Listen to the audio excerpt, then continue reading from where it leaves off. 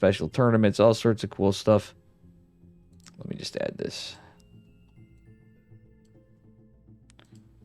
Let me add this link. Contribute to my cause. He uses it's see they're based. It used to be Oceanic StarCraft League or Oceanic Sports Championship.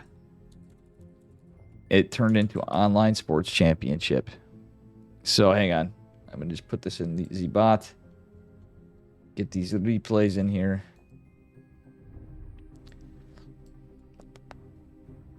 Commands, custom.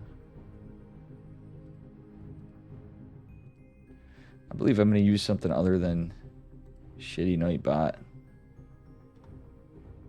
in the future for some of this stuff.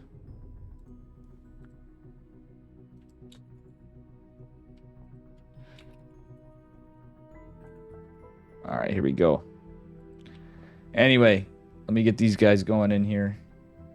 Fucking hey, I downloaded them. Desktop, OSC. I had this all ready to go, guys, and I just can't remember for the life of me where this is at. It'll just be a momento. Just a momento, por favor. Yesterday was... Actually, today. It was technically today when I put this in. 5:30. Okay, MSP1. Day 5. Oh, okay. I never extracted it. Haha. All right, now we got it. Bear with me. Get this in the replays folder. Oh, no. Jesus, Murphy.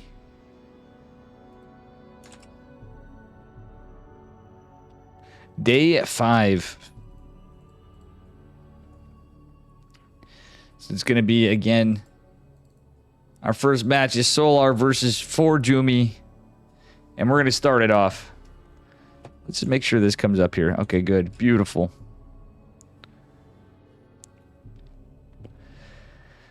Little PVZ for you to get things rolling. Oh, Jesus. I got like personal information showing shit. I got to clean up. All right, here we are. It's a best of 3, folks. And in the bottom right corner of Neo Humanity... in the green, representing K10 Gaming. Give it up for our Protoss player, Mr. 4Jumi. He always puts on a good show. And his opponent in the upper left, representing Onside Gaming. Give it up for Solar in the red. This is going to be a banger, because, guys, 4Jumi's not afraid to do some cheeky stuff. Solar's a cracked player. 4Jumi's a cracked player, but he's a hell of a showman. And he does like to banter and chat a lot, but Solar does not speak the greatest English. No, actually, Solar does. Excuse me, I'm saying one of the Korean Zerg players that actually is quite good at English. Solar is pretty good. He is going for that forward hatch. My mistake, so I wouldn't be surprised if 4Jumi really gets trolling with him. I'm really tired, so bear with me. But anyway, it looks like we're going to have the Rich Vespine Geyser base taken first for Zerg. 4Jumi opening pretty standard so far. How you doing, Digits? But this should be a fun... I have a feeling this is going to be a fun mid-season playoffs tonight when I see all the players. We got some... we got a pretty cheeky roster tonight, guys. Let me just check on something. It is going to lag for a second. I want to verify what we got. Oh, yeah, we got Geralt versus Young Yakov, a classic matchup. Bion versus Skillis, Spirit versus Sham, Mixu versus Quanta, Nicarak versus Percival, and Cyan versus Eric Fire. Oh, my goodness. Too many PvPs for one day, but you know what? That's all right. We got some banger matchups in that list, and some of those PvPs could end up being... I'm hoping they end up being pretty silly. But this is the only 4Jumi matchup we have today, and it is against Solar, so... I love how he's... Look at how annoying 4Jumi's being. He's like, heck on you. I'm not really worried about the scout as much as I am just pissing you off by attacking your hatchery. Alright, so like, 4Jumi's literally just like, well... You know, I'm just gonna regen my shields anyway, but I am gonna patrol path and let your lings kill my pro... Okay, yeah, he got a little cocky there. Forjumi is going into his Stargate opener, looking pretty standard. He's hiding the Stargate a little bit, though, funnily enough. Why is he hiding his Stargate? That's the question. At the same time, Solar probably knows it's a Stargate opener from the Warp Gate timing. He's pretty good of a player. That's why Forjumi was distracted him, I think, for that long with that probe. Truth be told. Hey, Rob, how you doing? Welcome, guys, by the way. Everybody new here. Anybody new here, smash that follow button. I'm always grinding, even with a full-time job.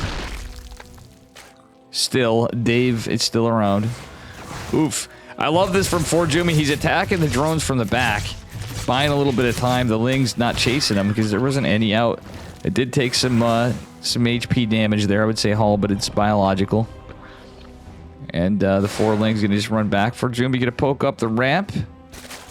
What is it? Oh, he wants to get the drones. That was so smart, actually. He's not gonna take any further damage, I should say, on the one adapt and just some shields on the other.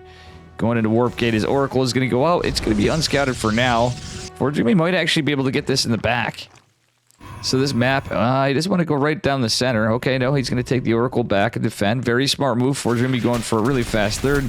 There's plenty of Adepts out, by the way, so... the Adepts are going to go in and pressure. Oh, that's so big brain. Well, guess what? That was a desperation attempt because he almost got... He literally caught Solar totally off guard. It's a lot of little details Forjumi's doing that's picking him apart. He's actually getting quite a few drone kills in total. Let's take a look at the trades. 5 drones for 2 Adepts and some hull damage on an Oracle. I would say that's incredibly worth it. And he even got 6 Lings. So Forjumi actually trading extremely well this game and forced a lot of lost mining time. If we look at the income advantage, look at this. Forjumi's been doing a fantastic job securing an income advantage for a bit. At a decent time in the game to do so. And with that 3rd Nexus going fast, he's opening Void Ray. He's going double Stargate. Is he going Sky Toss? He is going Sky Toss. Alright, so that explains it. He's hiding that Stargate because he's going into Void Rays, folks. Oh, Forjumi with the memes. I hope that doesn't lead to a throw. Nah, he's getting a Forge. Could just be for cannons and shields, but we'll find out. Forjumi, so anything's possible.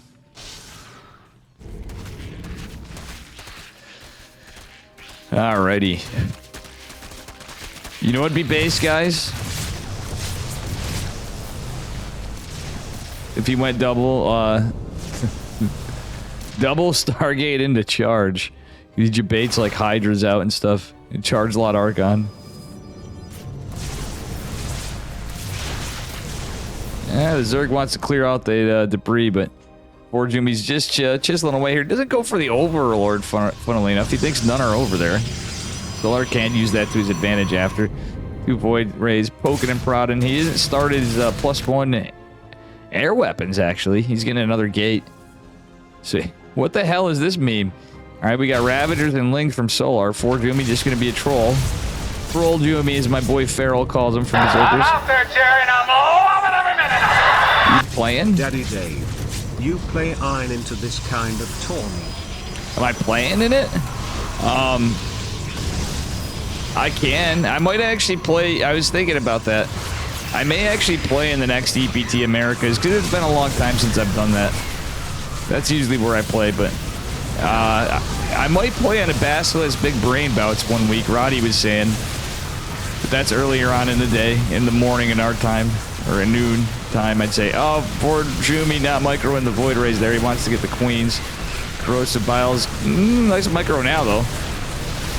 Forjumi has so many Void Rays, but this base still desperately trying to hang on by a thread, but there's still more Void Rays coming. Forjumi getting a Twilight Council and Zealots.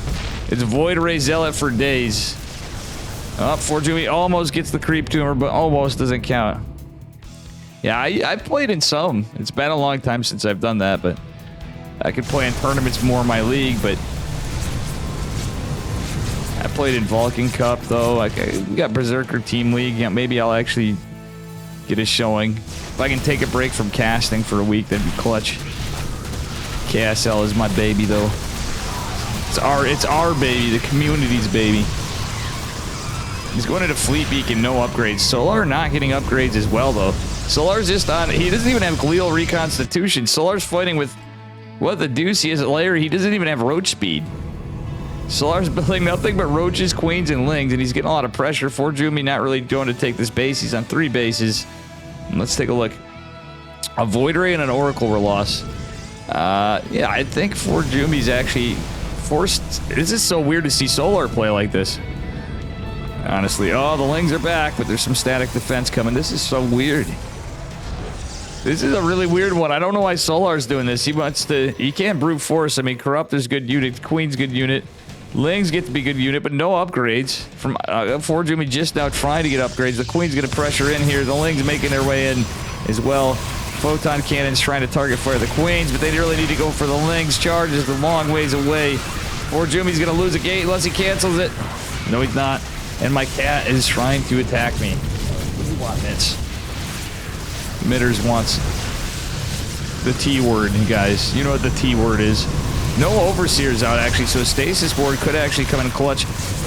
Crozabile narrowly missing the Ravager. Beautiful Stasis catches most of the Lings and a Ravager. Very well done by Forjumi. He is debating Solar right into this. He's just staying on this 3-base Satch. Because he's lost workers. Oh, Forjumi doesn't eat a bile, but offensive Spore's gonna be rough. He is going into Stormy Boys behind this. It's pure Ravager Ling with Queens. That's all this is. It's actually pretty funny. Both players playing Omega based.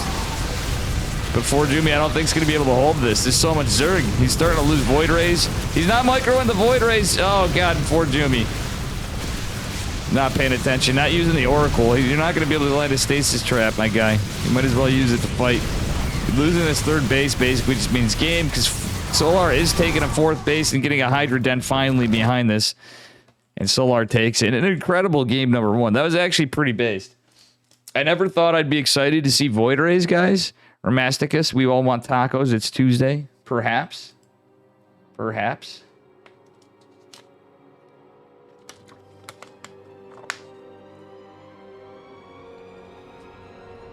All right, so guys, again, oh, yeah, I got my World Team League shit there. I don't know. I need to clean so bad. I started to yesterday a little bit last night, but I did exactly what I said I wouldn't do, guys, and we did some ESL casting. I might as well. I'm glad I didn't catch the beginning because I had to take care of stuff. But anyway, my chat's broken. What's going on? Sorry, guys. I gotta have to fix this.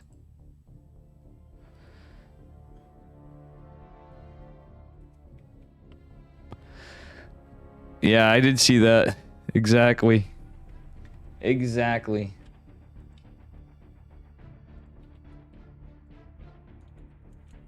That is a good point in a days. It's copyright some nonsense thing. Oops. Accidentally opened something. I'm just trying to get into my Twitch thing because OBS is screwing up chat a little bit. Just in case, let me do this. Let's get into game number 2. Just a moment here.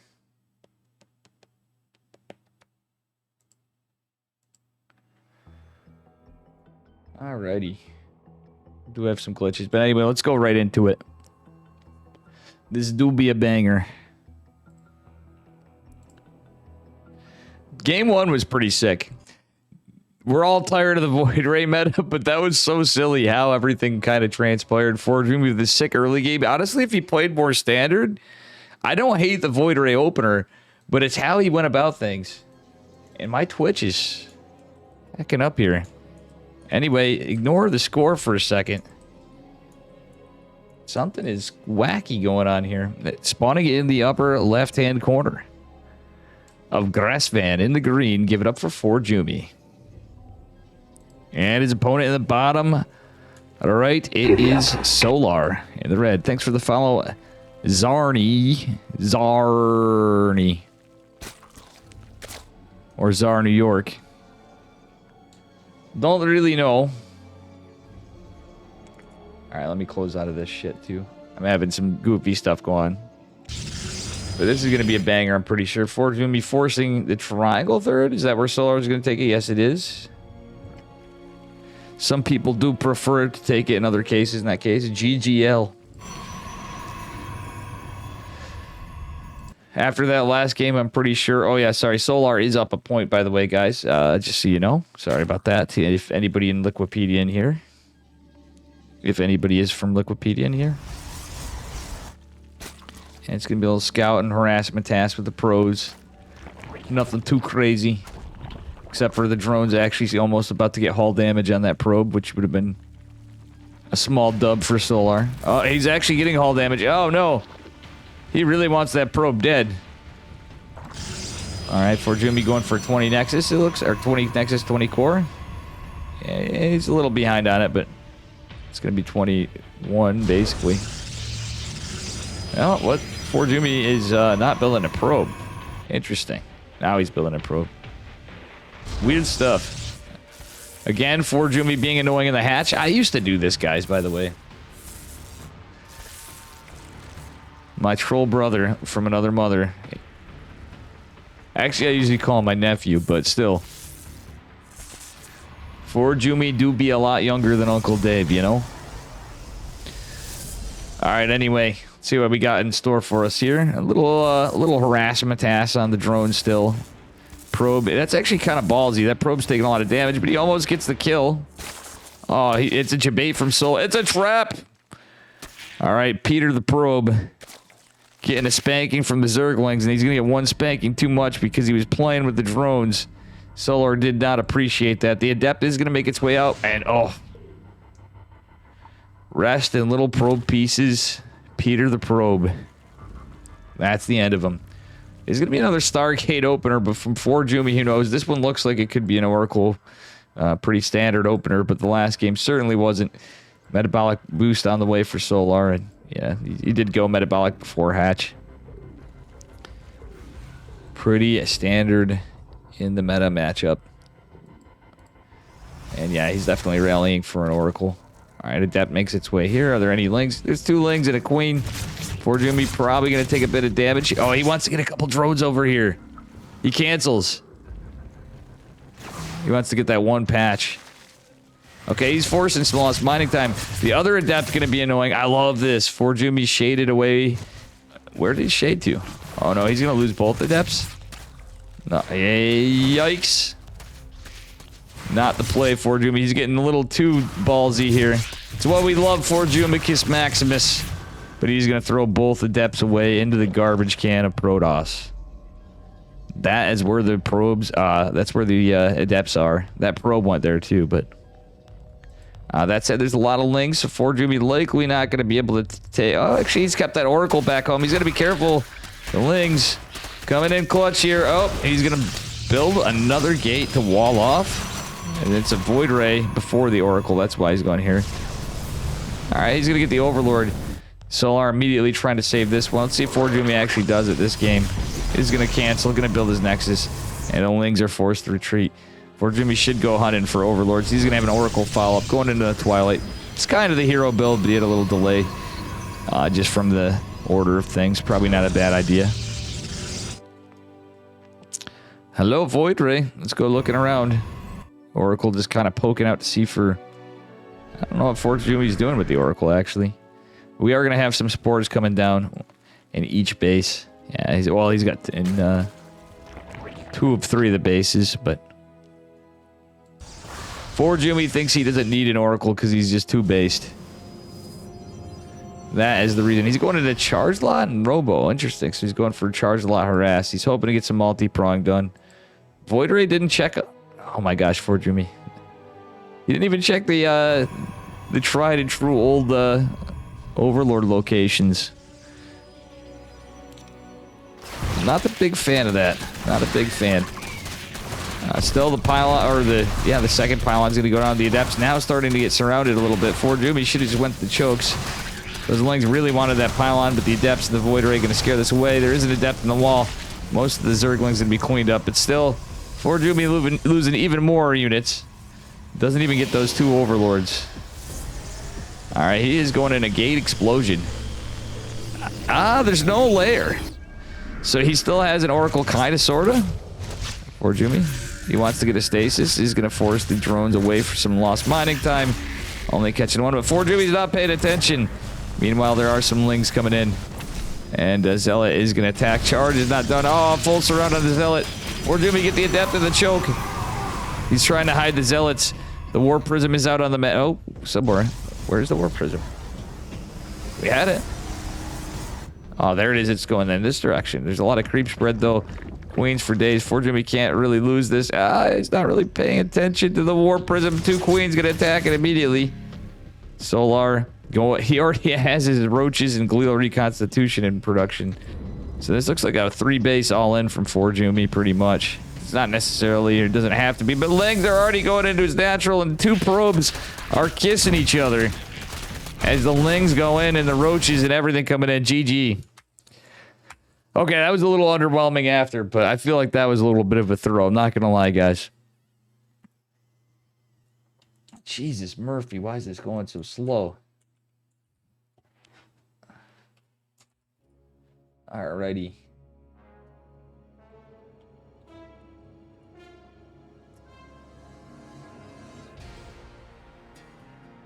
Is my bot working for this? Yes, we do. It is. Our next matchup is gonna be Geralt versus Young Yakov.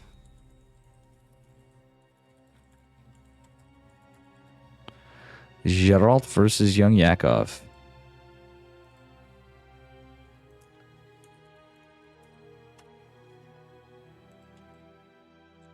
And bear with me just a moment.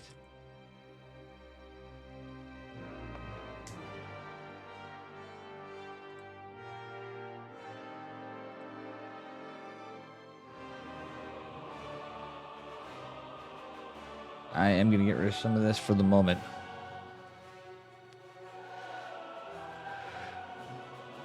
All right, Geralt versus Young Yakov. Number 1, yeah. Geralt of Rivia. He's my boy, man. I may not see him all the time these days, but Geralt still be a buddy of mine. Something changed on Twitch. This is so weird.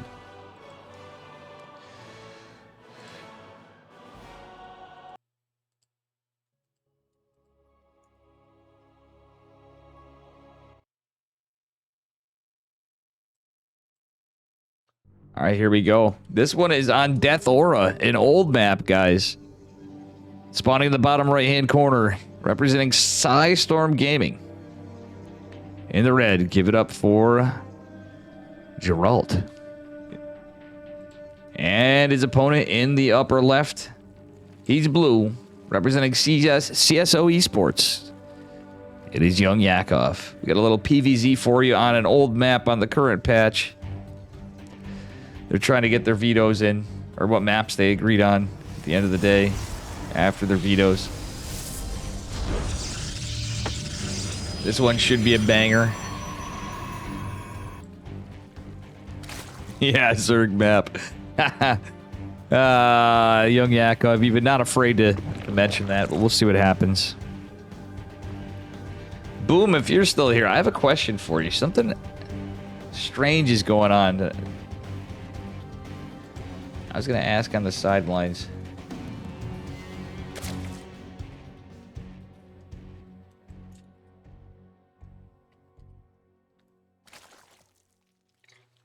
All right, Geralt going for a gate scout. He wasn't really in a hurry. He trusts Young Yakov, which Young Yakov can be a little cheeky sometimes, so he is not afraid to cheese the Protoss, but Geralt figured game 1, maybe he's going to give him a gentleman's agreement not to go too cheeky of a build order and all in.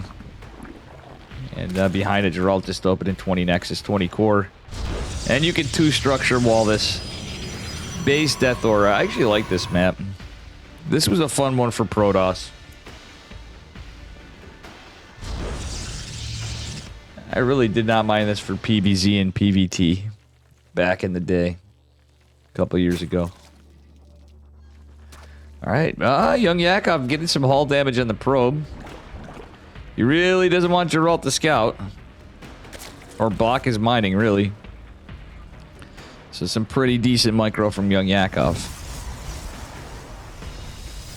All right, we'll see what happens from here.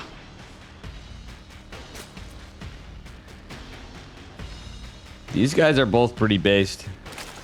I like young Yakov too. He can be cheeky, but he's a pretty solid Zerg player overall. He's a good kid. All right, looks like Geralt's just going for an Oracle opener. He's even got it rallied over there. What try-hard rally points. Geralt, if you're watching this, I got to pick on you for... Look at this try-hard rally point, guys. He's like, bam, right to the face. But you're also risking going right into a queen. But actually, it is smart because then you're not necessarily just throwing your Oracle if you're not F2ing. You're just like, well, we're not going to throw our Oracle away into nothing. Depth is going to finish its shade. You might want to be careful, Geralt. Okay, he sees the queen. Queen does not respond from young Yakov.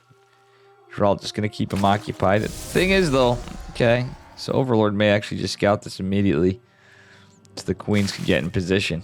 That's what I was getting at. Like, if he went over, like, maybe to the side, then over here, something like that. A couple of angles. But he did that really quickly, so, yeah. I just feel like teasing Geralt, guys. You can give me shit for it.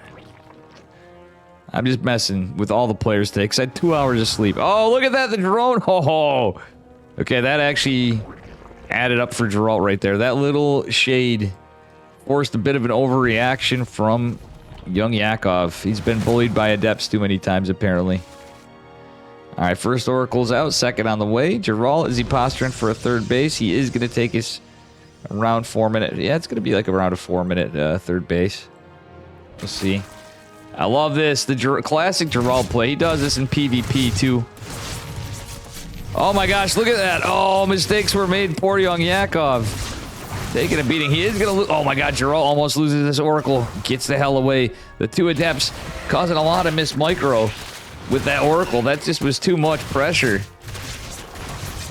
Young Yakov is feeling more like young. I'm hurting over here. Young Yakov with the proxy Rich Vespine gas base.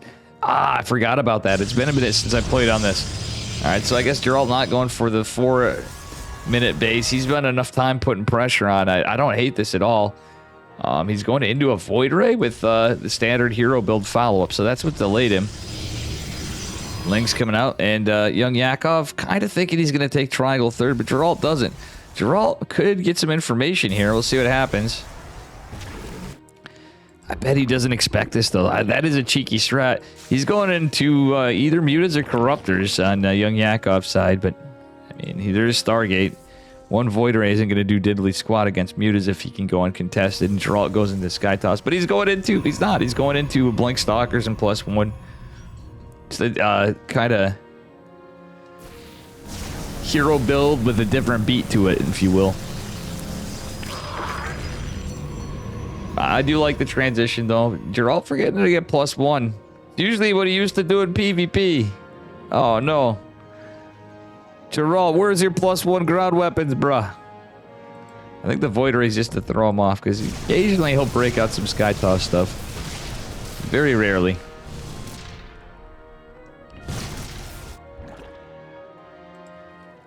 Alright. A Void Ray fighting a Queen? Yeah. Well, oh, actually, one of these Oracles is injured. He throws away an Oracle. Geralt, I don't know what you're doing. It had a lot of energy. That could have been Stasis Wardies. No Stasis Wardies for Geralt right there. He loses an Oracle and 3 workers somewhere. Was it down for here? I don't know where those 3 workers died, but at any rate, they did die. There was a transfuse available, but the Overlord falls, so not a bad catch for Geralt. And Mutas are definitely coming out. 10 Mutalisks. Another Overlord may fall here. It's pretty good for Geralt. Oh, Overlords are kind of derping in that direction from the hatch. And where he was scouting. Oh, he gets an active creep tumor, too, for his troubles. 6 drones fell to something. I'm guessing the last Oracle? No? And the Void Ray is just going to get absolutely bodied by these Mutalisks. Geralt didn't know. He's going in. He's just fighting. He's being aggressive with these Stalkers. That's what it is. The Stalkers and 2 Adepts. Oh, nice micro from Geralt. I don't think these 10 Mutas stand a chance from the angle of attack, but young Yakov just got picked apart in game number 1. Very cool stuff. How you doing, Miramana? Welcome, welcome. God damn it. I have a toaster of a computer, friends.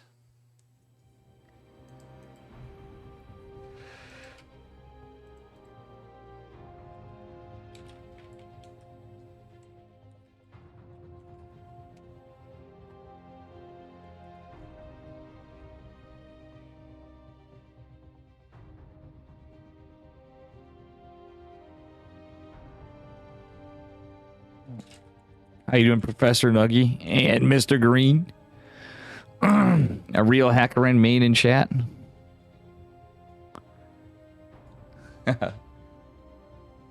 Big true. Let's see what we got. What do we got for game 2? This one's gonna be on Royal Blood. Live StarCraft 2 almost did. Yeah, true. You're not wrong. Big dub league item, probably. Probably what the name's based off of. Hey, there are league players that watch StarCraft 2 and have never played it. I do know this.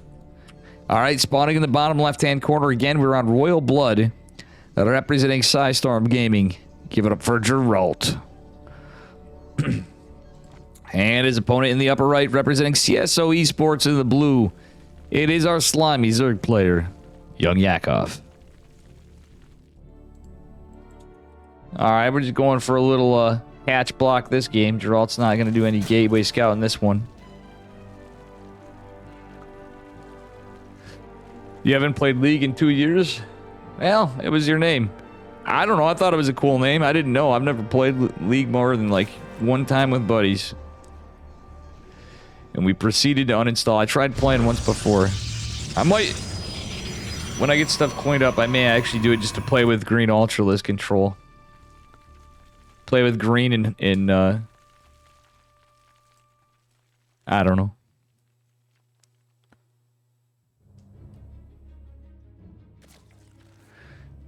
Should be XX Edgelord.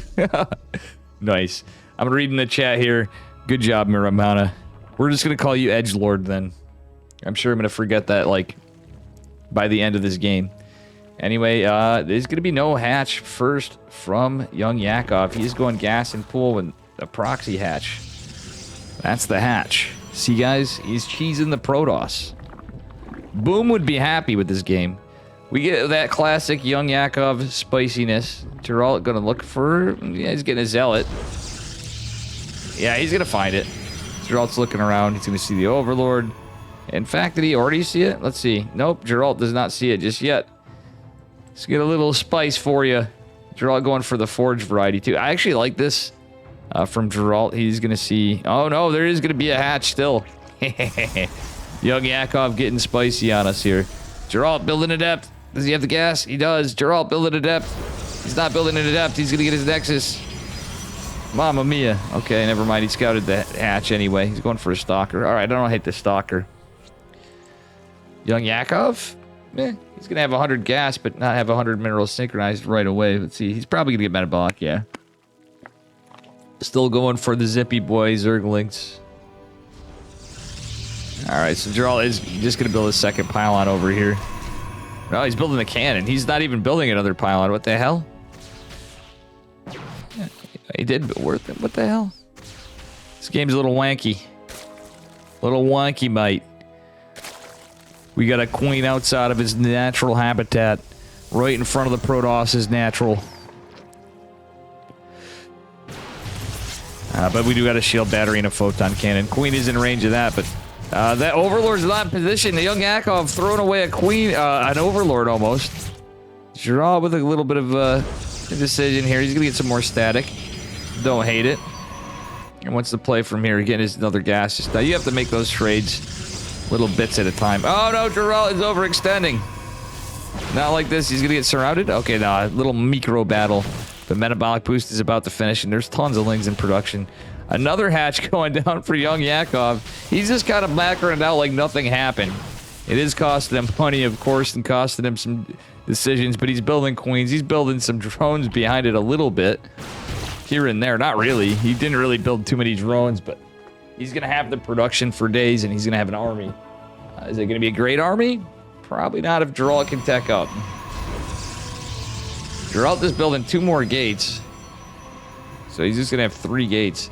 No additional tech other than warp gate coming. All right, he's going into +1. I like this now. I think he should have went for super early +1. Heck it.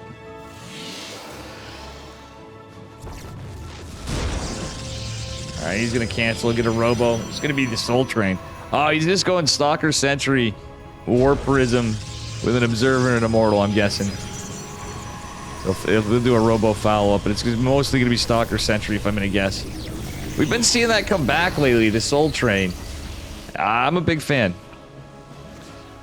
He's not able to get a 3rd base just yet, but still, he doesn't matter. Okay, well, whatever he's doing, it's going to be 2 base pressure. And young Yakov is just going to drone behind this. He's just doing enough to be annoying, getting all this creep out. I really wouldn't hate an Observer first out of Geralt, of course. But he's very likely to go Blink.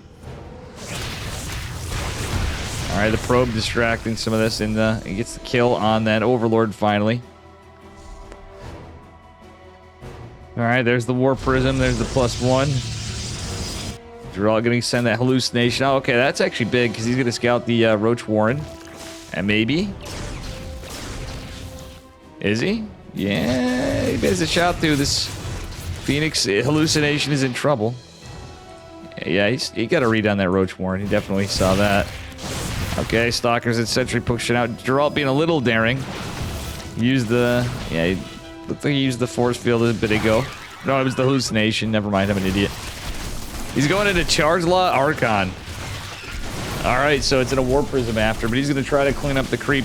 But we got a lot of roaches in production with these speed links. Some of the links got killed at least.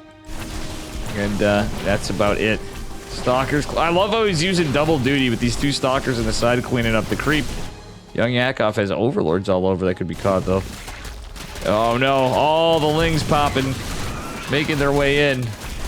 War Prism not out to save the Stalker over here. Still the double duty Stalkers on the other side going to clean some of this up.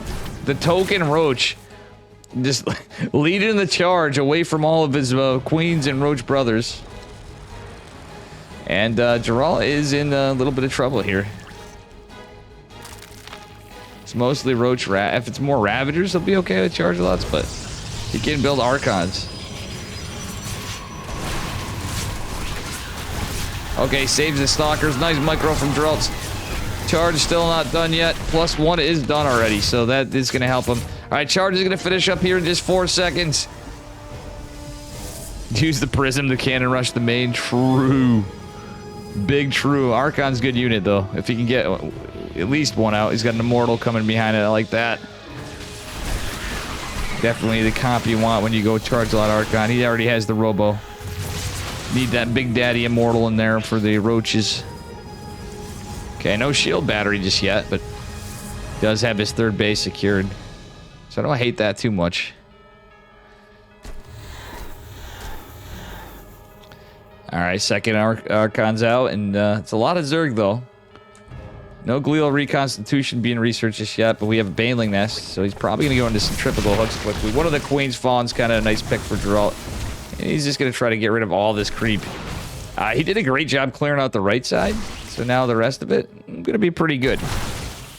And guys, again, please consider supporting OSC, !OSC. You'll see some links get spammed here and there, too, from the bot. Alright, little creep spread cleanup. Now we got our late as hell glial and centrifugal hooks, but no upgrades for a Zerg, no Evos. He had to commit a lot to that little cheeky play. Retained some army, but Geralt's going into +2 in the meantime. And gonna go for a little multi-prong. He's gonna go push on this side and send the War Prism in the main, maybe? That would be actually huge if he happens to go in the main. I'm surprised he didn't go into a blink follow-up knowing Geralt, but he's got to do what he can. He just wants to get a lot done because he knows there do be a lot of Zerg. No static defense is going to be rough for Geralt, though. He's going to drop. He's going to push. But the Lings behind are going to be tough. Oh, lots of Banelings are out. That's a pretty good decision against Chargy boys.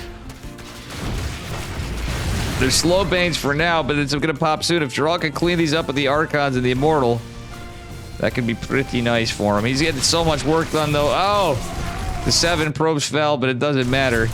Geralt's getting the work done on the queens of the main base. Did get some injects out, but he got this base taken down as well. And Centrifugal Hooks is going to finish mid-fight. He has to be careful to keep these Archons alive. Nice catch on that roach at the end. That's pretty funny.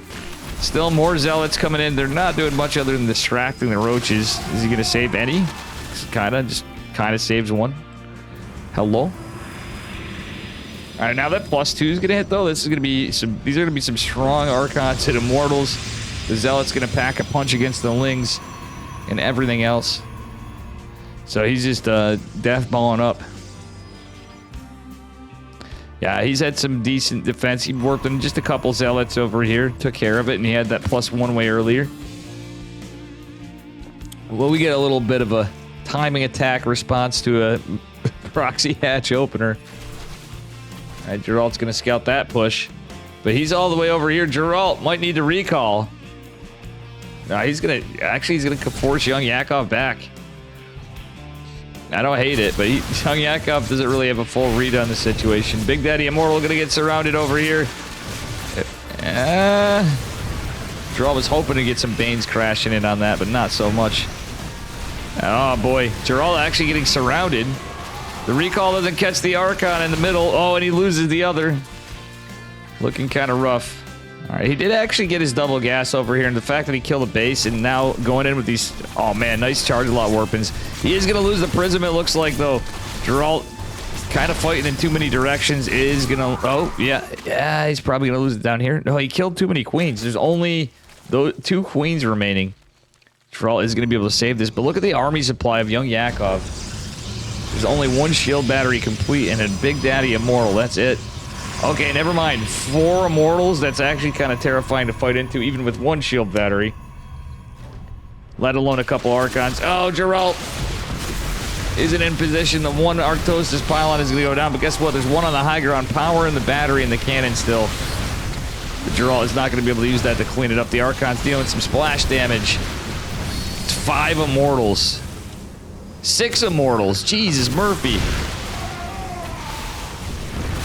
Sweet Rover, as Green Ultralist would say. Oh my god, this is crazy. It's a lot of Immortals with +2 and versus +0. So by rights, with that much money invested in these units, they should last. He's going into armor. He's going into disruptors. Oh, buddy. But he's only on 3 bases. Because he knows his Zerg opponent is taking a bit of a beating multiple times over, but the trades have been kind of scrappy. I love the Immortal drops. He has to be careful. If he eats 1 bile, I think, or like, he's like a bile or 2 from just instant death. Alright, use the Warp Prism, Luke. You can get some information because there's a lot of Banelings.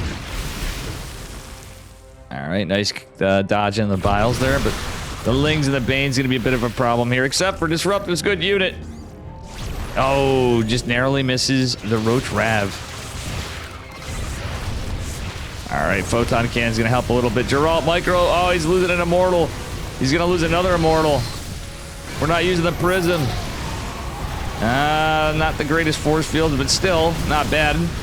I think he's still in an okay spot, but he needs to try to keep these Immortals together. They're expensive units. Nova does catch a couple Ravs, and the other one is not gonna get... Oh, that was a nice save. Geralt losing the other Disruptor, though. What a scrappy game. Meanwhile, behind this young Yakov, actually had a decent drone count. Oh my god, he ate the biles too, even. He's on a decent drone count, all things considered, but kind of stuck in his tech-only play. Disruptor only catches a couple... Yeah, that's it. GG. There was just not enough of young Yakov left to hold it. Holy balls, I'm tired, guys. We got a 3rd series coming up. Doing this on, like, no sleep. Oh. After work. Feels bad, man.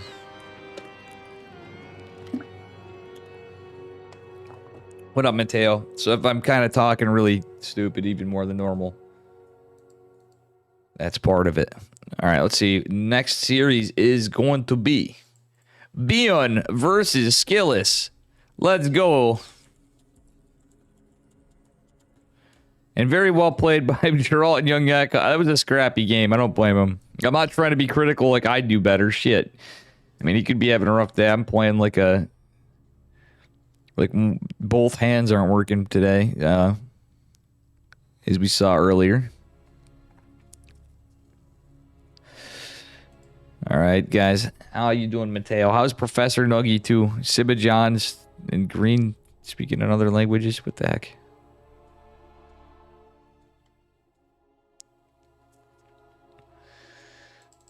All right.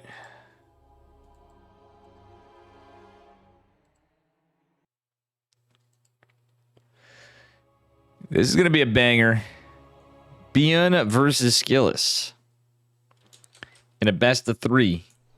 In the OSC mid-season playoffs, guys, please follow the Twitch at the least. Take a look at sc2online.com. That is their website. And a big shout out to all those guys. And there is a Ko-Fi for them. Yeah, they put on banger tournaments. Anyway, spawning in the bottom left-hand corner of Royal Blood in the blue, representing Shopify Rebellion, it is Bjorn. And his opponent in the upper right, representing Team Liquid. Give it up for Mr. Nikita himself. It is Skillis. Hey, what up, Flapjack? This is Bjorn versus Skillis. I'll have to look that up on a Ligulac after. I am not sure if they have. I'm sure they've played before.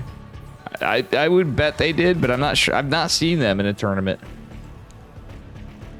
Yeah, you get some really cool matches in OSC, guys. So when you're supporting OSC, this is the kind of stuff you get. I mean, I haven't seen that. I mean, I don't watch every single Open Cup and every single tournament and every single match, but I, too, don't remember the last time I've seen them. This one's going to be a banger. I'm stoked. Everybody in chat should be stoked. This is going to be a good one.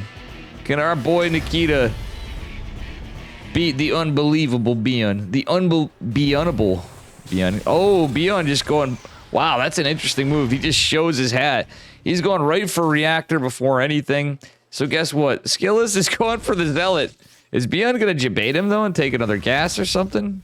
He's just going to chisel at this probe. The probe's not going to care, though, because he's got a Zealot coming. Oh, Bjorn. He's like, European players. He's so predictable. Skillis. Gonna take him on a trip to Princeton University. Can I get an exclamation mark Princeton? I cheekily put the bot back on. I forgot to open it earlier on, but just in case it works. It doesn't seem to work on these scenes for some reason. One day, I think I actually will fix up the stuffs. Only some commands work, that's right. Damn it. I don't know why that is, but on this scene, it makes no damn sense. Alright. Skillis, why are we using his Zealot? Okay. The oof command works. The oof and the command work. Alright.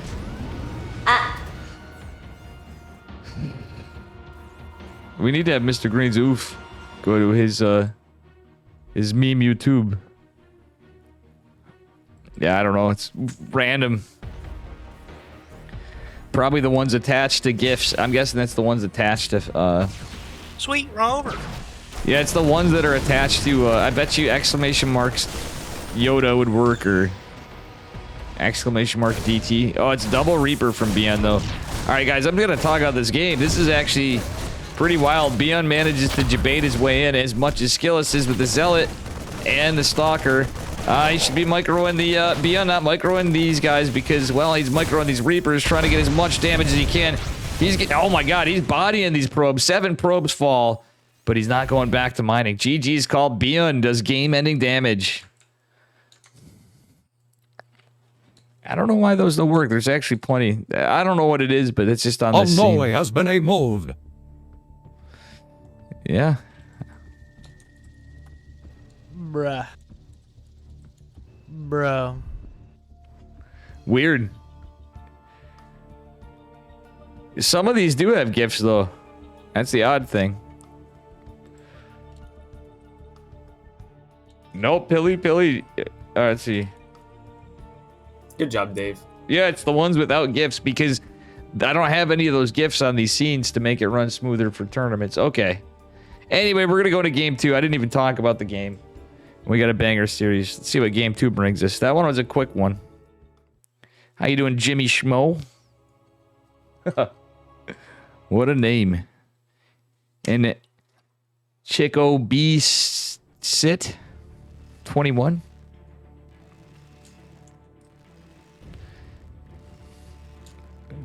All right, here we go. Spawning in the upper right-hand corner. He is up a point. We are on an old map. It is Jagannath, representing Shopify Rebellion. It is beyond. They are not live matches, but the score results have not been... They've never been casted. So these have been played in advance, but they've never been casted. And his opponent in the bottom left, representing Team Liquid, it is Skillus. So Mr. Beyond from the Shopify Rebels of Shopify Rebellion. And of Team Liquid, Mr. Skillus.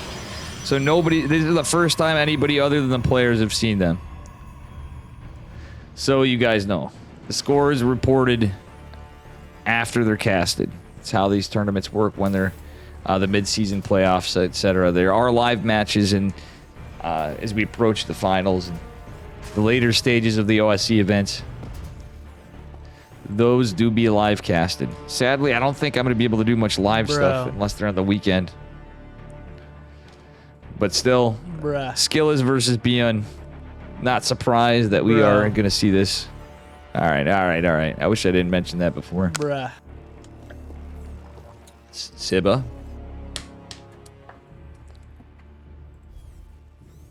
We had enough of that for right now. I don't know. All right. Skill is going to be annoying again. It is going to be a Reaper opener from Beyond. It looks like he wants to get a CC. But Skillus is just going to be annoying over here.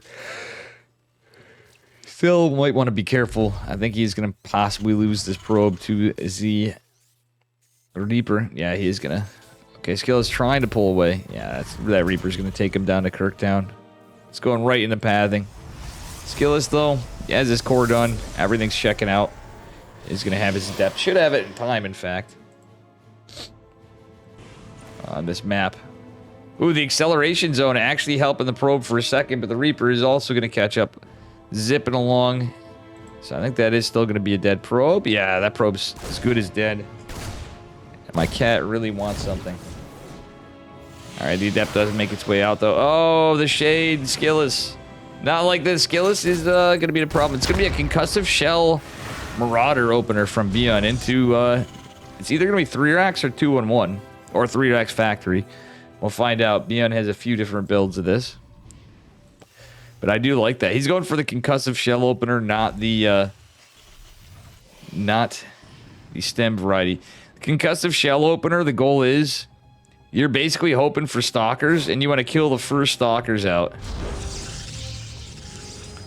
Which is quite a nuisance. Alright, nice Reaper wall from Skillus. He remembers the map. Is going to scout the concussive shell Marauder. The Adept trying to run away. And, yeah.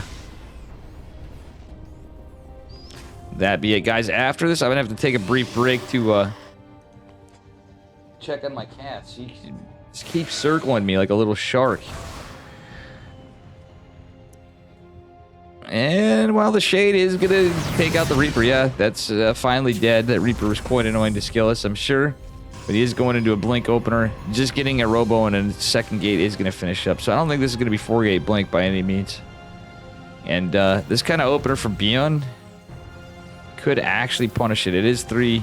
No, it's 2-on-1. Yeah. He does do a 2-on-1 push and can actually do a really cheeky drop with this one with everything combined. Concussive shell, Marauders, Marines, Stem, Mines. Giddy up. It is Beyond. Thanks for the follow, Carl John. 1998. All right, we got some stalker pressure going out. Skillus not taking this world's fastest third base. I don't hate that, but he doesn't drop any more production, which could be a problem against us, but we'll see. There's some good defense and just a little bit of pressure. Could be all right. This is a replay. There's no delay. The only delay is the normal Twitch delay. These are never casted before games, though. It's from the OSC mid-season playoffs. So the results are reported after they're casted. Only the players have seen these games. It is a 3 Widowmine drop. Yeah, it's finished, but it's... I mean, Skillus and Beyond being up right now would be an awkward time for both of them. But how it works is the players set up their match times. They play them whenever. They submit the replays. And then later, there's the mid-season playoffs goes on, and then there's other tournaments on it. There are live events as well. Oof. But yeah, it's nobody's seen this but the players again. So still new stuff. We're exclamation mark OSC. For the scores, it is right here in the bracket. And also, you can please check out OSC. It's the Online Sports Championship. I am a partner of them, so my tournaments, the Dave Testa Opens, Chicken Man and I's Chicken Man Testa Opens, and the Korean StarCraft League are some examples of OSC events. Some of the other stuff I used to cast, the Psystorm Open, Vulcan Cup. There is a lot OSC does. All right, so we do have the charge +1 follow-up. No Robo Bay from Skillus. He's just going to try to play Gateway Man against us. My cats really are bugging me. Jeez, now the other one's coming. All right, well, another drop attempt. I like this from Skillus. He's got pylons everywhere. He's sending probes out. He's not rushing a 4th base. Also good. But, I mean, for Gateway Man, it could be all right. But Skillus, yeah, he's getting his Robo Bay. Skillus is going to scout the push, though. He just wants to be sure Beyond's not doing his crazy Beyond drops everywhere. Oh, my God. Look at how nervous Skillus is. He's got a Warp... I like the Warp Prism going out, but he's throwing away some Stalkers. He's basically had to at this point. No Robo Bay. Big Daddy Immortal's trying to get out. Does have some charge lots of Sentry and Adept. Not a lot of units for Skillus, which is pretty normal in this case. He is going to have to be careful. He's trying to snipe that Marauder. Oh, my God. That Micro from Beyond. That hot pickup was sick.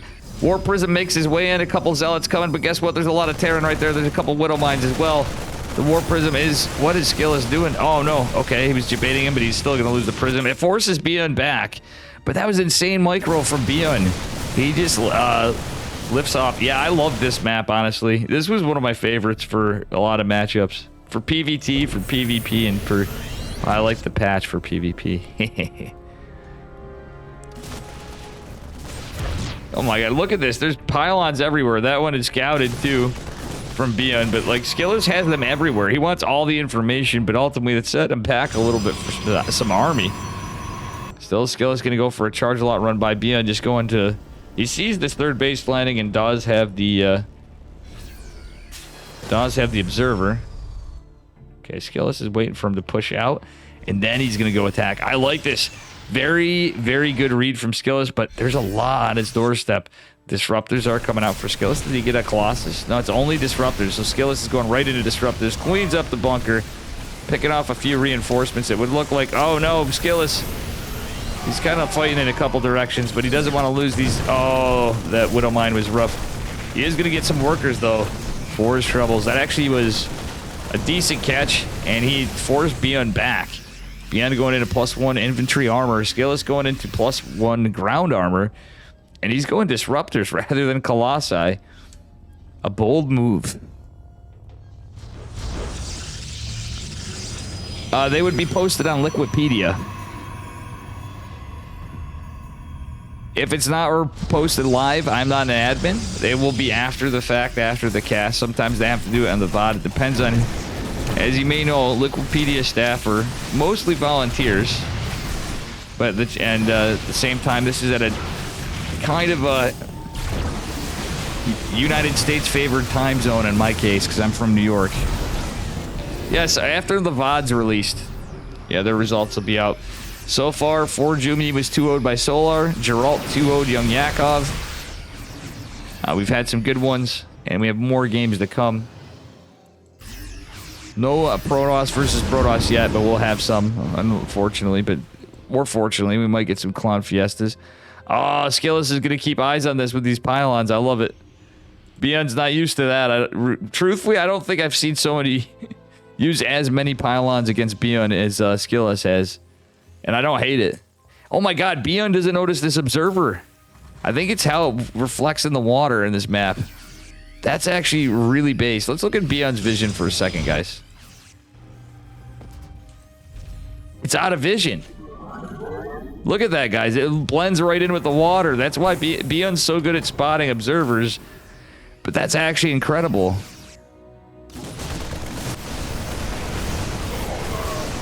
Oh my good lord, this is crazy. Decent pickoff with the blank and the charge lots. Beyond still going to be able to escape that assault there. And he doesn't want to engage these disruptors, of course. Skill is trying to get a fifth base here. Beyond not able to secure his fourth yet. He's just finishing it up. And we got Scouter Zealots everywhere. Skillus is just everywhere on the map practically. He's got observers. He's got Zealots. He's got pylons. He's got probes going to rebuild pylons. He's got that observer, the third still. Cheeky stuff. All right, this fifth is going to probably have to be canceled, or is it? It's a lot of disruptors, no liberators at this point for Beyond, but disruptor is going to, oh my god, massive connections. And with the Big Daddy Immortal, all these stalkers and the zealots behind this, I think it's safe to say that's a hold. That being said, there is a big push coming to the other side. There are 2 shield batteries and 2 pylons. Battery overcharge activated before, and there was just a ton of energy. The EMP does not do the job. Drains one of the batteries. That's it. And still, some throws of units on the other side for Skillus, but that's okay. I think he's been doing a great defense. He's quite aware of this, and he saved his fifth. Beyond just now landed his fourth, probably to set up for a planetary in a minute, and he's going into 2-2. Skillus is going into 2-2 as well. We got the Dark Shrine coming. We got ourselves possibly a late game situation from how both players are playing. Neither one overcommitting. Oh, the disruptors catching those. No, those disruptors are EMP'd, losing all their shields. In fact, most of this army, but the Stalker, have been EMP'd. Sick EMPs from Beyond. Very sick EMPs from Beyond. All right, let's see. I think Skillus is going to try to catch him so he can get a concave, or Beyond's going to try to choke him up to go in a meat grinder. Either way. Oh, Nova. All right. Oh, Skillus does clean up a lot of his own zealots with the Novas. At the end of the day, he's not getting the best connects. He got some earlier. Now not so much. Great dodges from Beyond. Oh no, Skillus cleans up his Stalker and injures Big Daddy Immortal. Not like this, Nikita. Oh man, Skillus getting some unlucky situation. He just has so many disruptors. That's part of it. But are these going to land? Beyond with some sick pickups? Well, no, actually, just how the hell did Beyond split against that? That was actually kind of incredible. It seemed like a bit of a narrow choke for this. No Vikings out because it's all disruptors, but still, there's so many medevacs. It's insane. Beyond can individually pick up each unit basically at this point. Incredible. Skillus gonna try it. Okay, he's blocking bases. He's gonna go scope things out. It's an orbital command center from Beyond. Okay. I mean, in a way, I don't hate that.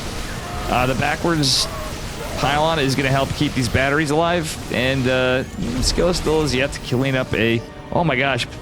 Look at Skillus. I would hate to see some DT play, but he's gonna having to hold the front line for so long. Beyond's army is just incredibly ahead. Still, there's disruptors for days. This is almost comical to see this. At the same time, not a lot of army for Skillus. Oh, if I say that, here come the charge lots. The problem is Widow Mines behind this could be devastating. More charge lots coming in, and we have 3-3 on the way for Skillus. Beyond not able to go right for it. So even though Beyond's army supplies are really good, I wouldn't hate to see Skillus go extended thermal lance with this.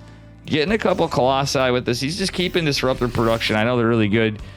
But for in both cases, for Widow Mines, just fight. Oh, the Warp Prism. Not like this Skillus. Oh, he wasn't paying attention. He's going to lose the Warp Prism. Blink Stalkers do pushing up here. We're getting a little flank with the Zealots coming in behind it. However, now we're going to be able to do this. But he's going to want to keep these Stalkers alive for the main base. Does he have any Warpins available? Skillus dropping 4 more gates. How many gates is this? He's going into 14 gates. We got some dank Templar, maybe? No, it's charge lots are not going to be able to fight some of this because that's a nice choke for Beyond. All right, we got, boy, Widow Mines. Sentry. Oh, that was a 6 split with the sentries from Mr. Nikita there. Skillus doing a great job. not losing, throwing away the sentries to the Widow Mines. Oh, this base is scouted, however. Skillis, do we cancel? Skillis, do we cancel? Yeah, he's going to cancel. He doesn't want to risk that. It's too much DPS from the Marines and the Marauders. That being said, 3-3 is finally on the way for Beyond. 3-3 finishing up for Skillis with Shadow Stride, so he's going to try to build another War Prism. This base looks as good as dead, that's for dang sure. Skillis, he kind of hurt himself with that block. He could have taken a base here. We got long distance mining scouted from Beyond, and it is 73 to 79 workers. I know it's a ballsy move, quite literally, but Skillis could have expanded up the northwest, but decided just to keep his expansion path set. It's safer on this side of the map, of course, but Widow Mine cheekily over here for Zealot run-bys. I like it. Alright, SCV's killing the pylon finally, but did buy Skillis sometime. Bien with a couple more CCs behind it, and he's going into Gravitic Drive, so he's going to have War Prism speed. Oh my god, the Marauders indefinitely kiting the Zealots. It's so hilarious sometimes. On the Terran side of things, you're like, and the Protoss too, you're like, wow, we got like a combined army value of like 2,500 and we can never hit these units. Alrighty. Well, we get some nice EMPs, but that being said, Disruptor's just zoning, but the army's already on its way out. A DT catching workers behind this, but the Bio's going to catch it up. It is going to catch Beyond. Oh no, Skillis! Oh, Skillis losing a lot of Disruptors. Oh, but he catches some big Novas on the back end. But that was a lot of Disruptors to lose. 16 Disruptors have fallen this game. That's actually crazy. Skillis has built nothing but Disruptors on the Robos, other than that one Big Daddy Immortal earlier. So many Disruptors falling. Alright, Skillis is not... He wants to get some work done. He's tired of this. He's mad about losing those Disruptors. Lands a beautiful one with his one remaining ball of Protoss. Oh my god. Skillis getting 26 workers, getting into the production. The DTs do have Shadow Stride. Skillis, are we going to micro those DTs? He's not for the moment, but he's getting so much work done. Oh man, and it's why I think Beyond made so many orbitals before. Zealot's getting a lot of work cleaning up the armory, cleaning up the eBay, and guess what? The Widow Mines are now going to be detected after they're gone. It gets cleaned up immediately. Skillis still way behind in army supply, but that said, I don't think it matters. He's got a bit of a bank.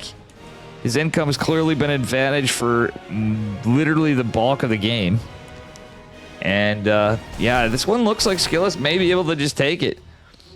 Beyond's army supplies there, but I'm just feeling Skillis' position a little more. I'm really surprised Beyond didn't go into Liberators. I know there were Blink Stalkers, but there's so many charge lots, so many Disruptors, not so many Stalkers after a while. And that's the reason why I'm saying that. Funnily enough, though, he's only producing out of one... Okay, no, yeah, he had more Robos. He's only producing out of one Robo. He doesn't have a gas bank, is why. Beyond gonna go send in a Widow Mine drop to the side. Classic Beyond strats. Observer is gonna scout this push, maybe? Yeah, yeah. Still, one DT gonna go in and fall, but even chiseling at the Tech Labs helps in Ghost and Marauder production. And a DT gonna come back in after the CC is coming in. Oh my gosh. DTs are everywhere. 6 workers fell to the Widow Mine drop in the bottom right corner where they cleaned up. I think they were the Widow Mines. Skillis is just going to build a couple DTs here and there and keep Beyond busy while he builds up an army. Alright, another armory being built for Beyond. He knows he wants one for the Widow Mines and maybe for upgrades, but mostly for the Widow Mines. Beyond's worker count is just so low and his econ's not there. If he loses this army, that'd be... Oh no, the Zealots! Oh man, that is free pickings for Beyond. That was not the play, Skillis. I don't... Do you think he saved like 4 Zealots out of 20? Or more. Okay, Observer gonna come in clutch here. Okay, that's where the Widow Mines went. They just retreated. Beyond pushing right across the map. This is a blind spot for Skillis, but he is morphing some Zealots. Okay. Novas for days. Oh, beautiful Novas. And Skillis is starting to equalize this a bit. Still be unable to produce a bit. He does have the northwest base. But there's a massive drop on this side. Beyond getting some pretty good damage. Still, it's trading out a little. Skillis has another Warping available, though. He's got the econ lead, like I said. Beyond still has some. You know, he's got an economy, but let's take a look. Actually, yeah, it's barely put a dent in Skillis' economy. Oh, the Disruptors again. In a way, I kind of love Skillis' YOLO Ruptor style. He's such a good player, but like, God only knows what time they played this or what these guys were doing before. But it's so cool. He just literally, he's like, well, if we just throw enough Disruptors in and just start shooting them and splitting them all over the place, we're eventually going to hit something. And the key is just never to stop making Disruptors. Skillis takes it. In game 2, that's actually pretty cool. So we got a game 3 series, guys. This could go either way. The first one was like comically, ridiculously early. Done with early. Yeah, that was a banger of a game. Unfortunately, the casting is a little tiring, but because Mr. Dave didn't get much sleep. Archons, yeah, so Skillis and Beyond tied up for points, but you should take a look at this bracket. Actually, guys, I'm going to show you some stuff. It's check standings on OSC. Like I said, my tournaments, Chicken Man's tournaments. Berserkers are probably on there too. There's a whole bunch of people. The Cranky Ducklings are all on here. This is the OSC website, but they really are looking for some Ko-Fi people.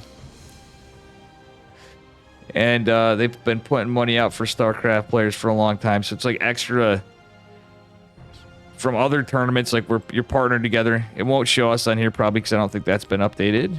Maybe. Oh, they're updating stuff, but that didn't seem to work. It's probably my browser, honestly. Huh. Anyway, looks like they are in the process of updating it. Okay, no, it's going.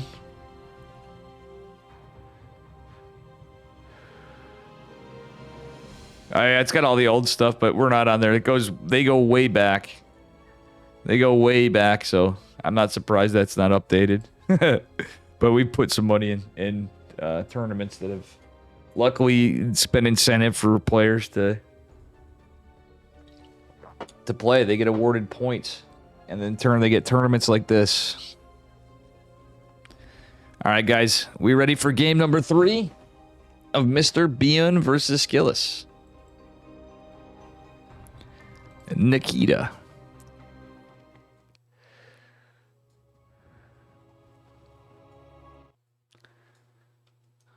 All right, folks, here we are going into game number 3. This is match point on this series. Spawning in the upper left-hand corner of Gresvan in the blue. He is Unbelievable. Representing the Shopify Rebels of Shopify Rebellion, it is Bion.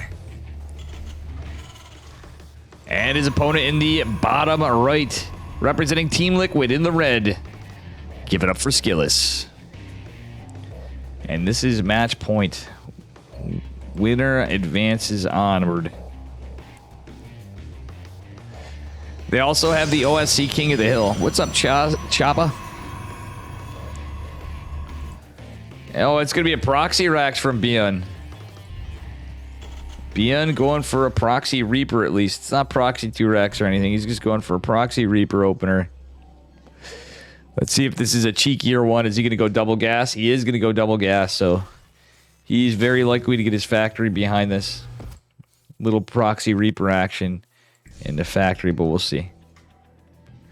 In this map, you can't really Reaper wall really easily, so you got to kind of SimCity it back here. Skillis knows how to. Pretty good SimCity from Mr. Nikita. And he's going to drop his core. All right. That said, the Reaper's going to be started momentarily. Skillis didn't really go for a scout yet, that's the thing. He's going to just drop his Nexus. Oh, I think, is Skillis going to scout this? Ooh, that pylon's a little forward face. Nah, you can still get the battery. Personally, what I like to see is a couple probes pulled down. You can almost, even if the Reaper's back home, but Skillus didn't scout this game. I think that is a bold move playing against the Korean Terran player, especially Beyond. Oh, nice little pickoff from Skillus, but still the probe's in trouble. Is going to be a stalker opener because he saw the bunker. Beyond is getting that factory behind it, like I said. Nice probe pull from Skillus. Can he save the injured one? Yeah, he's losing some mining time, but he is keeping the probes alive for the moment. Oh, one is going to go down for sure, but the stalker is out. And the jig is up for Mr. Beyond for now. Beautiful defense from Skillus altogether, though. So Barracks is just going to fly back. Beyond going into a Widow Mine, of course. That's Beyond style. And he's going 1-1-1. Okay, no, he did get his CC. So it's just Barracks Factory expand. He just proxied the Barracks. Pretty normal stuff. And yeah, we'll see what happens. All right, Barracks going to be going back here. It's going to be a Stargate follow-up for Skillus. So he opened Warp Gate, but he's still going to go Stargate. I don't hate it. But I'm hoping he goes Phoenixes. An Oracle can be okay, but you're only going to have like one Rev tag. And he didn't get a full scout. It could be anything behind this. But I guess the Stargate is going to be good. It looks like... Let's see where it's rallied. It's not rallied. Let's see what the Stargate produces. Okay, he's going Phoenixes. I like this. Aha, and even walls off the low ground Reaper cliff. So, those of you guys playing Protoss against Terran that may not know this, I'm Gressvan, though we're going to be getting new maps eventually as the TLMC map contest went down, and people can vote on them on TL.net. You can wall that off with just a single pylon. Same thing for like Terran. You can build a supply depot. In Zerg, you got coins and links, so... I don't know what to tell you, but it's an easy surround either way. I guess that's the kick. It's going to be a 3 Widow Mine drop with a... Okay, he's going into Cyclone. He's going into Tank. Wait, did he cancel the Cyclone? He canceled the Cyclone. Then he made a Tank. He's indecisive. So he doesn't know what tack Skillus went for sure. He knows he built a couple Stalkers. And he canceled this because just in case of Stargate. But it's only one Phoenix out. No, there are two. Okay, the second one is back. A Stalker's going to get warped in. He's going to try to take out this medevac. And Beyond, oh, is going to get Widow Mines landed. He pulls the probes, loses a Stalker, and does take a little bit of damage on the back end, but it doesn't matter. Beyond just going into a standard 1-1-1 kind of play, but... And does have the one Cyclone, but going into a Raven after. Skillus going Phoenix Colossus. He's just playing a chill, kind of Protoss mech, if you will. But his posturing to take a third eventually. And this is exactly what you want to do. You want to try to get some damage here. Oh! Yeah, he doesn't want to risk it. Okay. Never mind, he's going to go right in, get a read, pick up a few workers. And I don't think he had enough Phoenixes for that. He doesn't want to lose these Phoenixes, though. And, oh, he's taking a beating here. Two of these Phoenix taking hull damage. Skillus going for his third base. I do like this. And he's going to have Big Daddy Immortal. Robo Bay finishing up, and he should have money for a Colossus just after, pretty much. Now he's spending his money. He's not gonna immediately. Oh yeah, he'll. Yep, Colossus right away. Good stuff by Skillus. All right, Observer coming into the net. He's gonna go try to catch this. He's like, not screw you, Marines. We do have Stim coming in combat shield, so Beyond's just on the regular 3-1-1 follow-up. Skillus just keeping the Phoenixes out for some damage and building up a more powerful army behind it. Still, this could go either way just yet. Beyond had some pretty good defense against the Phoenixes before. Oh, but yeah, now he's going to have to be careful. Mr. Skillus is going to have to be careful of the bio. Stop Phoenix production. Went into a Twilight. Don't have a Forge just yet. Kind of like a Forge with this build. Going into +1. For attack upgrades, because you're going Colossus.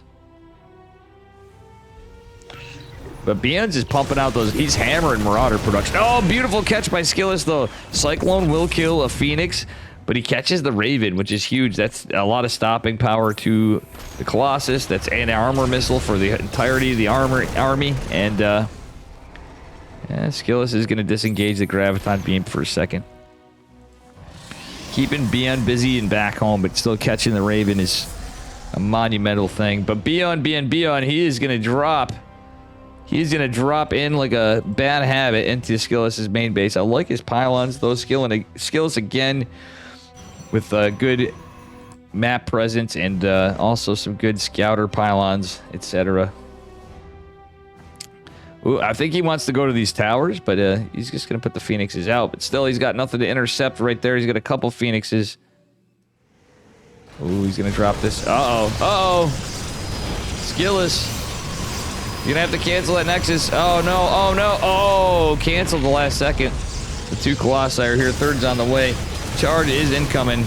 Skillus is going maybe for a timing attack, but Beyond's coming in with some power units right here. Some Marauders and 1 Cyclone to pulverize into production. Skillus is going to be forced to recall. Some of the bio still remains, but 2 drops. And what is it? Oh, my God. Oh, that's a depowered Cyclone. Not like this, Skillus. Still Big Daddy Immortal punching in. Getting a 1-2 blow on some of these units. The Marauders are pretty damaged. The Marines, but still. Oof. Yeah, if this Colossi can come, the Afterburners coming in clutch for Beyond, though. All right, so Skillus barely saves this. Doesn't lose the robotics facility, at least. And the Phoenix is on the other side doing a great job. Colossi taking no damage. All right, so we do have 2 Colossi. So one of them did fall. No, okay, he just had the 2. That third one is going to pop here, and now he has all 3. Nice defense from Skillus, and he is going to have his 4th base. Beyond just has his 3rd drop, and he's going to build an orbital on location. And we'll see what happens. What's going to happen is Beyond ain't no fool. He's going in a Ghost. He needs Ghost against this. Skillus going for armor upgrades first. Interesting. Yeah, but he does have double forge. You need double forge at this point if you're that delayed on upgrades, because Beyond's going to be on 1-1. All right, Skillus just fixing his saturation because he had to rebuild the 4th. It did take a little bit of shield damage and a little hull. Just a teeny bit of hull damage, but he only has a Zealot, a shield battery, a sentry, a couple Phoenix, and a Colossi there to defend that base. All right, but still, he's retained a lot of his army. Skillus going into an Immortal? I'm surprised he didn't get any disruptors with this. There's so many Marauders in this army. I feel like he needs to disrupt these boys. It's kind of all over the place in tech, but against this army, it's a lot of Marauders. It's going to be a Ghost transition. I really feel like you need disruptors here. He does have chargy boys, but that's about it. Skillus trying to take a 5th base up here. Interesting. And still keeping some map presence, getting information. Widowmine is going to kill this probe, though. So that is one less piece of scouting information for Nikita.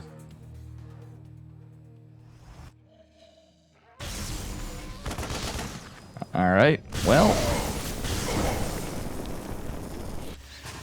the Lyout do be howling in between, but they were trying to inform the Marines that there were some laser giraffes there, and the Marines didn't listen. Classic Beyond with the Scouter Zealots. And it's going to get another unit. MVP Widowmine. It wants to get his own information out. Beyond getting a 4th base behind this now. At least Skillus is on 5. He's going to finish up, and he's going to drop some static here. Not so much over here. He's a couple photon cannons with that battery, though. Yeah, that Widowmine pissed him off. He means business. All right, army supplies are actually looking pretty big for both players. Beyond is going to go into 2-2. Skillus is starting +2 infantry armor. Forget him the weapons for right now. If he pokes down here, he might eat a big Widowmine. Look at that. Hidden right in the KSL logo, because that's the mod I have on. All right. Beyond splitting it up, trying to catch some forces. Zealots won't be able to overwhelm this army, but he does have some units together and some static defense. All right. Actually, Skillus is going to be in a good position for this. The Phoenix is going to come pulverizing in, picking up units. Gonna be able to chase down the medevacs. That's mostly Marauders right here. Oh, buddy. Beautiful hit play from Skillis. He counter-aggresses the assault on that side. Ooh, Widowmine got something. He did get some disruptors out. Skillis taking a 6 base. Skillis has had an insane army supply. He may actually want to even sack some workers pretty soon after. I think he wants to get a bank up first when it max out. And he is pretty much maxed out right now for the moment. Does Beyond have yet another Widowmine? Oh my god. He has yet another Widowmine there. Widowmine scouts it all. And Beyond's got a lot of freaking Vikings. Still, the Phoenixes can trade out. We are just now getting into a Dark Shrine. One thing I forgot to mention, there was no Templar Archives or Dark Shrine. So consequently, no Archons for Skillis. And we'll see what happens. Oh, and another thing. I believe Wardy's tournaments are OSC partner too sometimes. Could be mistaken. They used to be. So just a fun thought for what you're sponsoring when you help OSC. Wardy does cast the larger tournament. So does Steadfast and Chicken Man, the Cranky Ducklings. And other folks.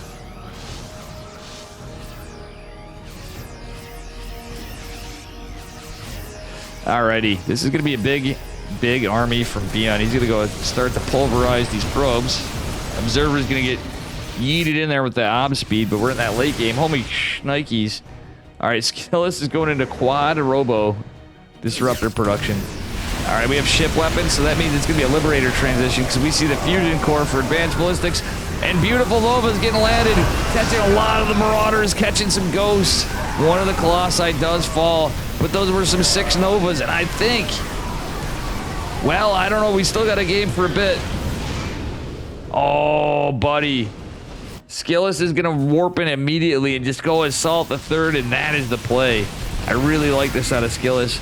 Beyond going for a 5th base. Command Center Disruptors. Going to catch a couple Marauders, catch a couple Marines. There's so much Protoss over here, though. Still. Probably should be careful. The Marine Zealots are keeping the bio busy, but that be it for a minute. And, yeah, 13 SEVs fall behind this. Beyond not looking like he's in an incredible position. Oof. Yeah, he should probably take care of that Widowmine. He is going to do so. Nonetheless, Skillis going into 3. They're both going into 3-3. Beyond may have an upgrade advantage, possibly. Okay, he doesn't want to fight that planetary, though. That would be a bit of a mistake. I love how Beyond has cheeky Widowmines even here. Oh, God, this is hilarious. Skillis wants to attempt a warp prism in his base. He does have gravitic drive. He has ob speed. But there is missile turrets for days in Beyond's base. Another banger of a game. Quite literally. So many explosions.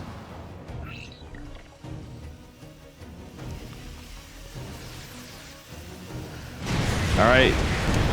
Gravitic drive is going to come in. Yo, this could be a huge warp, and he's going to warp in 3 DTs. If he disables this fusion core, this could be huge. Well, Advanced Ballistics is upgrading some Zealots warping in as well. Beyond trying to pull army up there, but it's going to be... Oh, he denies Advanced Ballistics. And consequently, that's going to make the Liberators not quite as good. They do have ship weapons +2, but without Advanced Ballistics, it is not as good as they could be, to say the least. DT's getting some work done. Zealot's still up here with the Prism. Skillis pulling back his meat and potatoes of his army, but realistically, he could just keep warping in Zealots for days. I might want to cancel that group. Maybe not. War Prism is going to be deactivated. I think it's in some trouble now, because this ship weapons +2, yeah, it's a dead Prism. Still, Skillis putting pressure on this side. Recall all those Zealots somewhere? Ah, yeah, to this base. And Skillis is just taking bases all across the map. Beyond's still not out. But certainly taking a bit of a beating. Zealot's still up here being annoying. Oh, the Novas! That was all from that Observer right there. It is going to be targeted. But still, that Observer was well worth the 75-75 by the connection on that Nova. Not a huge one, but still pretty decent. Catching ghosts and marauders is the goal. Or widow mines, of course. Sentries are going to activate Guardian Shield just after. There's not... Okay, there is a bunch of stalkers. So the Liberators are taken down. And again, without advanced ballistics, it does help the Protoss player. Still, there's 2 widow mines right here. That could be pretty funny if they get engaged into during this fight. Beyond do be a pretty smart Terran player. And a pretty good Terran player. But Skillus is leading an army supply. He's leading an income. He's got a bank like none other. I think Skillus may just take this game pretty soon, guys. Yep, he's going in. He's on to shields +1 now, too. So the already terrifying... Okay, now Beyond actually traded out some more army, though. He's clinging out of this. I've seen Beyond make some crazy comebacks sometimes, but still. Skillus has the entire map. And he has a bank. And he has so much production. How many gates does he have? 23 gates, 4 robos, and a Stargate. That's an unprecedented amount of Protoss. Like, he can just literally he can warp in an entire army in a second and already have disruptor production. 23 warp gates, guys, because he has the entire map. Disruptors are damn annoying. Well, to fight this army, you kind of need them. But Skillus has also killed a lot of his own army in previous games. And how you doing, Wootsicle? That it was mentioning that. Oh, beautiful catches. Still, Beyond is getting picked apart here. And, yeah, Skillus going in for yet another charge lot assault. One Liberator could comically get a decent amount of damage with just charge lot, but there's so many, they'll probably kill the orbital before. Oh my god, look at Skillus. Playing this like a champ. Beyond with the proxy Rax opener. Just 1 Rax, but still. Okay, see all the Liberators stacking. Skillus knows better than to assault that with these upgrades on the libs. Meanwhile, behind it, Disruptor zoning this out. Oh, Widow Mines everywhere. Oh, God. Skillus wasn't paying attention, so he doesn't realize how many Widow Mines are there. Oh, no. These Disruptors are dead. Oh, never mind. And Beyond is trudging on here. But let's look at this income graph. Skillus is insanely ahead economically. He's just now starting to lose this. I think he's had a lot of failed Zealot warp-ins. Is a big part of this, but Beyond's with this cheeky mine placement everywhere. Playing Minesweeper a little bit. Is the Observer going to be spotted? Yo, I love Ob-Speed Observers. So based. Alright, nice snipes on the Liberator there. Is he going to get the other one? He is. Alright, so this charge lot run by is going to be pretty helpful. The medevacs are getting drained, but there's so much Terran bio. It's crazy. Skillus again punking in from the other flank. This time he's got an Observer with the army. It is detected. It is a point of interest for our Terran player, Mr. Beyond. Skillus has 99 workers. That is one problem, though. At this point, I wouldn't hate him to throw away some workers. He's basically playing Zerg Toss at this point. But able to produce 4 Disruptors at a time. Oh my god, it's insane. 1 map 1 and 2. Beyond 1 map number 1. And Skillus 1 map number 2. So it is... It's not looking good for Beyond now, obviously. Beyond's behind an army. He's down in workers. He's down on bases. Skillus is continuing shield upgrades, even though there are ghosts. It is a factor. And there's a... Oh my god, it's like... Skillus is now on Beyond's side of the map for expansions with a static defense forest. Yeah, this is looking pretty ogre. Beyond, I don't blame him for hanging on here. He wants to get something done. But there's just too much Protoss. There's too much Skillus. GG is called, and he's going to take it in a 2-1. In exactly Swarm Toss. But it was also Swarm Ruptor, too, which was interesting to see. 6 series. Definitely like that one. How you guys doing? Welcome, Gaming Hub Twitch. Mr. Wootsicle. Saul Goodman. Yeah, Skillless was playing quite good. We're going to be going into Spirit versus Champ. Man, we got some good ones tonight. Spirit versus Champ. Guys, bear with me. I have to take a few. I had only a few hours of sleep. I just realized I have to call my girlfriend and say goodnight. My cats. Well, there's Fatty McFat over here, Mr. Charlie, Mr. Chonks. Giddy up. Thanks for the follow. Cockacito Craces. And my cats need to be fed, so I need to take a few. Enjoy the tunes for a bit. How you doing, Big Easy? Guys, I'm going to take a little break.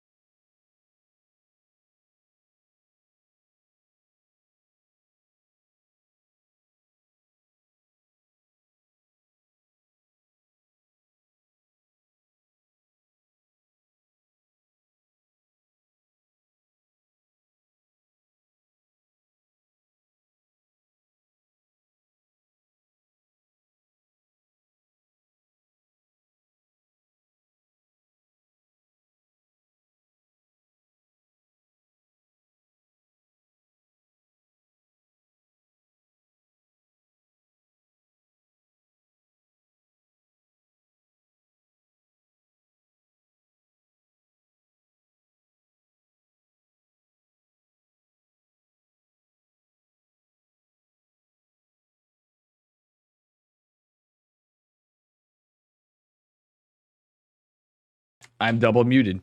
What's up, King Stark? Sorry, guys. I had to take a little bit of a break ski there. Still wasn't enough. I put my hat on. What the heck? Oh. It's honestly pretty hot.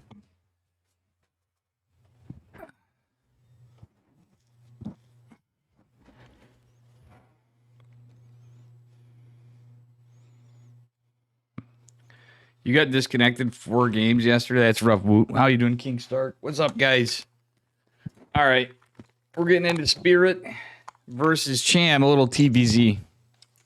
A little sick TVZ at that.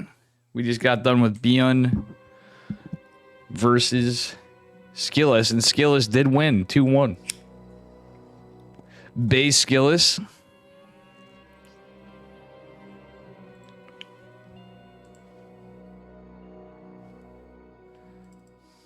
All right, here we go. Going into game number 1. Spirit and Cham do be a pretty good one.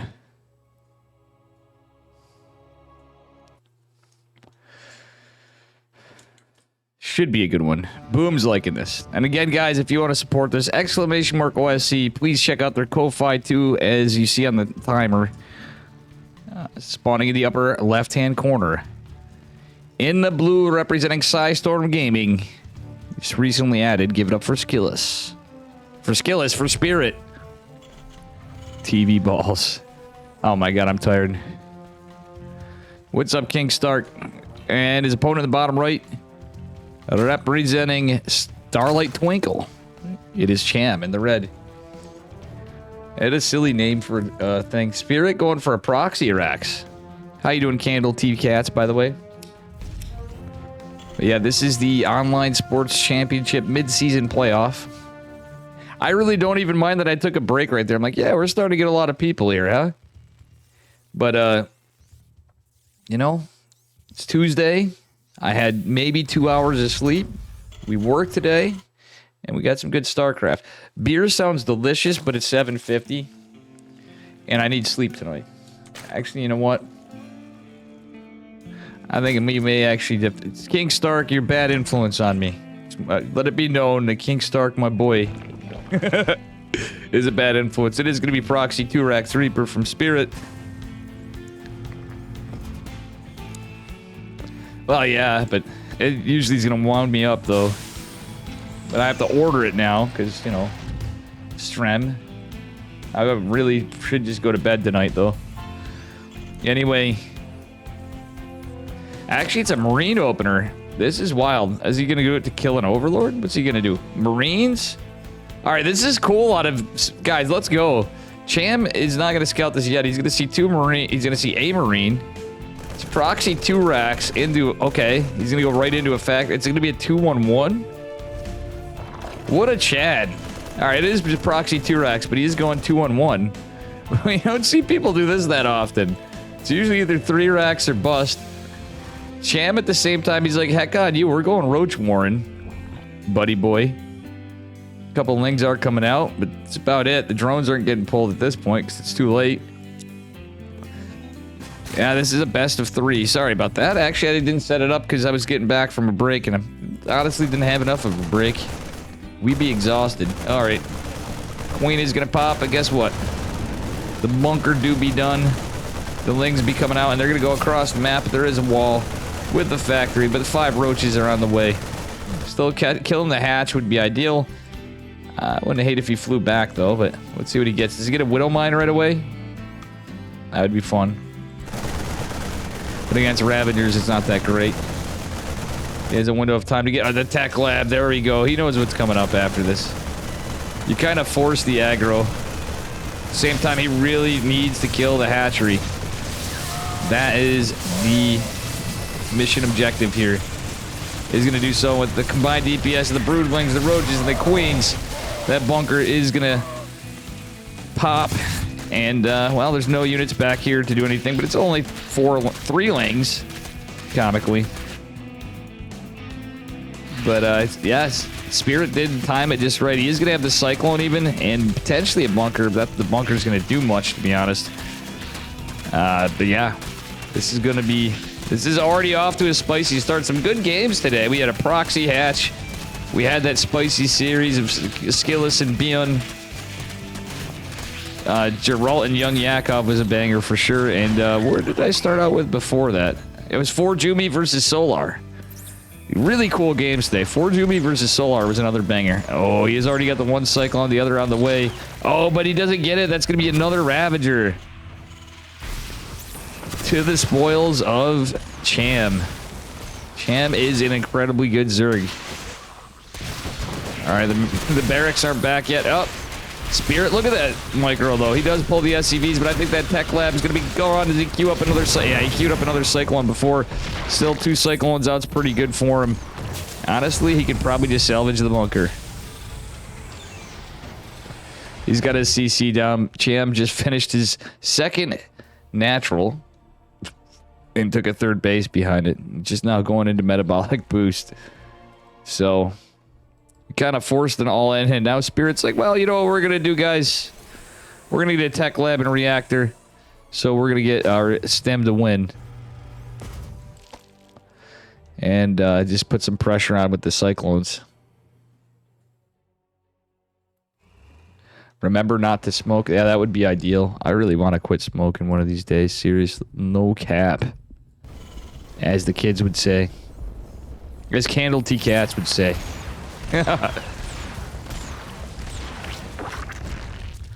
Alrighty.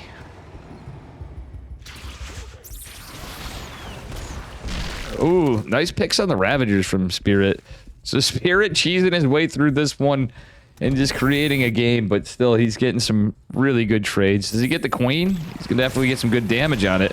Has to be careful of the Lings. Metabolic boost isn't done yet, but that Cyclone looks like it is gonna go down. Yeah, he's getting a little greedy here, I feel like. Alright, Cham is going to go for a surround, I think. Or is he just going to push across? I think he's... Yeah, he was going to go in for a surround there. With Lings with speed are going to be a problem. Yep. Oh, he's going to get a Cyclone for free. He's going to get 2 Cyclones for free.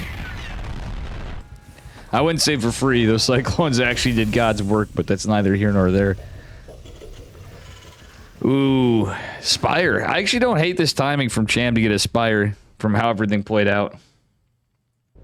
Spirit. I know, why am I saying skillless? It's because of no sleep. Guys, I am heckin' hecked. I literally was asked, I was like, would it be a problem if I rescheduled this for tomorrow instead of today? But there's another OSC event going on tomorrow. The Rising Star is on tomorrow, so I won't be able to... I won't be casting that. But... nonetheless, I am... certainly tired. I was hoping we could do it tomorrow so I'd have some sleep. Heck 'em. Alright. 4th base going down for Cham. It's looking like a macro game now. At a weird timing, but still. Stim is done. Tanks are out. Baneling Nest coming, but the Spire's about to finish. Spirit's already at his doorstep, but he doesn't have... He's going to have combat shields somewhere in here, but he doesn't have a whole lot of an army. Cham is going to be able to remax more with the 3 hatches and some queens. But it's just going to be mutas for now. Changeling's taken down, and he's going to stem queen some creep up. Honestly, there's not a whole hell of a lot of an army here. Tank's going back home. Interesting. He's decided not to commit to the push. That's a little bit weird. I keep saying skillless, though. That's fucking hilarious. Because I just casted him and I'm exhausted. Nothing we can do better there, chat. Alright, nice shot from Spirit and catching these queens, killing a bunch of drones. And mutas are not, and roaches. It looks like this is going to be cleaned up pretty well. Oh, never mind. He's going to lose a medevac. Still 10 drones, couple mutas, couple queens. I think it was kind of worth it. Behind it, we have the missile turrets coming up, so he's in a great shape. It's not a ton of mutas, and centrifugal hooks and the double evo just coming now, so there's going to still be kind of a normal ish. It's almost like if with a regular 2-1-1 timing on the stim and combat, or sorry, the infantry weapons and armor into a 3 racks, like 3 base. I don't know, it's weird. This game is weird. Weird, I tell you. Oh, nice pull on the SCVs. Again, there's missile turrets for days, though. They are going to ward off the mutas for now. And I wouldn't hate some little swap Reno of this guy. Tanks ain't going to help you too well against Lingbane Muta. They might, but probably might want to get some Widow Mines, my guy. Who am I to say that to Spirit, though? Spirit is one of the best Terran players these days. That kid has improved so much, it's actually pretty astonishing. It's only Marines to fight the mutas, but guess what? They got a couple medevacs. They got stimmed. They finished, they're finishing 1-1-2 in a second. But we do have Bane speed. And some Banes are being morphed. Okay, he's going right into Thor production. Ooh, spicy. Spirit going into the Thor production. It's going to be Lingbane Muta for days. Out of Cham if he can somehow eke this up. He's trying to save some drones and stuff. And trying to save the base. Does he get it? He gets the forward position tank, not the other. So that Hatch is still getting injured. And I think he should have just escaped with these drones. Well, he had the chance. He's going to lose 5 more. Isn't going to do so. Banelings are going to be denied right here. 2 of them anyway. It's just... the more Banes, the better. You win games. Yeah, Cham is not having any units for a while. The problem is Cham got pulverized earlier. Boom. That proxy Hex and then the Cyclones. He just got set so far behind from that. Losing the Nat. The push not really getting any damage after. And I think GG is going to be called here. Yes, it is. Spirit takes game number 1 in this best of 3. Pretty good stuff. Pretty good stuff.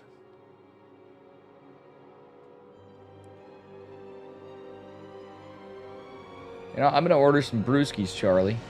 If I have to interrupt a game mid-game, I'm just going to do it because... King Stark has me sold.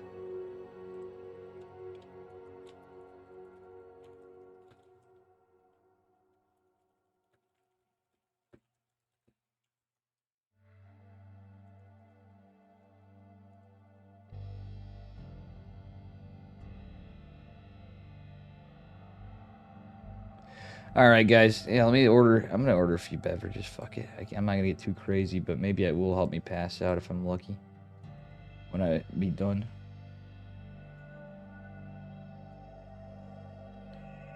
They don't have what I want. All right, give me just a second, guys. Oof. All right, let me see here.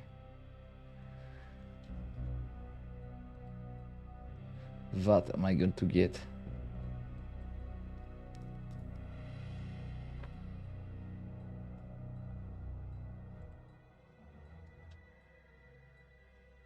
I'm going to do this.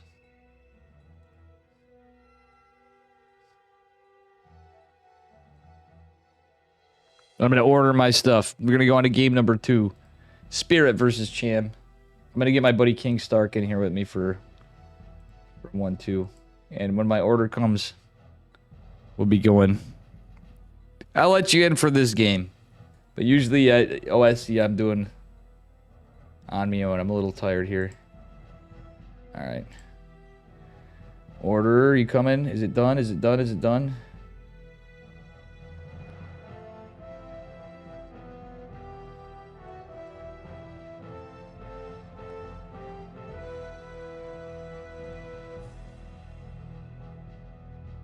All right.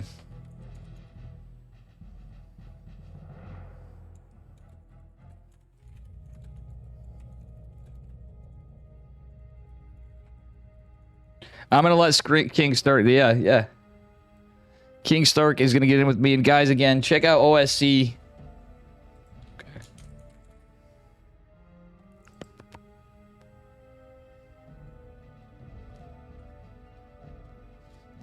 Giddy up. Hey, Stark. Hey, Rigatron 1 second. I'm coming. Stark. Well, bear with me. I'm going to say this. So, Where can you find this on the Liquipedia details? It should be right here in the bracket where we're at, but also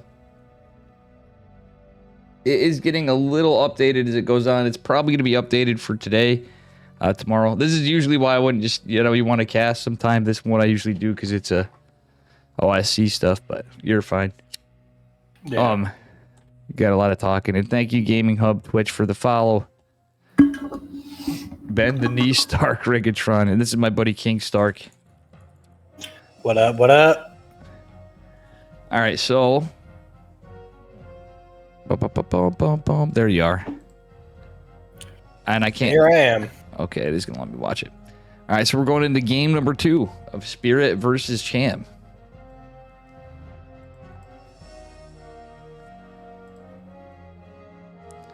And let's let her rip.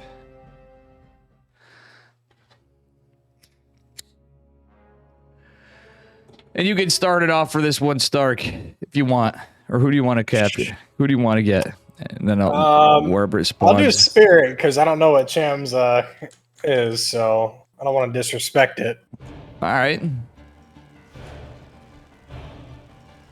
All right. Spawning in the bottom left-hand corner from Storm Gaming, it is Spirit. And his opponent in the upper right, he's red from Starlight Twinkle. It is Cham. Pretty sick game number 1 with the proxy 2 racks into... You basically, I almost feel like you're baiting aggression if the Zerg can hold it. You know what I mean? You're like... Yeah. So you better be damn sure you can get those Cyclones out in time. Yeah, I feel like Spirit is a guy that has many tricks up his sleeve. Like you never really know what he's gonna do because he can do everything really. Yeah, he's just a very multi-talented player. That kid has gotten so good. He's playing so well lately in ESL Masters.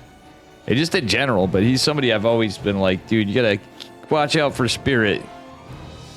Yeah. Even when Steadfast and I casted him in DreamHack Atlanta regionals, he did a hell of a job against Big Gabe. Yeah, man. You know, Big Gabe he is no joke. And Spirit's just continuing to get better since then, so it's pretty crazy stuff to see. He's pretty young too, isn't he? Like yeah. in his maybe late teens, early 20s. I think he's like 19. Yeah, maybe 20. I think he's like 19. He's around Clem's age. I think a little younger than Clem. Yeah, he still has so much more to improve upon and just hone in on. I mean, I think in a couple more years, yeah, I think, you know, give it a little bit longer. He's going to be, he might be at the top of the championship brackets for a while. Chat's correcting me. Isn't he 24? I don't know. Look it up for us, chat, because you know what? I mean, you can look it up, Sark, too, if not. You know what I'm saying? Just a Reaper expand. Got a Reaper expand. Cham going for his third base. Is going to probably be able to secure it because the Reaper's going in the net. Yeah, born 1988 or 1998. Sorry. Okay, so he's a little older now. Yeah, he'll be 25 this year. Jesus, thank you guys. I feel like an idiot. Time flies. Holy crap. I remember when Spirit was... It seems like yesterday. These StarCraft 2 pros. You know what I mean? Yeah. Absolutely. I mean, just thinking, man, it almost feels like yesterday we were back in Heart of the Swarm. Oh, God. Yeah, I don't know, but that's starting to make me feel old. I wasn't laddering back then, but God, like... That I actually can imagine being older, but I know what you're saying, though. Like, for me, it'd be like... Yeah. I'm starting to at least feel that time difference now. You know? Yeah, absolutely. Got a quick third CC down from Spirit, too. Delayed second gas, so looks like it could be a bio opener. Yep. It is. And to quote Juvia's Locker, he's like, I see Dave's trying to make Chad his bitch. Hey, you're the Squirrel Master's bitch. You're somebody's bitch. For those of you that didn't watch, what the fuck was that movie? Dave Chappelle. Wow, I'm tired, dude. I can't remember. Unironically, it's a very, you know, one of the things. Marijuana affects the memory. Well, hey, look this way. We're all times, bitch. Time has everybody. Yeah, true. True. All right, Spirit going for the 3cc build, and he's not going into... He's going fast stem. He's going 2-1. Yeah, I actually really like this play. It does delay the move out a little bit, but it's still really powerful. You have that really early economic advantage. The 3 mules that you get from the 3cc's, so I really like this opener. Yeah, and you get the fact that you have fast stem and the possibility for everything else set up for bio is pretty neat if that's your play. But Cham going into Burrow. Ooh, Burrow Banelings?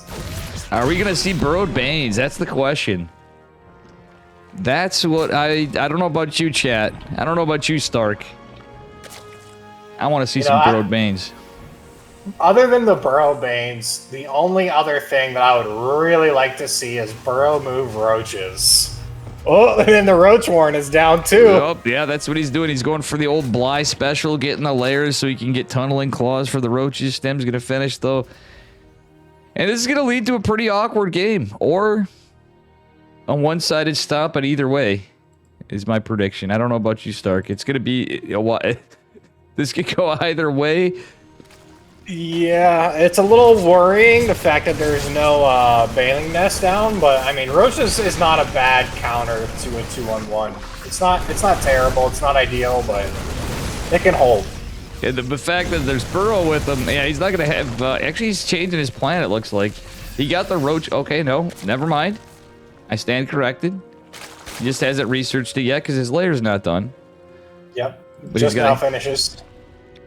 All right, I like this little... Wait, what's he doing? He's just getting his queens there. Yeah. Oh, I don't know about that play, though. Sacrificing the lings into the meat grinder. I think he may have meant to do the opposite, where the lings go around and the queens stay there. Yeah. Oh. All right. That's a lot of queens. That is a lot of queens, but the lings are just going to run across the map into the third. I kind of like this. In a way, like he did take a lot of losses, but at the end of the day, he used up some medevac energy and he's gonna go get some counterattack. We'll try to, but yeah. The Hellions get tucked away really nicely too, so that's gonna really foil his plans of doing any type of counter damage. Actually, that was you're not wrong. That was a pretty sick play how he left his 2 Hellions back home with this. Not even one SCV goes down in the meantime. Like, not one. Yeah, that's crazy. There's no SCVs. That was sick. A testament to how good the Spirit's getting. Okay, but now he's going to see all the Roachy boys. It's not going to be tunneling claws just yet, but he just got Burrow. I think he's using Burrow also to like defend with his drones and stuff from drops. You know? Yeah, for Many reasons for Burrow. Absolutely, yeah. The Bailing Nest does go down too, so there is still a possibility of Burrow Banes. Yeah, I think we're going to see some if the game goes on enough. We do have the Cleo coming. We got ranged attacks and Carapace and the Infestation. I don't like this Infestation pit right in the front of the net. It's stuff like that for some reason always irks me, but at least he built it. Yeah, it does against bio, you're like... I mean, optimistically, I mean, at this point in the game, you don't really feel like there's going to be something that pushes into your natural at this point, especially with all the creep right up there. So he'll know, so he'll have that pretty well defended for the most part. But there is always that opportunity where that does get sniped. Well, how about this? We're going into an early hive, by the way, too, with this. And he is getting his 5th hatch up. I like it. Absolutely. I like it. I like Cham's style points this game. Seems a little indecisive, but the man is styling over here.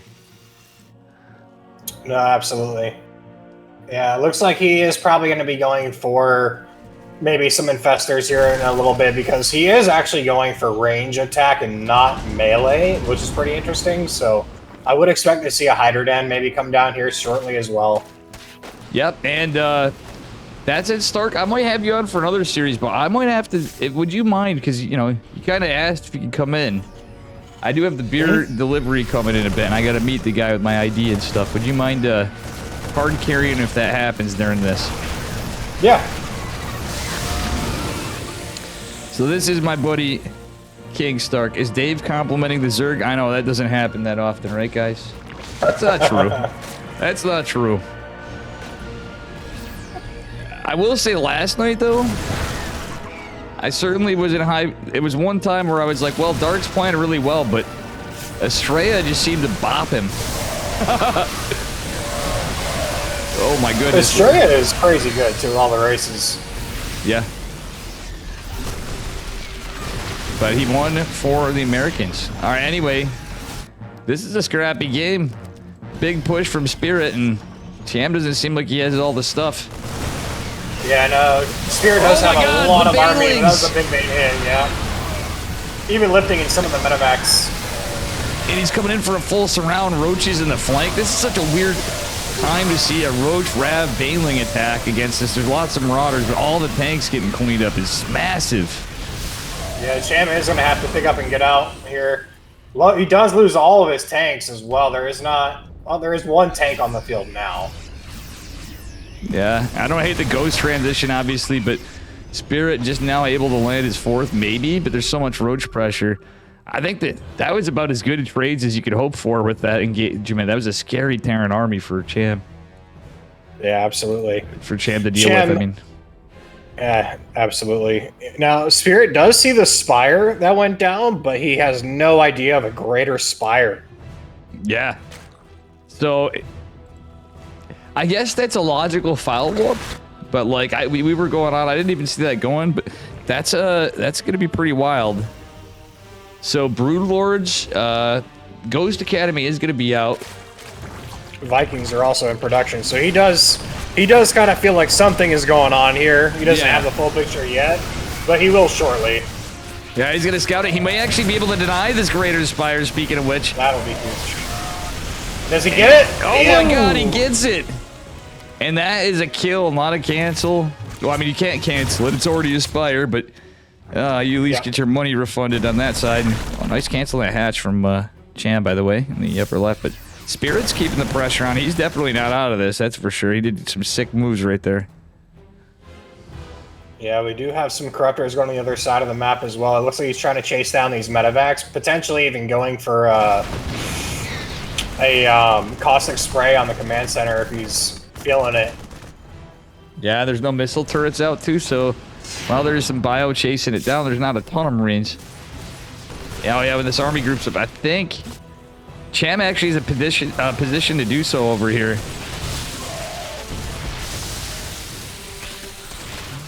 Oh no. There we go.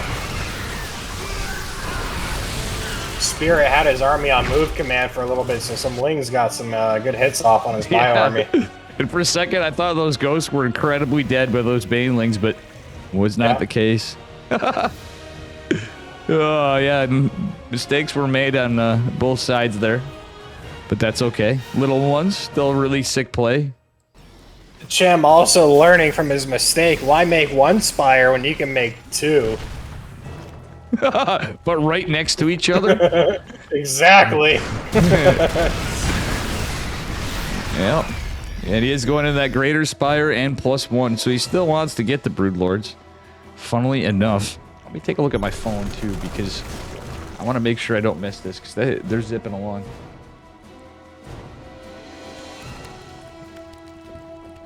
Yeah, I don't think that you'll be able to follow my camera though, unfortunately. Oh yeah? Why is that?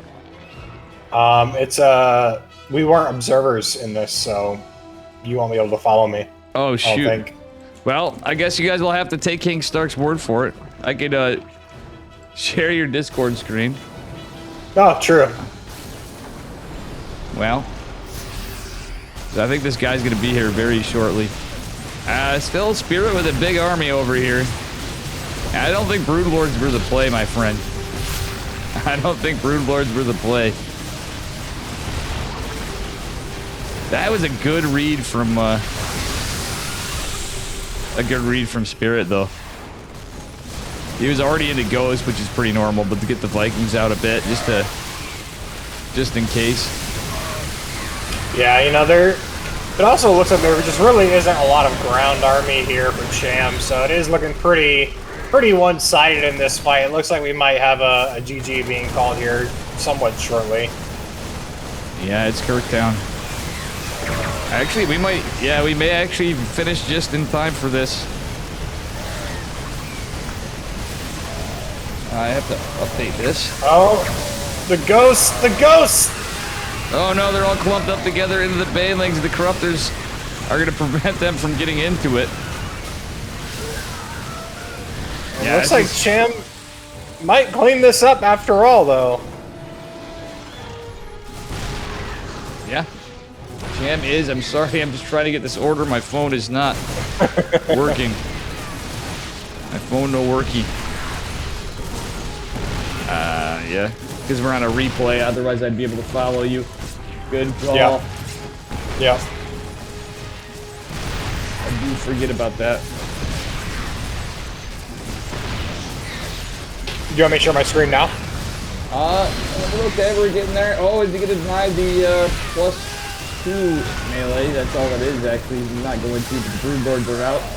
He does have the ghost. He needs to get some snipes. Spirit. Yeah, the +2 really does actually help the broodlings as well. And he does get the cancel, so no +2 melee. Yeah, that's pretty sick, but he's sniping all the corruptors. I guess that kind of helps. He's killing hatches, he's killing bases. The broodlords are out, but look at this. You can even stim on top of them now. Yeah, and even the ghosts are getting some snipes off on the broods. Not enough, but it'll be enough to do some damage. Oh yeah, this is looking pretty ogre. Spirit has taken out 2 bases, 7 drones more. Now Champ's still got 80 workers though. If he can hold it, army supplies even. Is he holding it off? He's holding it. He's pushing back, in fact. He is. It's not a lot of broods, but it's apparently just enough. Yeah. You got a Thor in production though. The game is still going on, and I probably will share your screen if that's okay. I can't see if this guy's here. Yeah. Let me go ahead and share it. You know what? I'm gonna do that, guys, just for the contingency plan here. Thank you, King Stark. Guys, this is my buddy King Stark. Magic Turtle, thank you for adding that command for co-caster. Oops, what was it? Pop out. And sorry, I don't have the same overlay that you do right now, but I can fix that after this game. I'm trying to get it all full screen. Stupid. That's about as good as we can get. So here we go. Oops. Get my camera off here. Oh wait, but yeah, we're in the scuffed observer mode for a minute, but that's okay. It is alright for right now, guys, because I have to get this. Now, that is a lot of ghost. It's the regular replay one. Thank you, sir. I'm gonna just check on this quick, because I don't know what's up.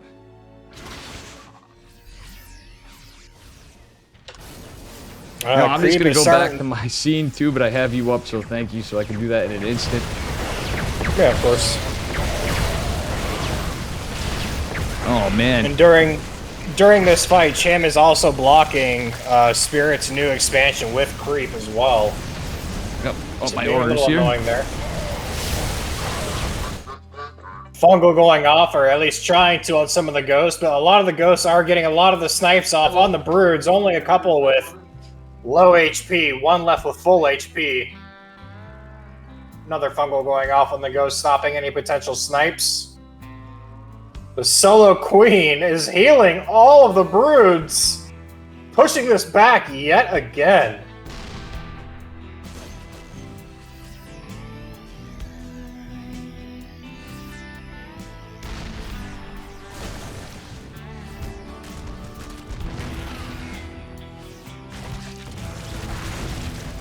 Here we go, some big snipes on the broods once more. The fungal, or the infestors are coming back with a little bit of energy. Trying to find the right time to get that EMP off. Or the fungal, sorry. Spirit does lose 1 or 2 tanks, but does pick up the rest. Is going to get a kill on the command center. Is not going to be able to save it. A couple more Thors in production Stark as well. with the hard carry. Yeah, he missed another really big fight with a lot of ghosts pushing back just a little bit, and then Cham finding his way back in it. Yeah, it's this is a scrappy one for sure. Ah, absolutely. You know, I really wouldn't hate the idea of Vikings in this. Because other than just a handful of corruptors, there's really no anti-air.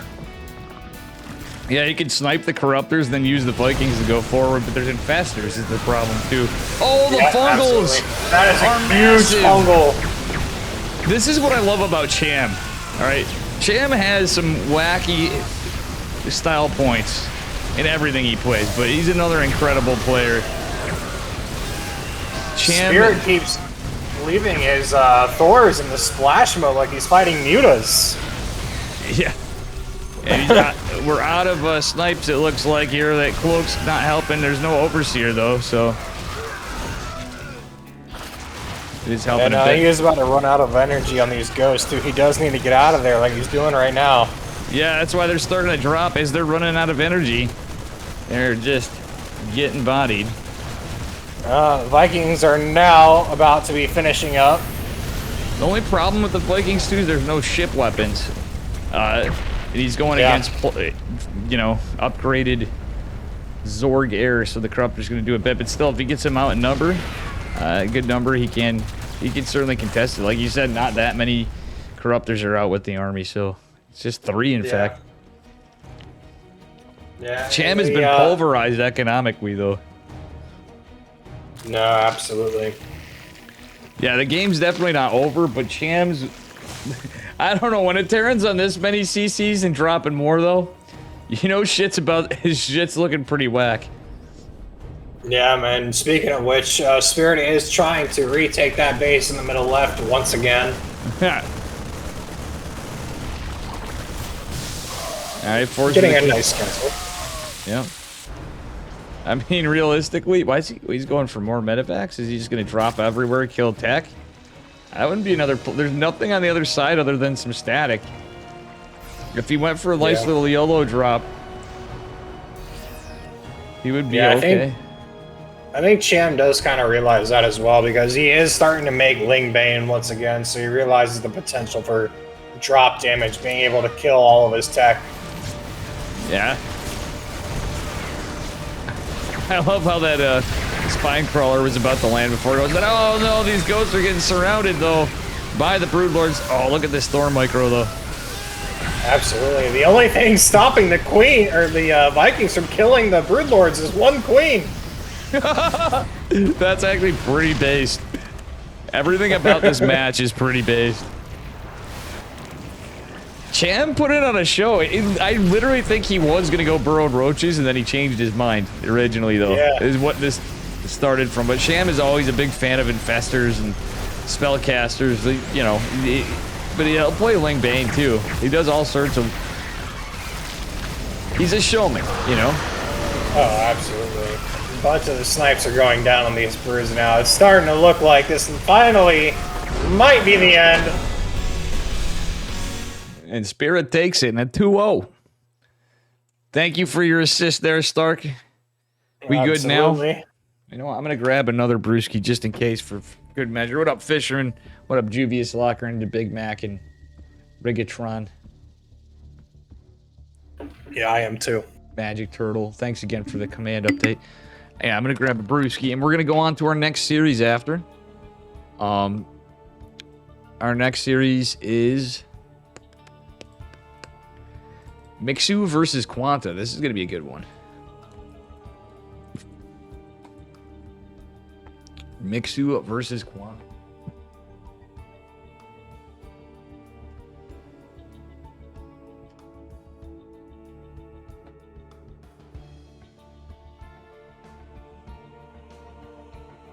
Giddy up.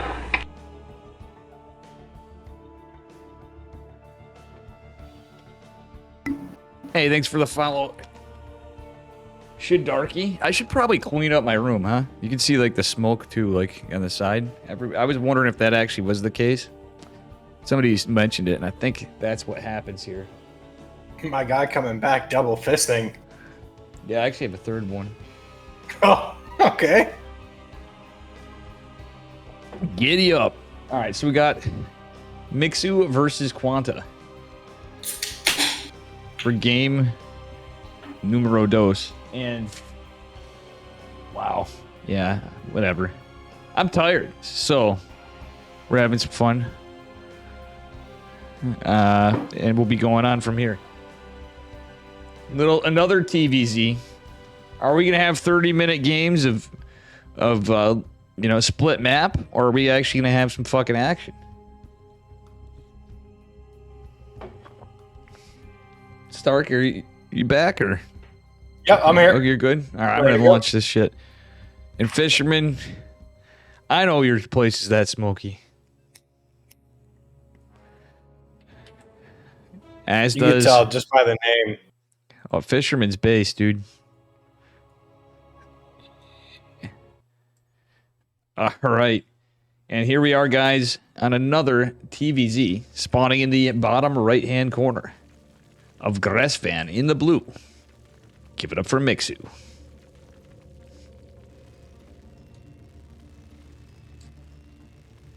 And spawning in the top left-hand corner, we have Quanta, the Red Terran. Yeah, this is another TVZ. This time we got a European versus a Korean again. I believe, no, Quanta's... He's somewhere east more. I can't remember exactly where Quanta is, but I know he plays in KSL. I thought he was Korean. But, to add to the element of how we had Skillis versus Beyond earlier. Damn, Skillis with 2-1 Beyond. That's crazy. I mean, it's not... Skillis is incredibly good, but both those guys put on hella games. That was the goated series, I think. Cham and Spirit was good. I was hoping for a game 3, though. Oh, yep, sorry. Accidentally disconnected. From the game or the call? Yeah, it's all right. No, just from the call. Yeah, you don't need to... That was just for, like, me going to that... meet that guy there. Steve, I was going to take the week off from this, dude. You got me to go order beer, and I had to scuff up my stream, for OSC, but we get to hang out at least, Right? With right? Who? I'm talking to the other King Stark. I was teasing you. I'm like, she had to get me being a DJ more than I already was, getting beer. No, sorry, I thought you said Steve. I'm like, who? Who? Who's Steve? Yeah, Scuba Steve. Scuba Steve, exactly. Gotta chill with a little bit of beer every now and then, Yeah, I've just been doing a little too much of that too. But I'm just saying, it's fine. Normal, I just figured, what the hell? You caught me at the right time. I'm really tired. I don't mind a little company. And we got ourselves a pretty standard opener from both of them. Yeah, nothing cheeky at all. So far, so good. No second gas from the Terran. Might be another 3cc opener, which is kind of what I'm hoping for. Now, what I'm not sure of is which server they're playing on in this game. So, who's alternating on what side? Because you typically, when you have EU versus Asia, you're alternating between US, West, and Central. Because that's the best ping you could possibly get. And guys, also, please check out... Yeah. Thank you for hitting that bracket and Rodin, but guys, exclamation mark OSC, and if you notice, every so often, there are some links spit out. There's a Ko-Fi for OSC, and there are some more tournaments. All of my tournaments are OSC partnered. I will say we were almost ESL partnered, too, for KSL, but we would have had to have offered an event similarly for Europe and Americas. I'm like, I don't know if the StarCraft community's got that much money when we're based off Chicken Man and Dave, but, But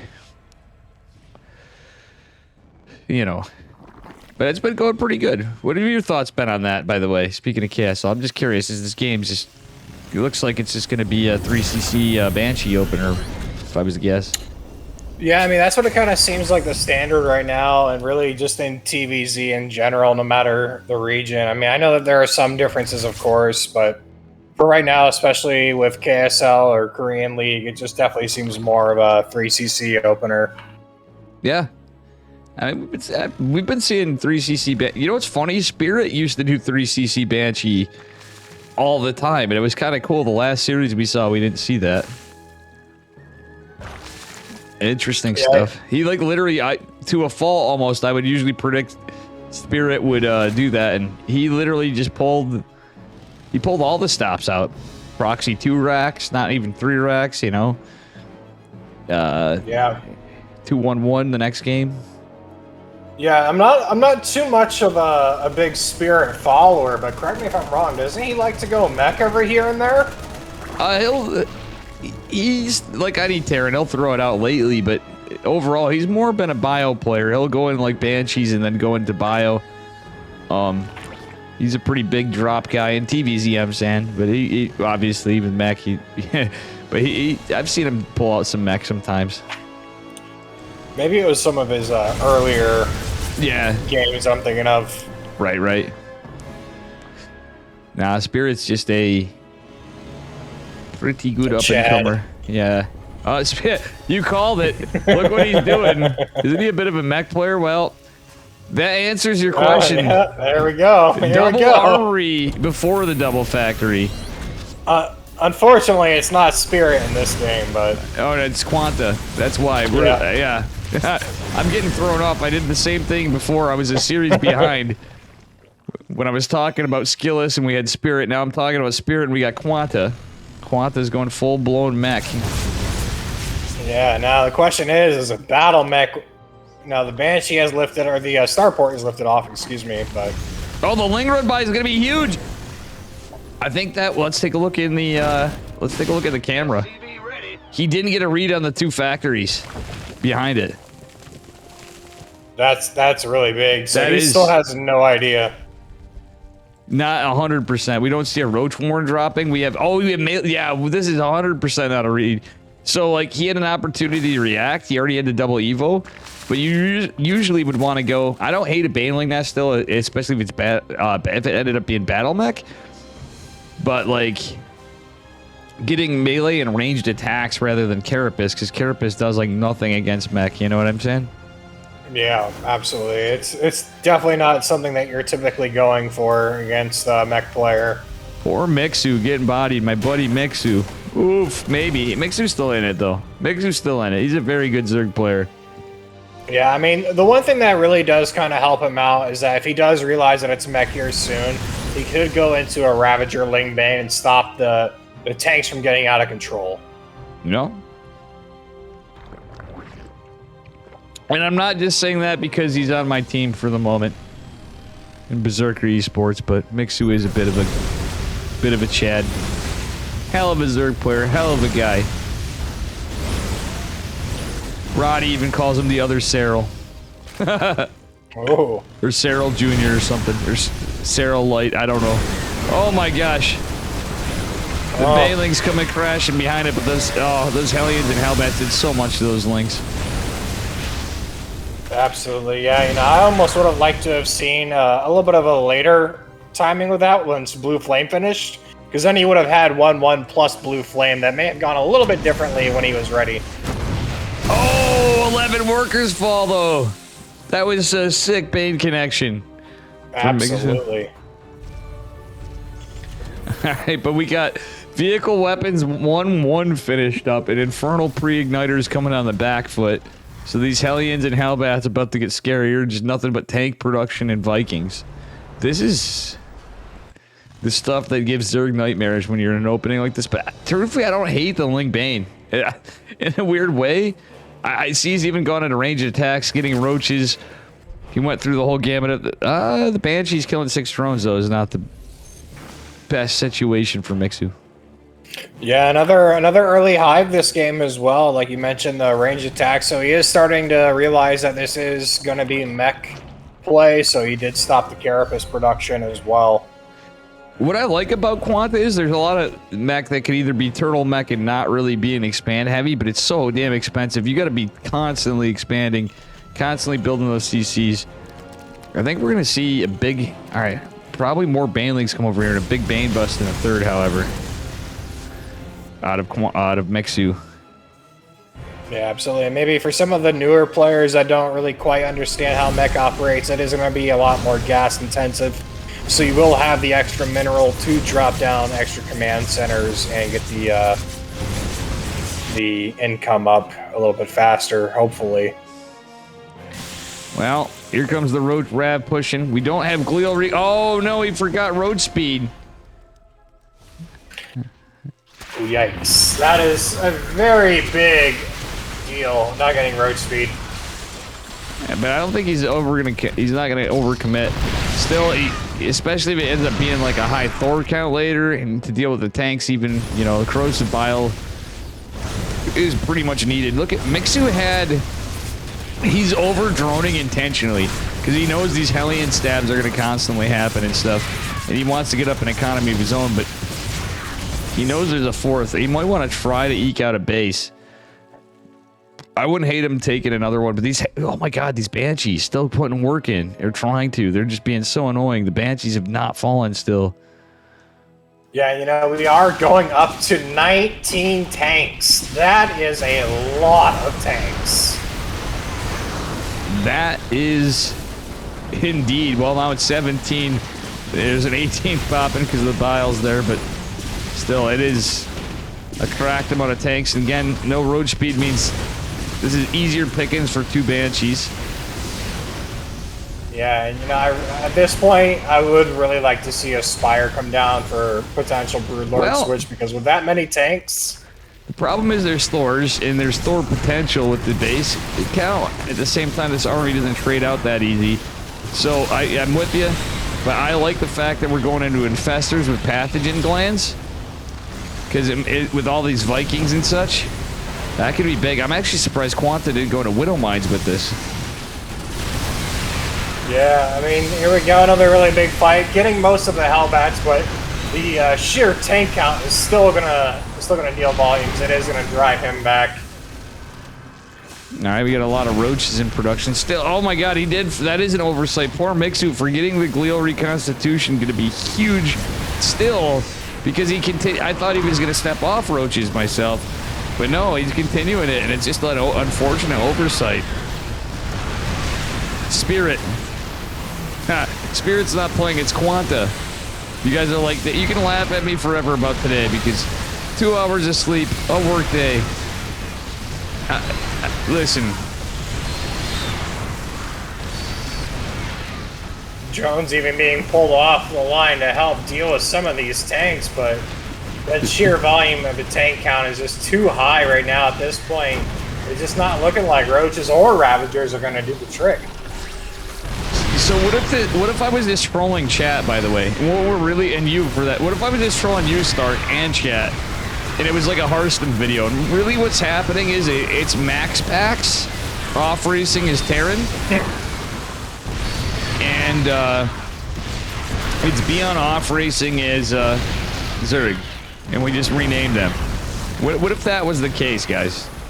What if it was Dark off racing as Terran and Maru off racing as Zerg? That would be based. That would be. Yeah, Quanta though is yeah, he's putting that pressure on. He's forcing a lot of lost mining time. Actually, Mixu's now down on drones. He built so many drones and he can't get anything done.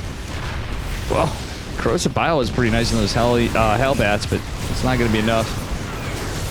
No, and unfortunately, you know, we are looking at Terran going up to 82 SCVs. Yeah, just look at this income advantage after. Mixu had a huge income advantage, but unfortunately lost too much, and he remembered Glial too late. I think this game would be a little bit different, at least, at this point, had he remembered road speed from how much he knows what he needs to do with it, and he just remembered it after, and he's like, son of a bitch. Imagine Terran. Where's Yeti when you need him? Yeah. That's usually the ghost saying, though, you know? Imagine Terran. Imagine. Yeti would be proud of Quanta right now.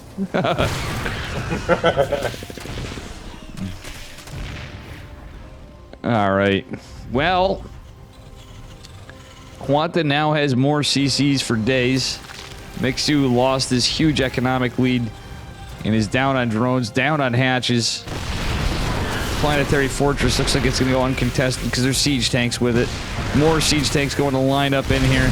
Little missed target fire on the, well, I think he's being safe. He got a couple SCVs, but didn't kill the tank in the mineral line, but it's looking pretty scary for my boy Mixu right now.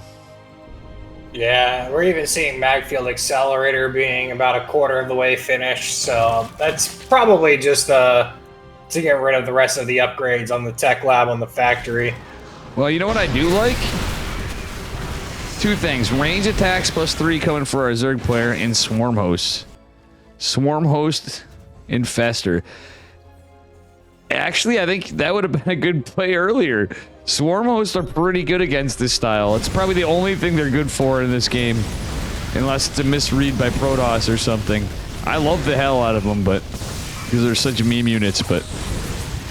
Yeah, absolutely. It makes you kind of getting a little bit of a read on a potential Hellion harass on the top right-hand corner of the base is moving all of his drones down to his middle base there. Yeah, this is pretty wild. Oof. I mean, it's looking rough for Mixu, but we gotta hand it to him. The problem is had he killed that Hellion, or if he was able to, I think it would have just looked like an accidental Swarm Host. Oh no. Oh no. Swarm Host trapped by themselves. Ooh, does lose a lot of Swarm Hosts for free. Now, if those were siege tanks, that'd be a different story. But yeah, that was a lot to lose in a lower econ than his opponent, to say the least. It looked like the Biles caught a Zerg unit too. Was it a Swarm Host or a Ravager? Looks like it was a Ravager. Rest in pieces. He who pukes jukes. That's all I'm gonna say. Is the Ravagers are juked into its own corrosive vials of his brothers. Oh man. Behind Dark Shrine, yeah, he needs a Dark Shrine right now. I think Mixu needs a miracle to win this at this point, unfortunately. Yeah, absolutely. I mean, there is only one Hellbat, one Hellion, so maybe a handful of Lings here wouldn't be bad to help him clean this up. But at this point, I mean, 4th base or 5th base does go down along with his triangle 3rd. Oh, look now at that! Really looking at the Fungals were sick. All right, we got some tank-friendly fire on the Locust. It's about as good as a fight as you can try to take. GG is called, and Quanta is victorious in game number 1.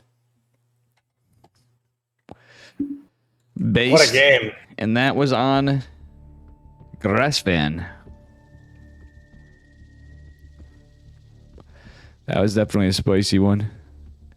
An unlucky situation for Mixu, honestly. I think that was a misread. And then we're going to go on to game number 2 here.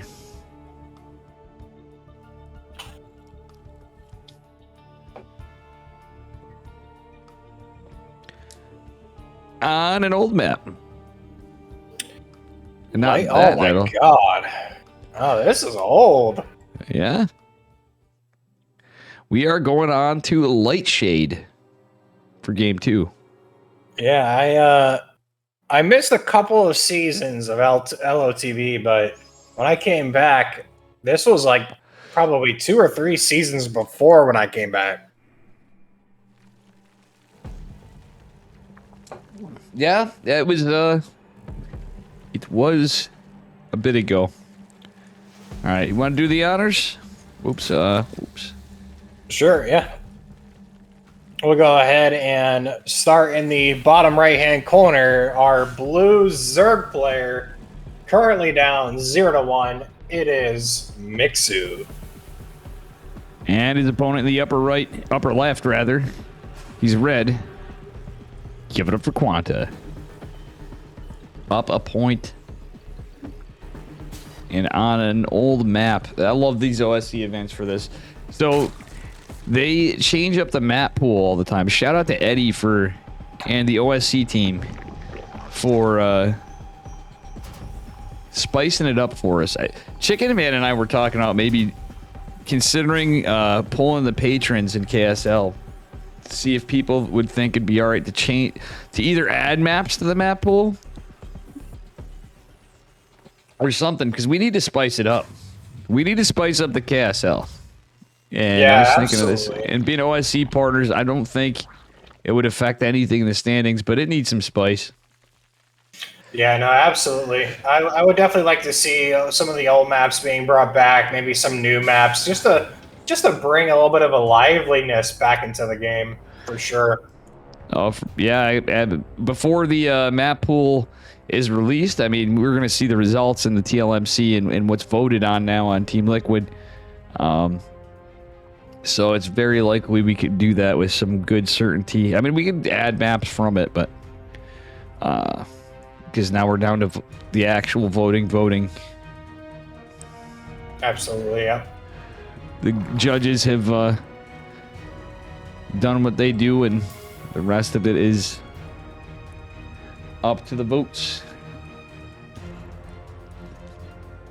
Funnily enough, and technically up to Blizzard standards too, which is hilarious. From how little they have interest in this game, they still somehow will mess with things, you know. So we won't see that as much of a shot of the cheekier maps making it. It's not just the cabal of judges. It's Katz was describing this, and I believe Wardy, someone else, Pig, I think. So it's not just those guys. It's not the cabal guys. You heard it from Dave. It's also decisions that there's like it's the process. It's like a crazy, and I got to experience it from doing that tournament and talking to map makers and everything. I didn't know there was some of this stuff before, but it is quite the process. Mixu's totally off gas, by the way, so he's playing way macro. Yeah, I mean, we will probably see him get back on gas here, probably about the next 10 to 20 seconds. Just looking to get a little bit of an economic lead while taking an early third hatch. Yep. You wanted to debate the Reaper, thinking he's going to get a re-zergling, but he's not going to do so. Yeah, I think the question. Actually, there is no third CC here now. There is a second gas before our third CC. Actually, a fusion core going down as well. Oh, battle cruiser operational. We got BC Here we go. again. And is he going to go back into mech behind this, or is he going to go into a little of a switcheroo and go into bio? Oh, I love those builds with BC where it's actually, because everybody usually goes into battle mech. It's usually what you're kind of stuck with, but like if you go mech into bio, I almost feel like you're way better off because it's kind of a curveball and it has to be scouted. Yeah, absolutely. Especially because it's not so gas intensive. You do kind of get that little bit of an army value oomph earlier. Oh, for sure. So we got some Hellions out for some pressure. Link's trying to get some damages. He's going to force some lost mining time. Just catching a couple SCVs. The important thing is, does he get a scout? He does not. The Overlord went down before as well. Actually, he's returned the Overlord, I think. Yeah. Oh, no, he did lose it. He did lose it. Yeah, he sacked it, but he was... If he went the path he did just to go right up there, I think he may have just got a... He might have just got a scout on the fusion core. Oh, Mixu losing a ton of drones. Not like this. Mixu does scout the tech lab on the starport with something researching, but Quanta does cancel the research and goes straight into battlecruiser, just as a little bit of a throw me off. Yep. Well, the BC is going to pop here in a second. Mixu does have spores at least. It's something. Some queens. He's going Roachy boys. And what's going to happen here is the BC going to teleport. I think he's going to walk it or fly it around the map, but we'll find out. Maybe he's going to go with 2. Yeah, he's going to go for the 2 BC stab, and it looks like it's mech. Quanta loves his mech, honestly. The more I think about it. Usually when I watch Quanta's, even his TVTs, Quanta do be a bit of a mech player. Yeah, Mech is just so good. I mean, it's hard to mess up too much with Mech. I mean, it's being super turtly defensive, but having a little bit of aggression with the Hellions. Yeah. And they are going to get some good damage here. To say the least, the roaches are helping, but it's the fact the BC's with it. There just wasn't enough roaches to defend against the combination here. It's like a 1-2 punch. And Battle Cruiser's just going to be able to fly back home. He's like, you know what? I don't even have to waste it. He's not going to. He's okay. He's going to wait, poke, and prod. Yeah. I would almost like to even see a little bit of a transformation from these Hellbats back into Hellions. Just to try to chase down some of those drones. Yeah, he could have got so much more damage. Oh, the drones are going to go right into a Battle Cruiser, though. On his second Battle Cruiser. Nice reaction from Mixu, though. You're not wrong. I would have liked. He would have got way more damage with Hellions and Hellbats. Thanks for the follow. Idiot Share Shays. Huh. Interesting name. Alright, we'll see what happens from here. Yeah, luckily Mixu does save the third base. It is very weak, but he does save it. Alright. Well, Battle Cruiser is going to teleport on top of the roaches, so these roaches are going to run back. He has a Spire coming, though, and it's more BCs in production, actually. There's going to be 4 factories, so it is just mech. But at the same time, some pretty good damage was dealt. Mech do trade efficiently. You know, I don't even hate the position that Mixu's in, because he does still have a good amount of queens, and Spire is a lot earlier, now knowing that it's Mech, so he most likely won't even be getting Carapace to begin with. So I actually don't even hate the position that Mixu's in. No, not at all. He's gotten a lot of worker kills, too, doing some little roach backstabs, etc. And the fact that he's going into he went into range attacks, didn't skip a beat on Gleal. He had a read that it's mech. He knows he's up against the mech opponent. It's battle mech, actually, so it is a classic BC in the battle mech kind of play here. But that said, he has some good opportunity for attack here. Absolutely. Battle mech can be super annoying to deal with, but I feel like it's a little bit late at this point. I think he might just be adding in a few Cyclones just for some extra damage against those armored units in general. Now, I forgot the nerf came into the Magfield Accelerator. Yeah, and he is going to have +1. Thorn, welcome, and thank you for the correction. Idiotic Hershey's. That is actually pretty funny that I didn't see that. I kind of saw it out of the corner of my eye. Nothing we could have done better there, right, Stark?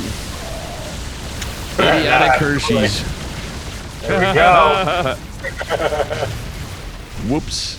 Woo! Does save a battle cruiser. Super low HP from those Corruptors. Funny thing is if you kill the barracks, then yeah, if you get the barracks, I don't believe you can build orbital command centers. Is the funny pick-off right there. Yeah, you can't build orbitals. You can't build factories. I was about to say, I've never been a big fan of flying your barracks around, because if that's the only one, you're kind of stuck. Will the results be posted on Liquipedia? I was going to ladder after this, but I think I could probably, I don't know, I'm really tired. So, I am going to post the VOD. It may be done tomorrow. I can, because if I'm laddering, the VOD won't be immediately available. That said, it's usually the day after. Sometimes they're updated a bit. I could actually get the results and get them to Liquipedia people pretty quickly. Oh, here we go. We got a little bit of OSC needs them in OSC. A little bit of a creep highway here. Not too much. So the creep is already practically there, but just a few overlords to help out. Yeah, Mixer's actually taking a pretty decent fight here overall. He's crushing it. Oh, but he's going to lose the Corruptors after all. Yeah, that's huge. I mean, losing your first handful of Corruptors to just a couple of battle cruisers is a huge deal. Yeah, and more importantly, okay, he is going to try to retreat with these overlords. I was going to say he got some beautiful creep spread, but nonetheless, a little rough. But he's contained the mech player to 3 bases, and that's the more important thing in my eyes. Yeah, no, absolutely. Also, resetting the tank count is huge. I mean, that right there alone is a win in itself. Yeah, Thorn, there has been. I can tell you the scores. I could actually, Thorn, would you mind if I relayed the info to you? I could probably look back quick and just take a minute between games. Yeah, so guys, after we're gonna update the results, I need to remember some, but I could also use my magical caster tools that usually mostly ESL casters have and some other tournament organizers and stuff for replays. Oh, nice Biles. Oh, he catches one of the BCs. The other two are gonna escape. Man, we do have an infestation pit finishing up here now. Finally, we are about to most likely be going into a hive to get some vipers. Maybe he may just go fight. Actually, I feel like Mixu's in enough of the spot that's or it's looking like a good enough spot where he just needs to get some good trades in anything, and he's pretty good because he's done a great job of containing the turtle tear. The fourth coming up, if he can get like a kill on the third, something to that effect, he's in a good spot. No, most definitely. Alrighty. I'm a little surprised that we haven't seen Blue Flame come out yet, though. Yeah, no Infernal pre-igniters for our Terran player. He's getting that second armory, though, so he got into +1 vehicle weapons, just finishing up +2 vehicle plating. He's a little desynchronized, and he is starting a 5th CC. Mixo needs to keep up the pressure somehow with all this, but, like, it's hard. He can't really just engage everything. But I think he's doing a damn good job this game. Hive just now starting, and he has the pathogen glands for the infestors coming down. Yeah, you know, Quanta is still stuck on 3 bases, so that's a really big deal for the Zerg player going into the late game, keeping his Terran opponent on a very minimal amount of bases while knowing that mech is super gas and focused. Yeah, I mean, we do have some long distance mining going on, and Quanta's just trying to be safe. Same time, if he kills, he could kill the third too, as much as it's getting mined out. It's about the gas, like, or it will start mining out pretty soon, I would imagine, from how long and how heavy he's been muling. Ooh, Corruptor's gonna try to get that BC, not able to do so. It is teleported somewhere. Oh, I love this caustic spray on the factory. There's so many cyclones, though, he has to be careful not to lose these Corruptors. But killing factory production's pretty nice. Yep, absolutely. There is now another barracks that has finally finished up, too. But he's losing all the Corruptors. Look at how many Ventral Sac Overlords there are. Oh, here we go. He lost a lot of Corruptors. Big drop in the main base. Oh, and I love Baneling's centrifugal hooks finishing up as well. This is high task play from Mixu. Mixu's playing so goddamn well. Okay, the problem is, yeah, he needs the Corruptors. I think he should get the Corruptors in line with it. Because he needs something to if he put the Corruptors over, that would have tanked for the, he doesn't want to lose units fast. All right, Mixu. Yeah, Quanta. Yeah. God. Damn, boy. Okay, he kills the SCV. Gets that free tank. Well, almost free cost that Ventral Sac Overlord. Desperate times call for desperate measures, Stark and chat. Oof. The Corruptors do now join. Yeah, this is a crazy game. Mixu's playing.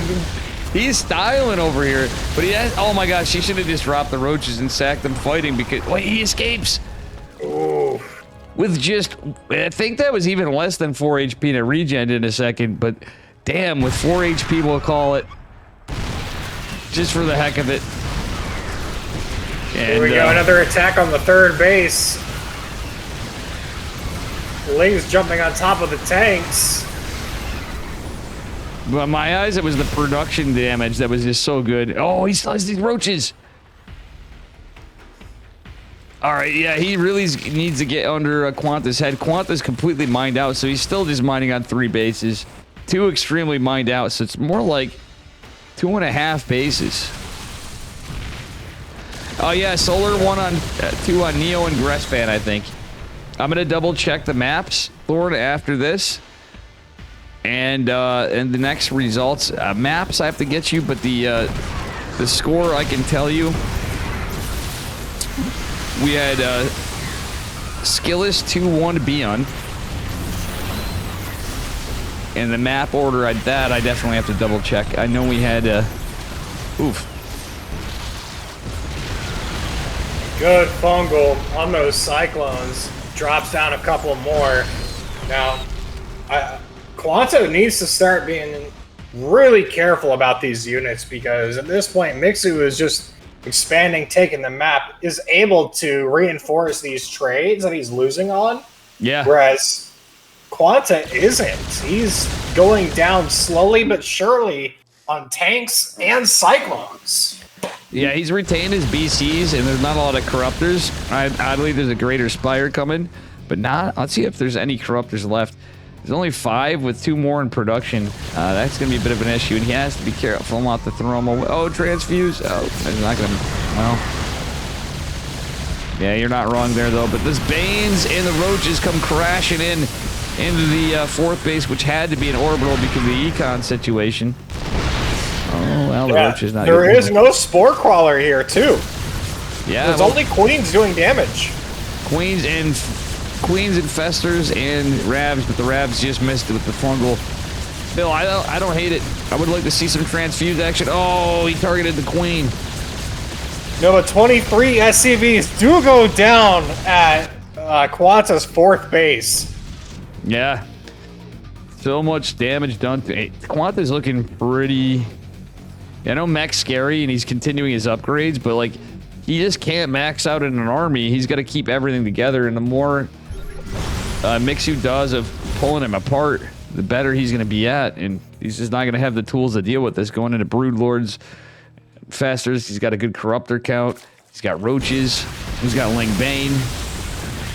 Yeah, especially with Quanta just now finally getting back into the triple digits after those 23 SCVs go down. Yeah. Mixu is up by over 1,000 income here. Yeah, he's just been economically superior other than that one little spike for literally like 95% of the game. Yeah.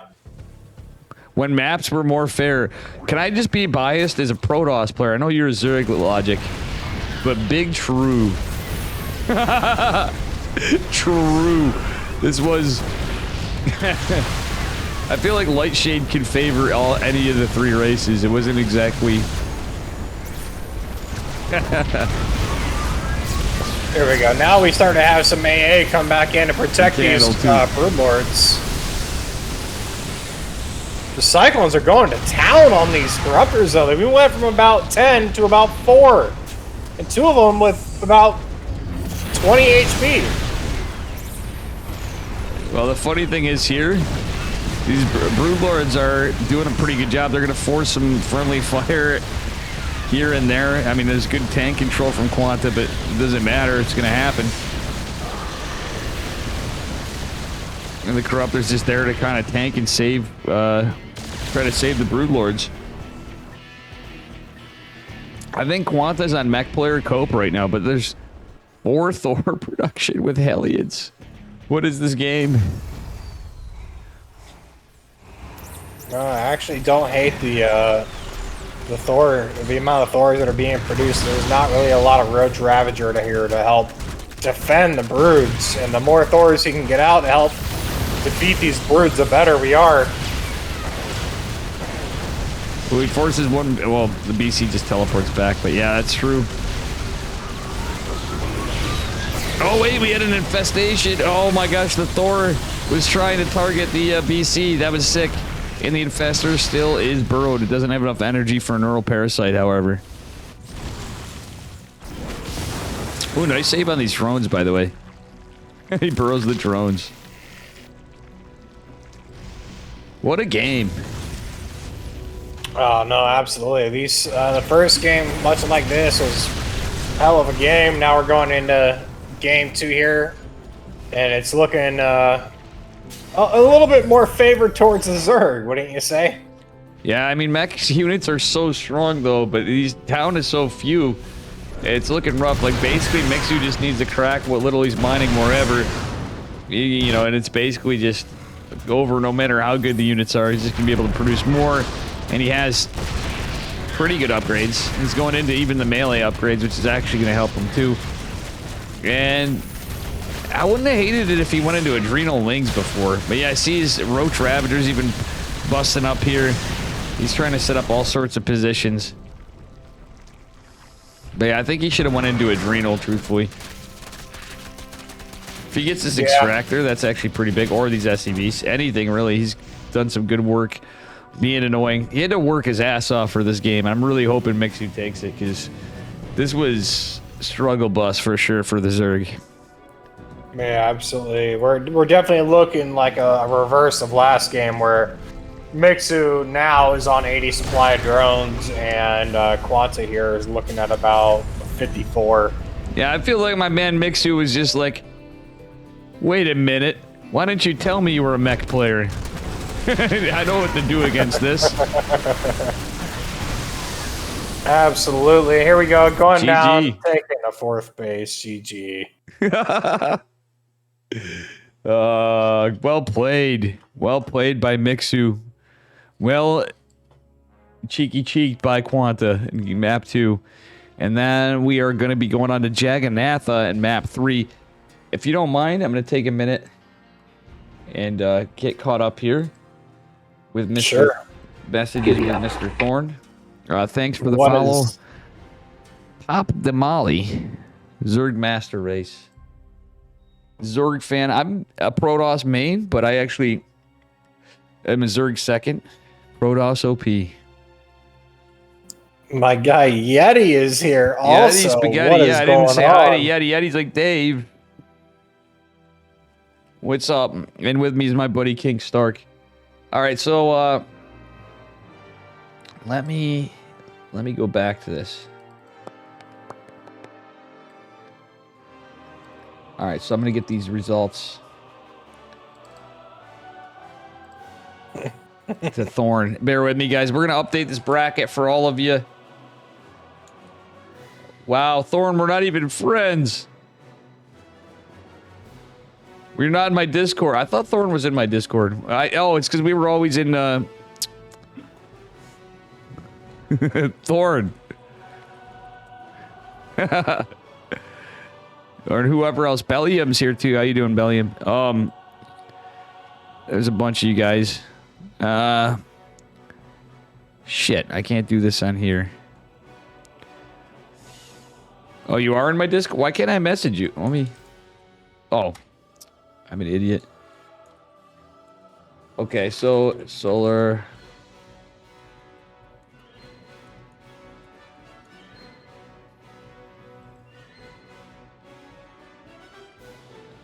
Oh, hold on. Shit. Zerg underpowered. Where's the Kappa behind that? Gotta bring back the Kappa. Come on. Come on now.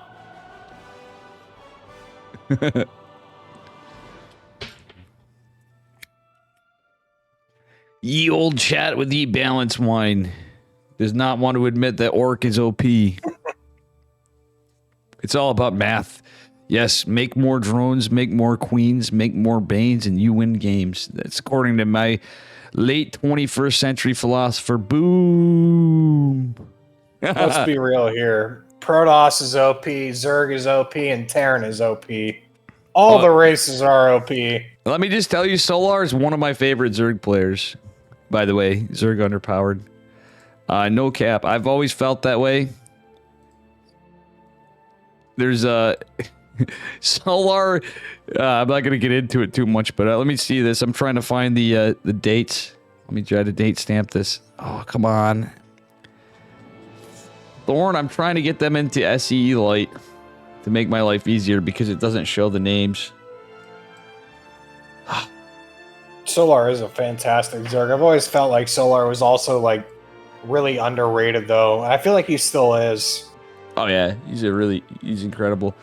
I mean, I feel like at any point in time, Solar is capable of winning any tournament at any point in time. Yeah, I know, no doubt about it in my eyes. I do hard agree. Solar is good. Zorgy Zerg. Alright, bear with me, Thorn. I'm trying to fucking get this shit in here. Can I open a folder? Okay. I'm using some software for this because it's just taking... Where is this? Where did I save this shit?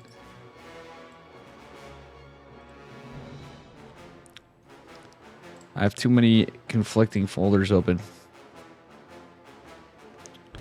Alright, OSC 2023. Ah, here we go. Okay, so...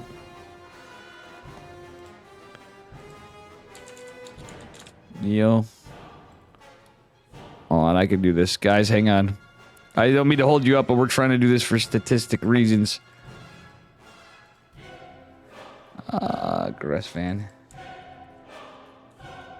Alright, then we had our second series was Geralt versus Young Yakov. It was a 2-0. In favor of Geralt, the G-Man. And it was on Dathora. Good for Geralt. And Royal Blood. I do think Geralt's the favored player there, but he's... Alright, then now third series was Beyond versus Skillis. It was a 2-1.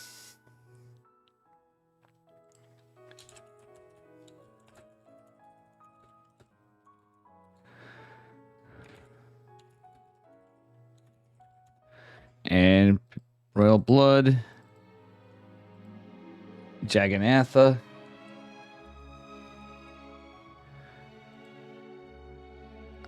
and game 3 was on Gressfan. I'm just figuring I might as well help out so you guys could see this Kramer picture, man. Hell yeah, smash that follow button. Oh, Pop the Molly, how you doing? Thanks.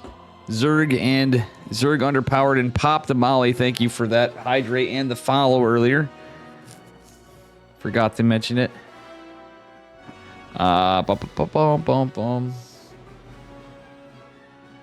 Then we just did Spirit versus Cham was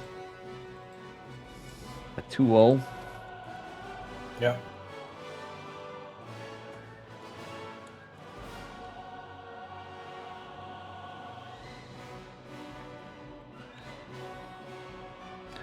And game 1 was Gressfriend, game 2 is Royal Blood.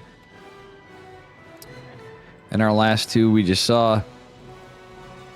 We have our game 3, but the first 2 games were on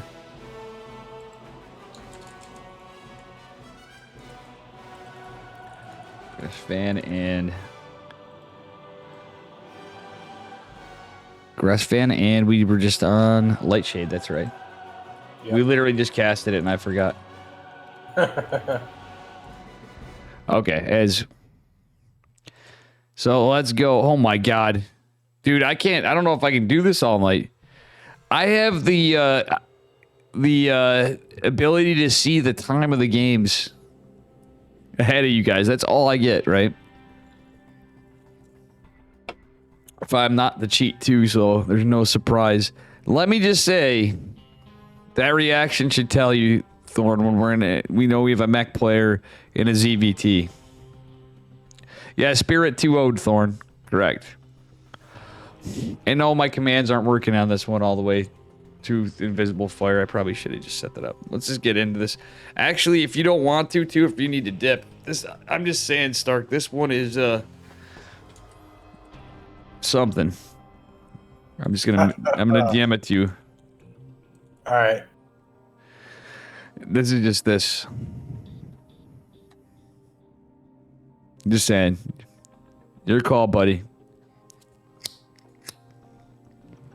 See my message in game? Oh, I should have done it in Discord. Oh, yeah. Yep, I see it. Just saying. So, no fault either way. I got you. Now, I'll probably be able to finish this one out, and then I'll dip after that. Yeah, be up at work early in the morning. Yeah, I gotta still. I'm exhausted as shit, but there's 2 more series after this. I love StarCraft. I'm excited for StarCraft, but at the same time, fortunately, Skillus won. Yeah, it was 2-1 to Skillus. Thorn, I messaged you them all. You can hear me. What am I doing? All right. Want to do the honors, sir? No, you can. I've done the last 2, so... Okay. Oh, gotcha. First. Spawning in the upper right-hand corner of Jagadatha in the blue slimy drone skins. Give it up for Mixu. And spawning in the bottom left-hand corner are Red Terran, currently tied 1-1. It is Quanta. Yeah, we did have some drones pop. You're not kidding, Zerg underpowered. Which map for Beyond? Which map for Skillus? Beyond one of the first map that I sent you, Thor. Now I understand what you're saying. Beyond one map number 1. How good are Quanta and Mixu? Quanta, they're pretty evenly matched as far as MMR, I think, but they're on different servers. Quanta plays on Asia, Mixu plays on EU. I forgot. Right now, I can't remember for the life of me Quanta's MMR. Mixu's in like the 5.8, 5.9, 6K-ish. At times, sometimes 5.6. Quanta is probably around like 5.4 to 5.6 Korea. Next time, give it some Nard Bruce buffer energy. I want to hear that. No practice, just winging it. You're talking about in a days, huh? Huh? My man in a days in chat. Sorry, Stark. I'm Dave's fizzling out. I don't know what energy you guys are expecting. I gotta blow my nose. No, you're good. Mr. Dave only had like 2 hours of sleep, had work. My sleep got all hacked up from before Labor Day weekend in there. I feel you on that. Working 65, 70-hour weeks myself. I'm right there with you. I'm exhausted. Yeah.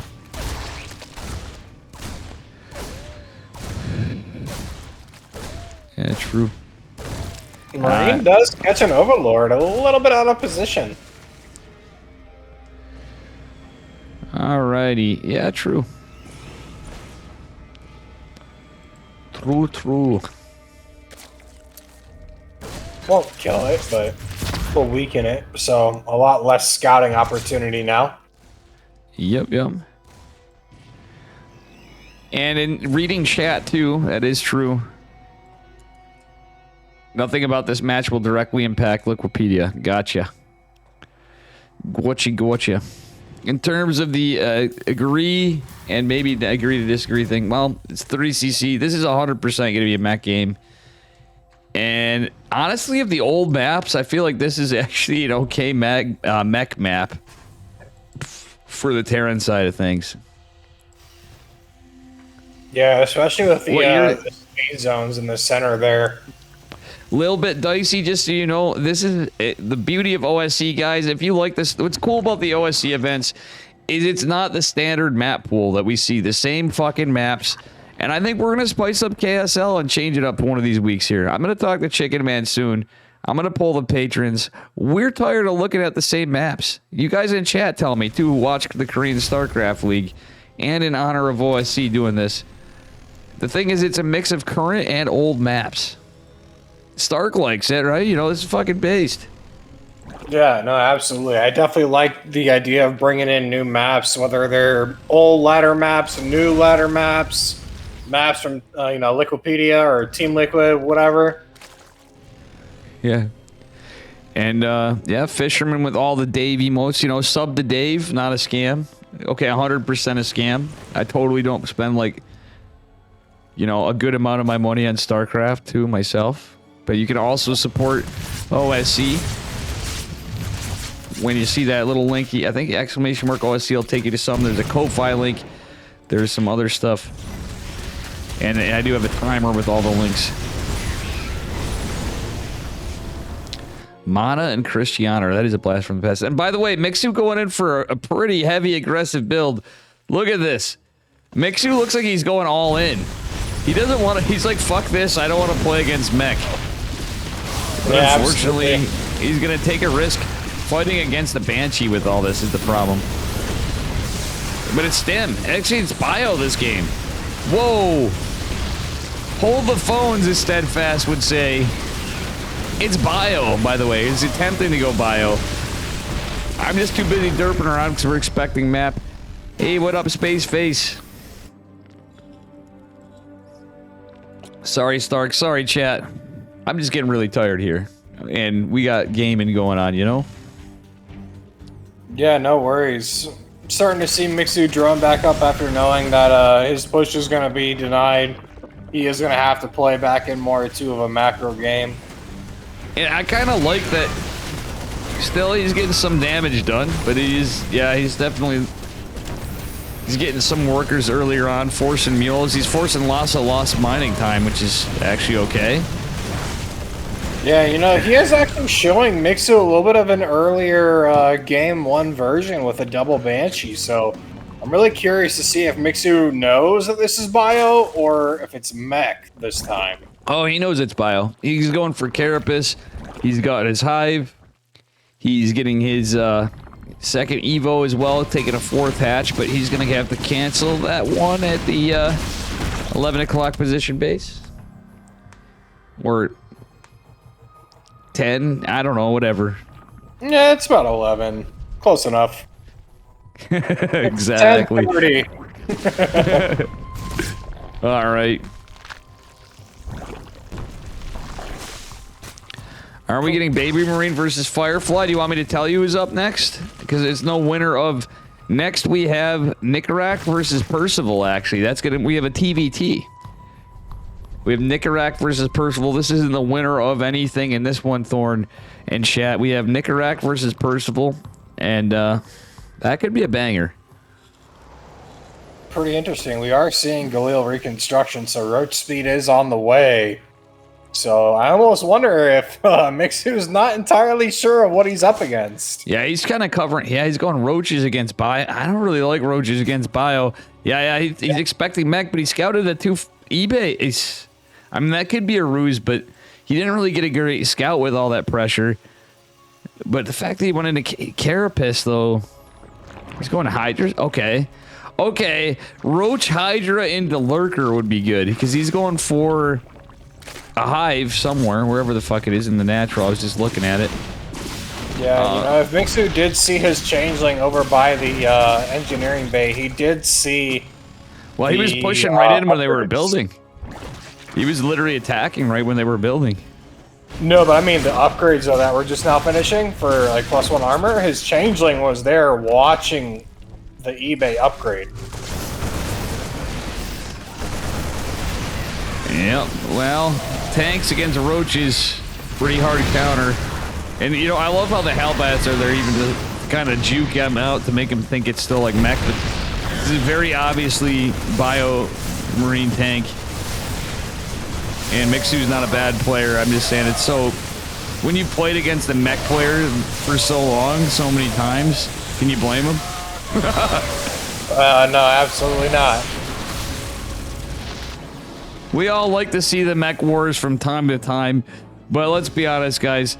Both the Terrans and the Zergs in chat both be like, hell, even the Protoss being like, this is a live cast. Yeah. The results have not been announced yet, Basica. Sorry about that. We're tired. And this is my boy King Stark with me, guys. Make sure you give him a follow. King Stark TV. ! Co-caster. Much appreciated.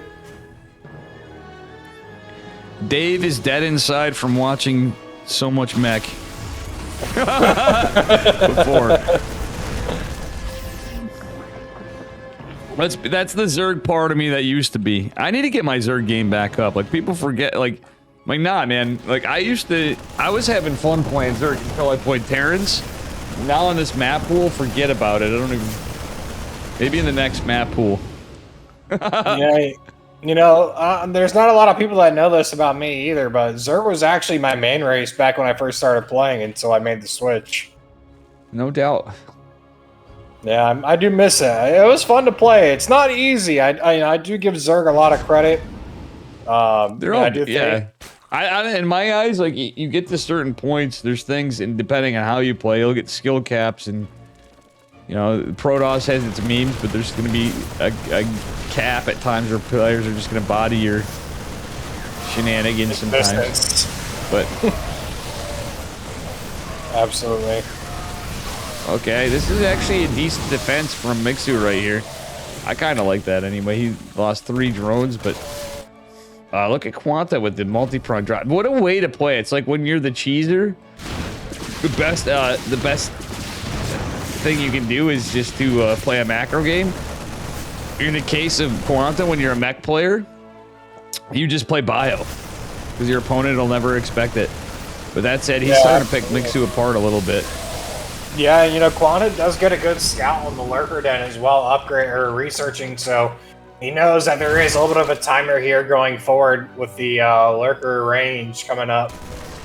Yeah, Thorn was asking if you're now a Protoss. He was Protoss, then he switched to Terran, and then he's Protoss. He's a Protoss main, even if he was doing more. He's all 3 races, really. You just probably haven't played Zerg. You've been playing as much lately. I know you just got back again, but kind of. Yeah, I haven't been playing Zerg a whole lot, but yeah, I mean, I mostly like to mix it up a little bit. Main Protoss, Master 3 Protoss, but did play a little bit of Terran for a while. Played a little bit of Zerg here and there, just mostly as fun, but main is always going to be Protoss. Oof.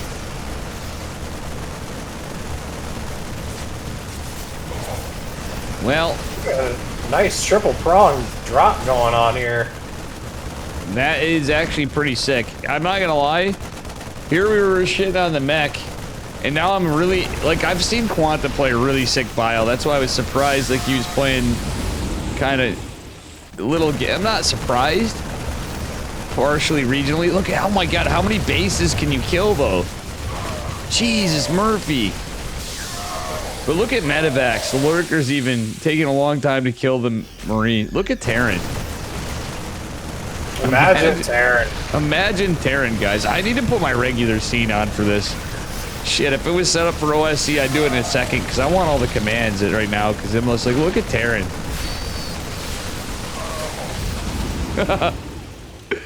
Alrighty. Burrowing some of the Rika roaches to help them regenerate. Well, nice parasitic bomb, but these Vipers, you don't want to lose your Vipers. So Quanta lost. Well, did he force a base up or not? Quanta doesn't believe in planetary fortresses, apparently. Have you noticed that? Yeah, I have, actually.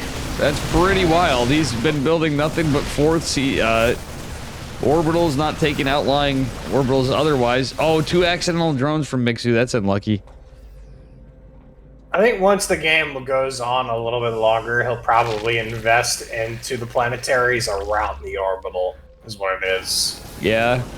This is starting to remind me of like one of Sal's games, honestly, but with more micro. Love you, Sal. Just kidding. I'm only teasing because...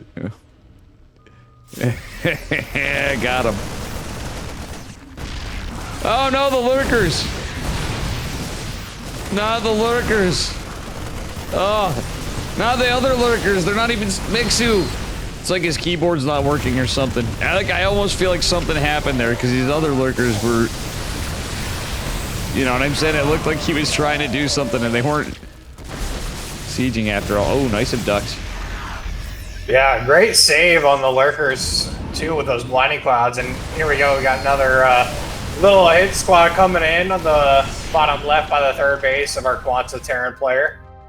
Yeah, but the lurker's going down there too, and it's rough because you don't want to be in a position where your Terran opponent has, oh my god, look at all those mules, has equal workers basically as you do. Yeah, no, that's never a good thing, especially with mules equaling about, what is it, 3 or 5 SCVs?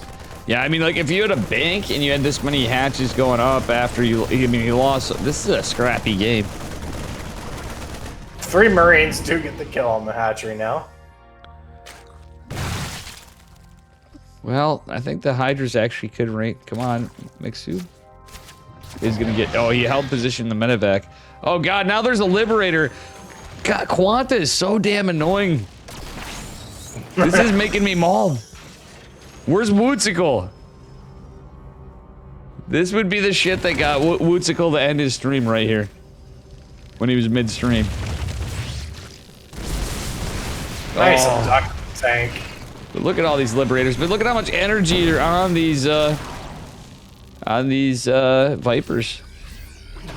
Yeah, you know, the other thing is parasitic bombs do not stack. So even though there was three parasitic bombs, now there's a fourth.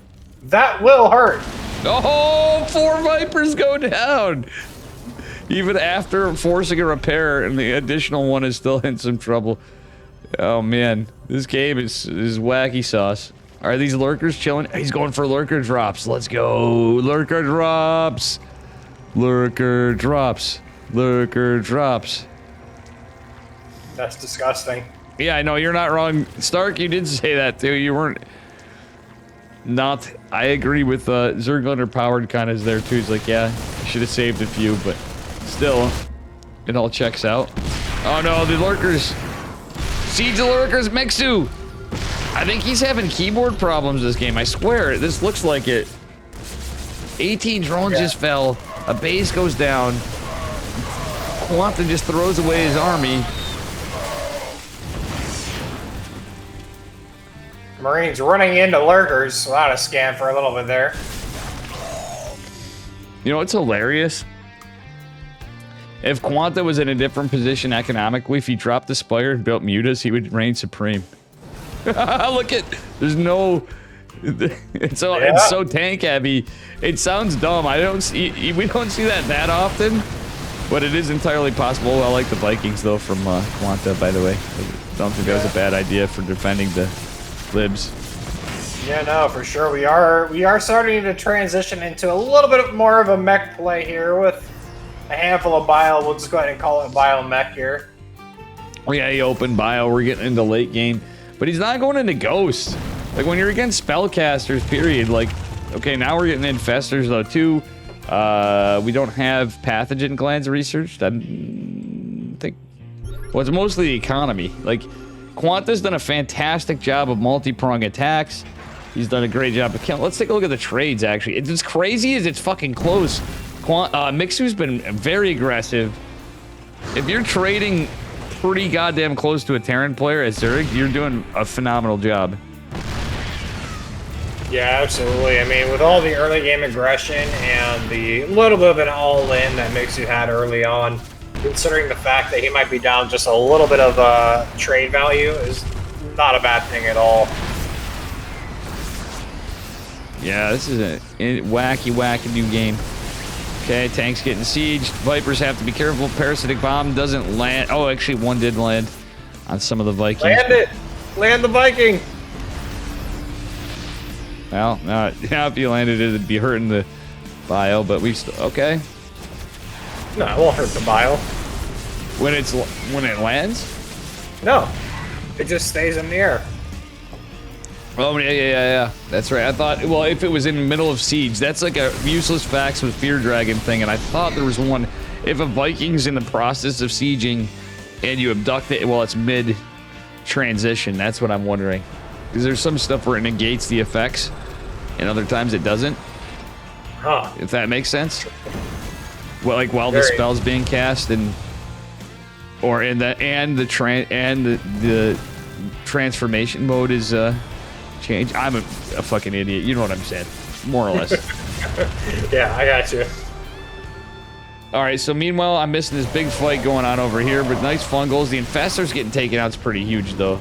But that hatch is probably the bigger deal, considering how many hatches were lost in the making of this replay. Oh, no, not that. Gas guys are in the Vipers. That's your only guess. Mining. Wait, who's... Oh, no.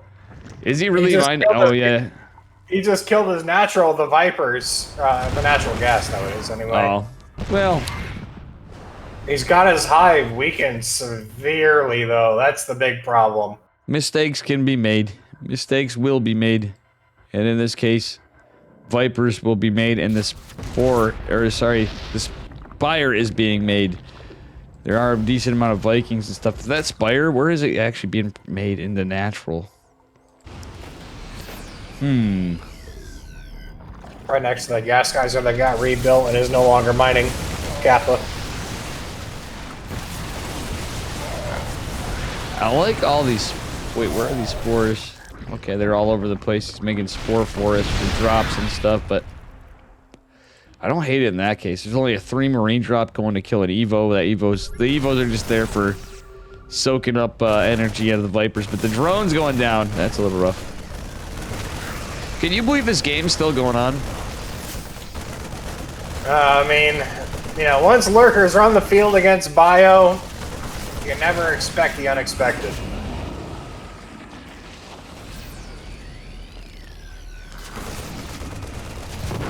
Well, medevac's on those 3 annoying Marines that... Those Marines were literally like fucking... If you took like John Rambo, right? And you mixed him with like Chuck Norris and Bruce Lee, that's where those... Well, not Bruce Lee, yeah, actually. And you just took away the gun out of one of them, you'd be right there. Oh, he's going right into a Broodlords. Actually, I don't hate trying to go to Broodlords, but like, let's look at the income this game. This game's in the army advantage. It's been so close, back and forth, this whole time, even with all those dead hatches. Like, Mixu's been pretty cracked, but Quanta had some sick multi-prong going on. Let's be real here. Oh, he has to be careful not. Oh, he's gonna throw away the Vipers. The Vipers! That is so rough, and he took this base just recently. Yeah. I don't see him say, yeah, these drones are dead. Yeah, and somehow Quanta did lose another 7 SCVs as well. You know, I'm really surprised we still haven't seen a Ghost Academy yet. Yeah, I mean, lurkers, like, I feel like even with this amount of damage that Quanta caused earlier, he kind of deserves to be in this position for not building ghosts. You're not wrong. Like, you know what I'm saying? That's just the Terran. You need ghosts to beat lurkers usually, unless he doesn't have advanced ballistic. No, he does have advanced ballistics, and he has. Yeah, he does. He doesn't have ship weapons. No, he's still on Bio, which is also another kind of surprising thing, knowing that the first 2 games he did play mech, and he's really stuck on this Bio right now. All right, Quanta trying to be cheeky and take this base. But you know what? Mixu is having none of it. Well, he has to be careful not to throw away these lurkers and stuff. The Hydra's now in trouble. The whole position gonna hurt him. And looks like we are in a bit of a predicament. Oh, that missile turret's coming in clutch, but it does fall after killing a lurker. I think that was probably an MVP missile turret right there. Stark, what do you think? Absolutely. Now we got a little bit of a spore crawler kind of forwardness going on. I can't really call it forced yet. It's still only 3 up here right now. It's like the it's more like the library garden outside of Quanta's base, you know. Yeah. You know what, I hate to say it, we're on the current patch, but the old maps. You can see the difference on this map and how it. And I'm remembering this map now as it plays out. Oh, the fungal and ZBT, TBZ. Yeah, no, absolutely. Like, it doesn't just seem like you have, like, broken tank positions in every spot in this and stuff on this map, you know? Yeah, no, absolutely. Another sick fungals on those Vikings.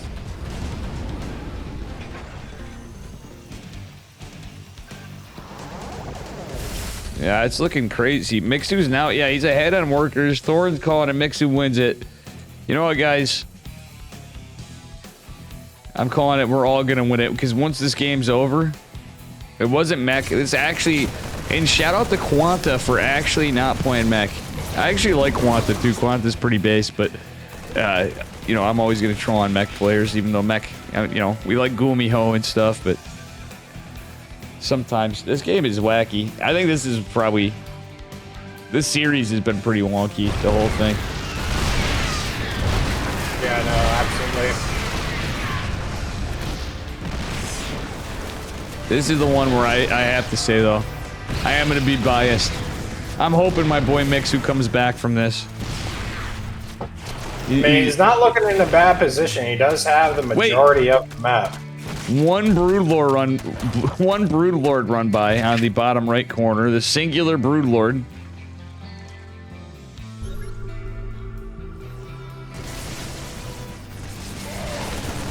Nah, I mean, honestly, guys, I'm seeing it. And I'm telling you, a lot of this stuff's... I don't know. I mean, the only balance notes I have for the game is if they could do me a favor and remove Protoss versus Protoss, I'd be extra appreciative. Just remove all mirror matchups at that point. Yeah, just remove them all. If it's a mirror matchup, make them play random. Yeah, there you go. And that's the solution in tournaments. They have to play random in the finals. So it'd be like... That would be pretty crazy if they just had to play random in the finals no matter what race they made. I mean, yeah. I get it too. It's your highest win rate. ZVZ is, yeah, usually it's good. It's the same kind of thing on some stuff. PvP, I miss my skip PvP shit. Ugh. I so miss it. And it's all just a coin flip.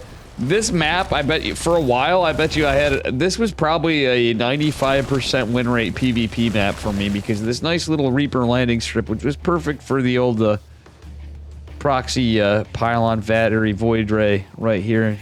You know, it's the map I almost beat Zest on, guys. No joke. Oh, TBT is incredible, though. Yeah, that would be a thing, is I actually really enjoy high-level TBT.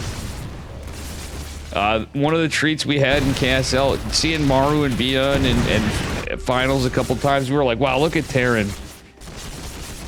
Yeah, true, almost only counts in horseshoes and hand grenades, but it did happen. It did happen. Alright, hello? Lurkers doing something? What were the lurkers? Are they hitting rocks? Oh yeah, these breaking rocks. That makes sense. I'm surprised. Interestingly enough, this is such a weird... Quanta's such a cheeky player, though. Who goes like mass Viking? I don't know. This is just so strange. Yeah, I mean, you know, the Vikings, I don't actually hate them. No, and you can use them as ground units even if you need to. And how wonky this game is. Quanta's leading in supply, though, because he has so few workers, because he's built nothing but... He literally builds nothing but orbital command centers. What a madman. He does not have a single planetary still. Hold on, Chad. This is incredible. Oh no my planetary, God. no Ghost Academy. The man's, he's a madman. Quanta's literally mining off of, like, two bases. Not even, really. And he's even saving his gas. And he's got a bank, but, like... Incredible. How long is that gonna last? Yeah, and the longer a Terran sits on a base, the more it's gonna mine out. So if the Zerg needs it, and even if he kills it, there's not gonna be anything left. He's like, you left me a table scrap, bro. That's the reality. Yeah, especially with this many orbitals, Quanta is gonna mine out of these bases way faster. It's obvious he's not confident. He's a good player. Like, I mean, there's no shot that he can know how to use snipes. And, oh my God, the one Broodlord hit squad is killing tanks left and right. Like, you need Ghost. You literally need Ghost against this. They're not wrong in chat, but, like, some EMPs and some snipes is what you need against this shit. Yeah. Like, literally, forget anything fancy. Yeah, no, at this point, you just have to. I mean, this late in the game, you have to have Ghosts. Like, Thor's good unit here. I do like the Thors. And as we see Mixu starting... Look at this bank of freaking... Imagine Terran moment again. Oh no, the infestors! He's already low on, he needs everything he can get. He did land a fungal, but it's not gonna do much. And this is gonna look rough. Oh, yeet the lurkers. Ooh, does take a hit from the Liberator. Yeah, he's gonna yeet the lurkers again. Is he gonna get some of this bio? He is in the SCVs. It doesn't matter. He doesn't even need, he needs like 20 SCVs at this point. He's just like, lol. I have all orbital command centers. Let's take a look at the army trading here, because I feel like it's still... Quana is a little under... I think Quana is maybe a little undermatched for Mixu when I think about it. He's a very good player, but in this side, he is a bit of a meme lord, as you can see. It's no dig at Quana by any means. It's just simply that Mixu's a way more experienced player, I feel like. I could be wrong. Yeah. Jesus, this game's still going. I swear. Yeah, it looks like we might be approaching the end game here now that Quana's bank has run out. The mineral income is significantly lower. But the army is still in pretty good shape. I want to send these replays to Sale. Because this, I remember watching, I've watched Sale enough that I remember watching him on this map before and thinking of like,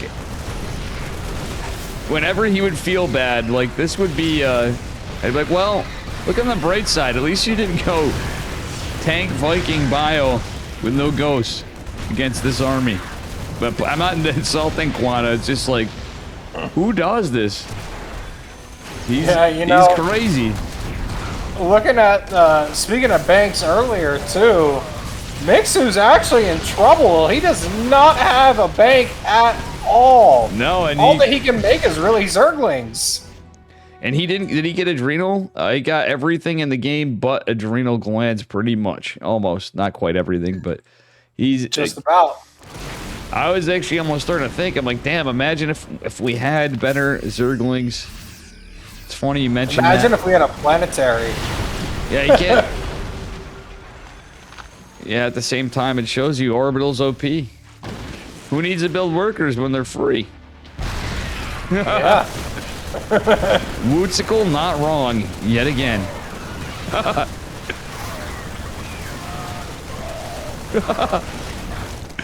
Let's be real. The memes are real in this one. In this series. Okay, the Vikings finally going to trade out. I mean, same time, Quanta's not exactly rich. Well, he just took the space. Never mind. With all these orbitals. But he has to scan constantly, so... Are we watching ZVZ or ZVT, or are we watching TVT right now? I'm starting to feel it. This is almost like reminding me of a TVT game, how weird this one is. With all the Vikings and... Mixu's peak nearly 6'2", yes. Yeah, that's what I was saying. He used to be... He is still pretty good. Yeah, we do finally have a planetary in production, too. Oh, we got Neural Parasite now. That was what was like... Okay. Okay. Oh, no, the scans, the scans. Missile turrets. I know there's missile turrets, too, but... Oh, man, this is where you feel like, God damn it, Terran. As the Zerg player, you're like, you did all this cheeky stuff before. You kind of metagamed me. But at the end of the day... Oh, God, he's going to move that lurker. Move the... Oh, he moved it back to die. Not like this, Mixu. 7 drones falling. Oh, that's his mining base, too. 1 of 2. And he's remembering, oh, yeah, his bio's OP still at this point. Oh, poor Mixu. He's starting to come apart here. I mean, yeah, at this point, he just doesn't have a gas bank to keep reproducing, and Broodlords against the amount of Thors that are on the map. I just don't know. I mean, he does have Neural Parasite, so it is possible. Yeah, this is, no planetary fortresses were harmed in the making of this game except for this one right here. Casual, like, 30-something minute planetary fortress. You may have built it earlier to defend, and I didn't notice it because we got so used to it. So, only one planetary made in a TVZ. No, it just finished. You know what we call that?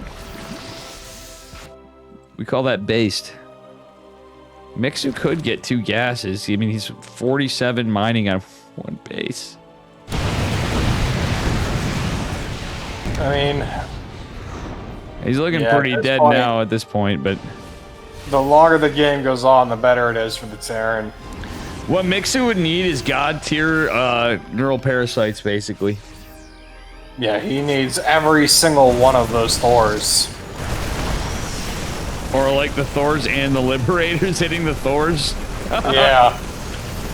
He needs everything. He just needs more infestors to parasite every unit. Yeah, you never got the gas on this base. Oh, tanks killing Thors is pretty good. And Broodlord's coming in, trying to get... If you can get a couple of Broodlings on these tanks, yeah. Is going to kill one. Oh, don't go too far. He is. Alright, he's got some queens, but they're running out of energy. The few queens are remaining. Alright, this game is nuts. Sorry for my obs work, guys. It's been a long day. And it always sucks anyway, but still. Yeah. I mean, at this point, I just don't see a way for Mixu to come back in this. I don't blame him for hanging in. I think it's probably a little hard to read at this point, too, because economically. And he's like, well, at this late in the game and how many bases are mined out? Oh, no. The Liberators are going to get one of the infestors. He didn't need that. He literally needed every infestor. Yeah, he does. I mean, he has, what, little bit of minerals, but no gas income.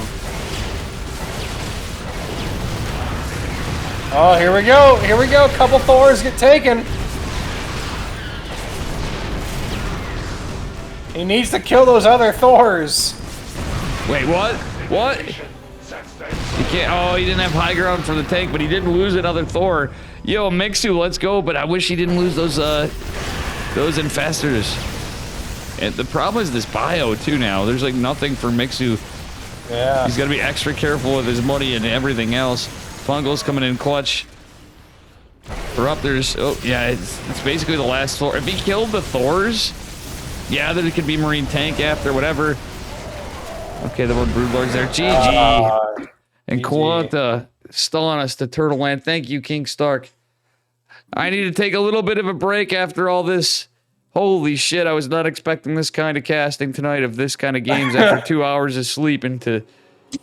Oh, poor Mixu. I'm really feeling really sad for Mixu on that one. But very well played by Quanta. Very well played by Mixu. And this is King Stark. Thank you, Starky boy, for hopping in for a few. You're welcome, buddy. Guys, I appreciate the allowance into the world of the Dave. Yeah, I mean, some stuff I just figured fuck it at this point. OSC's kind of like usually... You're fine. But thank you, man. It was fun to hang out, especially when I'm really tired. I'm going to take a little break, Ski, though. And guys, make sure you give King Stark a follow on his Twitch channel. You have a good night, my brother. You as well. Take care. I'll talk to you soon. Yep. See you, buddy. All right, guys. After that, I need to take a piss, and I'll be right back. I got to blow my nose and stuff like that. Okay, use the bathroom. I just figured I'd get a little graphic on you. Charlie, you don't need more. This cat does not need more food. All right, I know it's all like smoky over here and stuff. That cat does not need more food. Let's be real. That cat needs Jenny Craig is what he needs. You know what I'm saying? All right, guys, I'll be right back. I've already fed my cat. He does not need any more food. That's diabetes land. I'm already worried about it. He's getting old.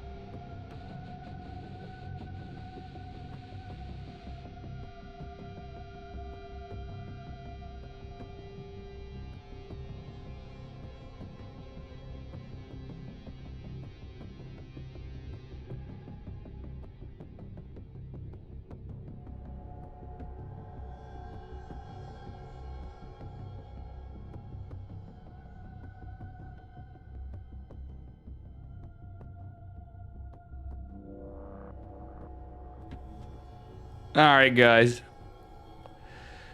You always got pumped to watch an X-Men. I wanted a fucking ladder tonight, but it ain't happening. These games are going too long. I only had 2 hours of sleep and got work. No problemo, King Stark. I told you I'd get you in sometime, and I got you in sometime. We've done something before, but not this. All right, let's go into our next matchup. Nickerack versus Percival. Guys, smash that follow button. I'm fucking tired.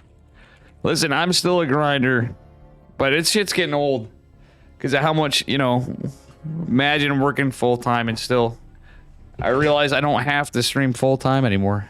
And I still, dude, people are like, Dave, I can't watch you anymore. I'm sorry that I'm not in the West Coast and Korea and Europe. I used to stream an ungodly amount for a while because I was out of work for a bit.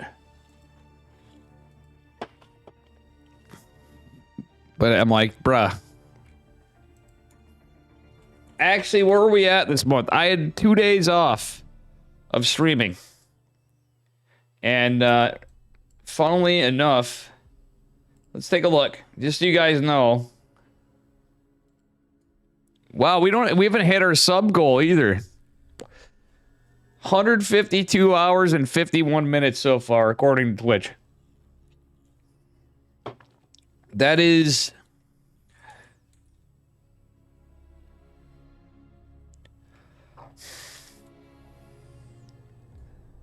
That is... almost... full-time job or amount of streaming. And I was with 2 days for a funeral.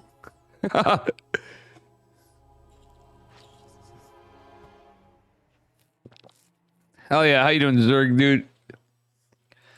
Trust me, Zerg players watch my stream too even when I'm laddering. Even Thorn watches me sometimes. If you think Up a Tree throws, nah. I love my boy Sal. I only joke. You should see this guy. The always 4K Dave, you know? Alright, we got a TVT. Let's chill and let the song finish because I need a break. But do me a favor, anybody, let's support OSC on Ko-Fi. You know, I think I might actually do it too. So guys, on Ko-Fi, you go on there. I'm gonna put my... Fuck, I'm hitting the wrong scene. Okay. This is a different scene than I normally use, so I don't have some of the shit that I normally would. You just go on here. You can go on, you can go, I'm gonna donate.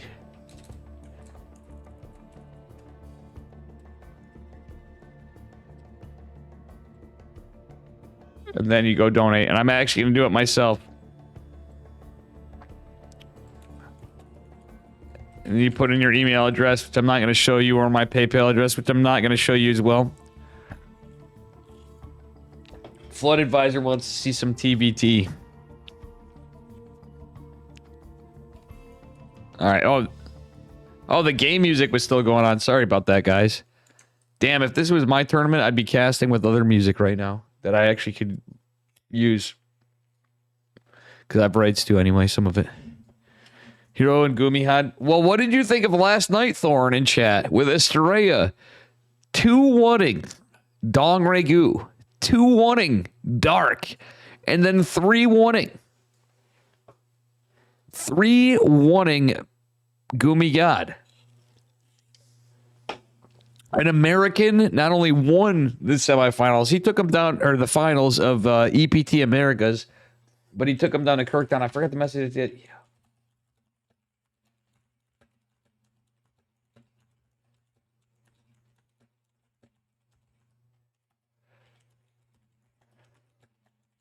That was insane. Yeah, but he did meme. Somebody in a Laser's chat earlier was memeing on it and stuff. They were going, oh, he kind of threw. He's doing silly builds. And I'm like, I'm sorry, man. Everybody's got their styles, but when you're in tournaments, you got to pull out the shit. All right, guys. We're going into the TVT. Game number 1 is on Gressfan. It is Nickerack versus Percival. And we are approaching potentially the end. And I'll be honest, this could go on for a while, but we don't know. I'm going to say we have 2 mirror matchups coming up. We have a Terran versus Terran and a Protoss versus Protoss, and we are into that TVT. Spawning in the upper left-hand corner. I know this guy all too well.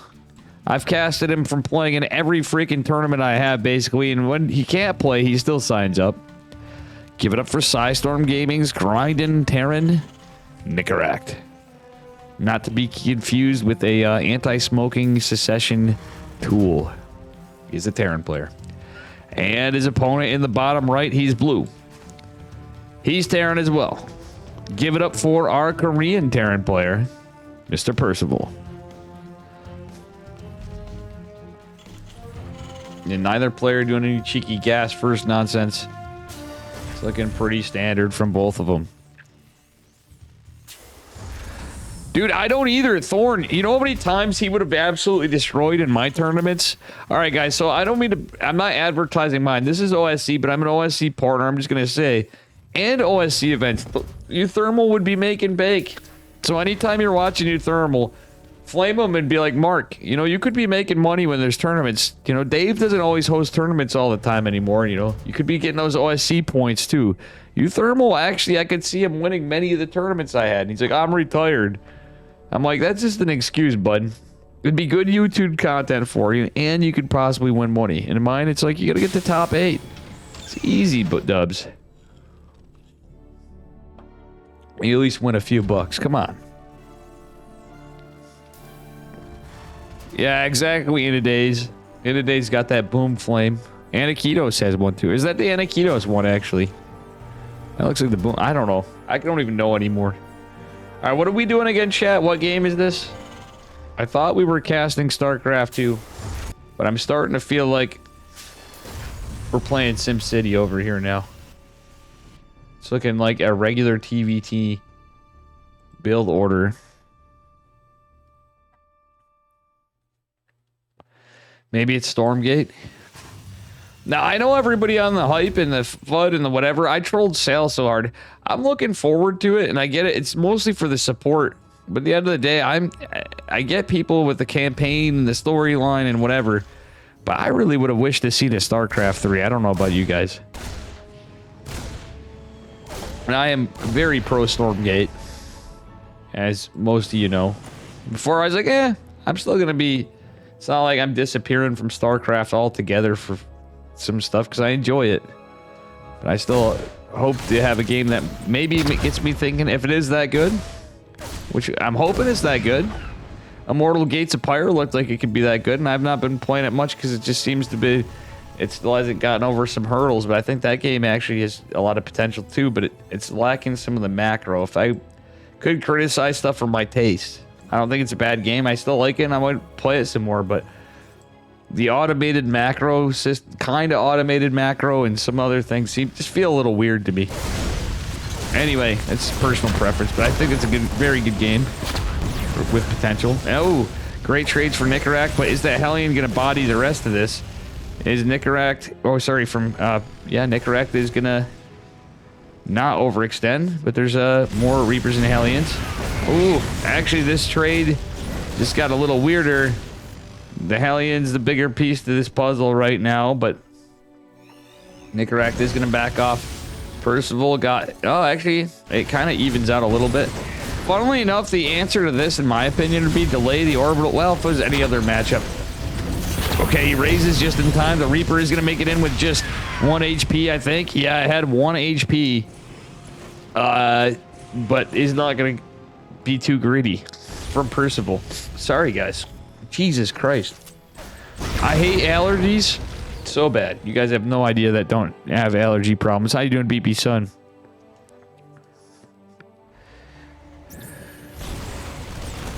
Oh yeah, no, I could see Immortal having I think it's budget stuff too for these guys, so I'm not shitting on them.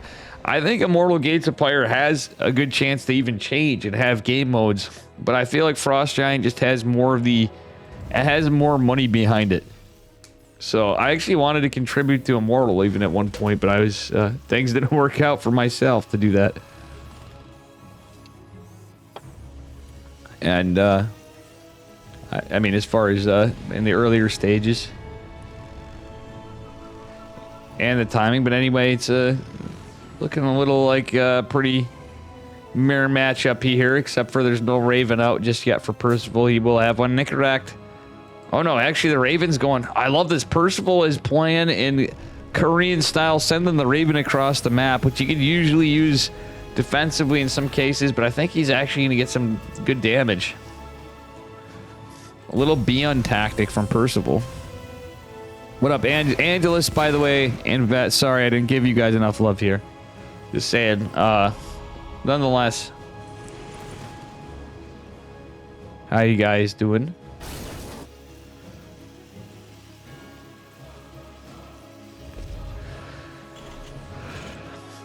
Ooh, the Cyclone chasing down the Raven, though. That is a little bit of a game changer. Oh. Percival's going to have to make Desperation. Oh, he doesn't even get to land, too. Percival taking a unlucky trade there. Cyclone just taking a little bit of damage. Neither player... Okay, seeing the third CC actually finish for Percival first. That could put him at an advantage if Nicaract doesn't attack. But he needs to attack smart. But it's very standard from Nicaract going into the old school 3 Raven. Sometimes you see 2 Raven now build, but we already have Vikings out from Percival. So economically, even though the trades were favoring Nicaract a little, or in some ways, not really. He lost some stuff earlier, but it had. I think this is favoring Percival from a macro standpoint. As long as he does it right, because he's going to have that orbital. Even if he doesn't land it, he can make more mules. He can make more SCVs. Yeah, I'm a hurting machine over here. Not going to lie. A little sore, a little tired.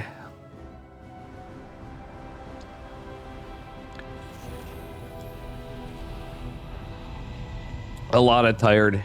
And I had King Stark persuade me to get some beverages, which I really didn't need to do. I honestly would have probably slept better without, is why. Oh, imagine if we dropped a BM auto turret for a drop. Alright, anyway. Yeah, this is where it gets interesting, because there's 3... Oh, God. You know what's weird? That's a situation where you interference matrix a Viking. Okay, the tank's gonna pull back, but Nicaract lost some tanks. And this kind of equalizes, because the worker count's pretty much even. And they both ultimately land the CC at the same time. However, yeah, let's take a look. It was a spike in income for Percival from the mule. He was using it for mules, etc. But at the same time, Nicaract had that little momentum there from the spike, so I don't know. And he was, he just got his CC down at the same time. He retained most of it. He's going to lose the Ravens, potentially, probably, yeah, definitely. But, oh my God, auto turret's so good. The tank's fighting too. Does Nicaract win them? Oh, Percival had the first shots on the tanks. That tank in the back actually helped out quite a bit for him. Nicaract gets some good worker kills. He's actually just deleting on workers, but the army's going to be a big factor here. He's going to lose that tank. Nicaract needs to back the hell off. Both players have stem. Percival has combat shields, and he has this nasty bioforce here. No siege tank. We do have a medevac and marines, but yeah. Percival somehow behind this got secured into... I was talking about Immortal rather than the game. Classic Dave, right? Nicaract actually got into stem and combat shields. I gotta continue this after. But yeah, I'm actually gonna share a tweet with you guys to take a look at from OSC. Even if you spread the word on that, leave a comment, say how much you like the tournaments. These go on and on and on, and the grand finals one get crazy. The players we have now, it's gotten insane. At this stage of StarCraft, it's crazy. True vet gamer. Don't have anything until tomorrow evening. Combat shield, most forgotten upgrade. True. It do be a common Terran thing to forget. All right, this is actually looking scary. It's a lot of bio with some advantages for Percival going across the map. Mostly, all the combat shields is now going to even out, but this fourth base is being built on location from Nicorach. That's going to be a bit of a problem, and it's going to be a stem to win.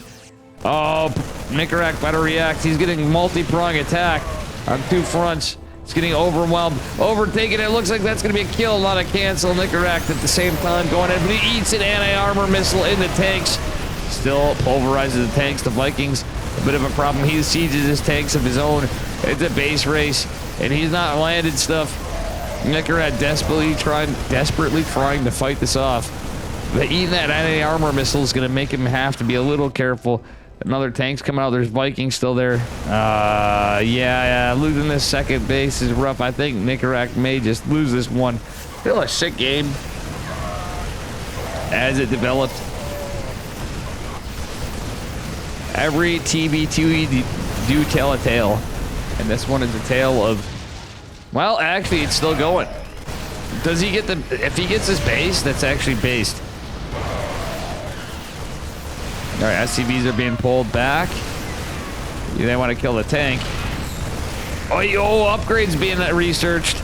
Yeah, he needs to target those. Forget the orbital in a way. The orbital is clutch to this, but at the end of the day, look at this. Percival has 41 workers. They're just showing. Oh, wait. Percival's mining down here. Never mind. Percival is just fine. Still, denying the upgrades was pretty big. Nicorach's about to hit 2-2 and +1, but he doesn't have shit. Oh, the medevacs are a bit of a problem.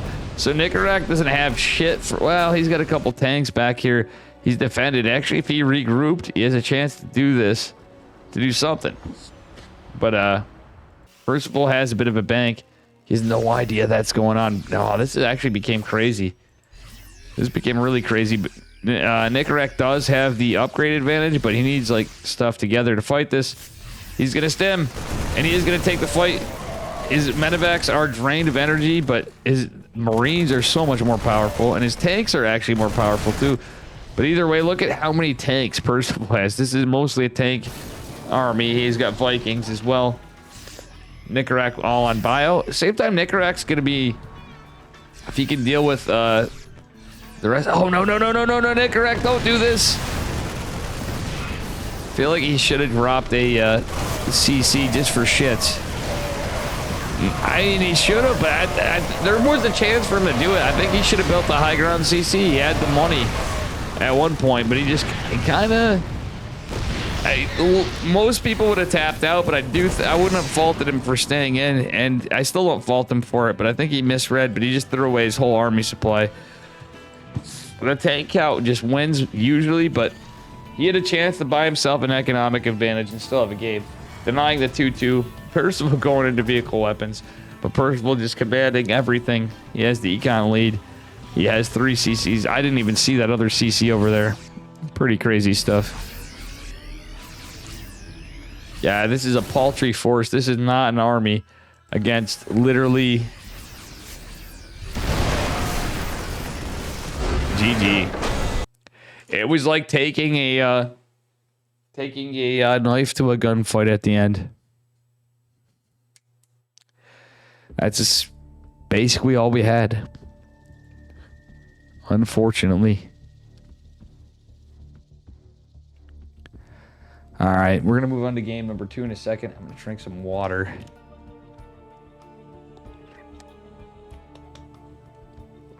I'm so tired. I really wish I got my AC in this morning or this weekend. It's getting hot too.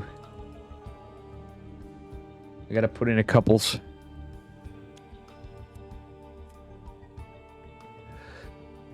Truth on 2-2 knife versus 1-1 army. All right, we're gonna move on to Gresvan.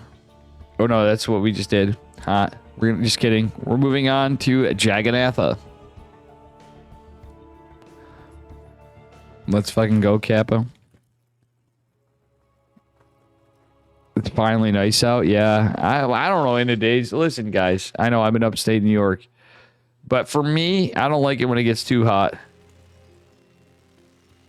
That's all I'm saying. And it's not like too hot yet. It is nice out, actually, but true. But I wasn't negative 30 for a little bit here. Just saying, anyway. He's down a point, but not out just yet. Spawning in the bottom left-hand corner. Doing something cheeky. In the red. Give it up for Psystorm Gaming's Nicaract. And his opponent also doing something cheeky. Who scouts the SEV, I think. Give it up for Percival in the blue. Oh, my God. Is this going to be... Oh, jeez. Nicaract draws first racks, though. Percival slightly behind. This game's going to get weird really fast. It'll likely be over really fast. For either player. Sorry. Eating crackers in your fucking ears.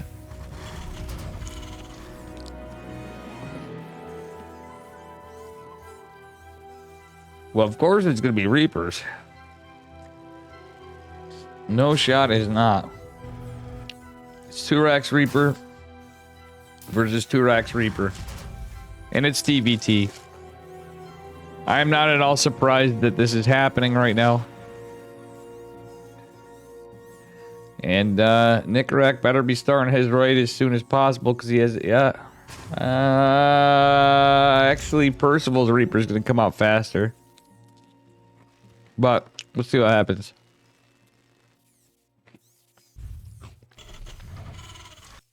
Oh.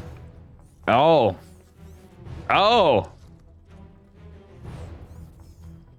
It's 3 racks Reaper. Percival just may do game-ending damage first, though. This is going to be rough. Nicaract may just be out really quick because of how quick these Reapers are out. And the econ difference between the 2 builds. 3 racks is more committed, but at the same time, it's so different. We'll see. At the end of the day, if you don't build an orbital, which Nicaract or Percival has, you can load up your SCVs. See, look at those Reapers are already there.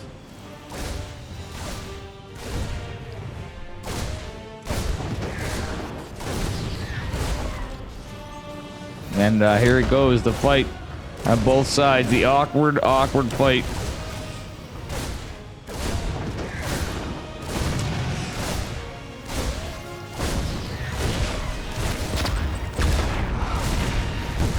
The orbital basically just wins, but at the end of the day,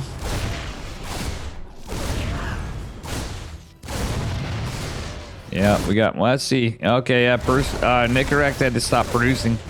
He can float away. He can cancel, he should cancel one. He should cancel one, Nicaract. Why would you do this? You're eliminating a win condition possibility. Yeah. He needs to cancel this last Reaper. It's 5-6. Yeah. Okay. You still... Oh, God. He didn't have an orbital is what I'm saying.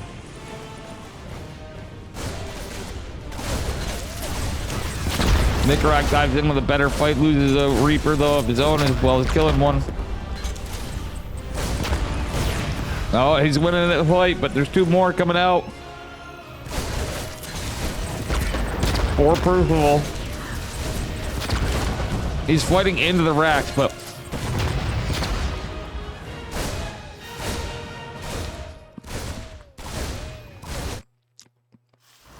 Nah, I think Nicaract just lost this.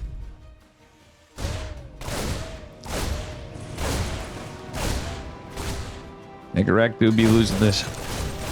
Yeah, the Marine doing a different damage point with this combined. On top of it, Nicaract's 1,000% all in. Yeah, he should have like lifted SCVs and loaded off after, if nothing else. Or save money. He does not win this fight. It's close, but... Yeah.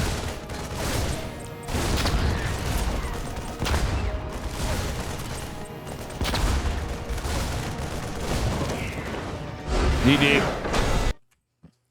Percival takes it. Well, we did very long game 1, a base game number 2. That was a little bit of a rock, paper, scissors. It is a mirror matchup. And we have our last one. It's a PvP. We had a TVT, and now we're going even more into the circuit. Well, maybe. Who knows? You guys ready for who this is? It's Cyan versus... It's Eric Fire. I'm writing this because of Wikipedia reasons, maybe. I don't know. Cyan versus Eric Fire. Send in the clowns, folks. This is our last match.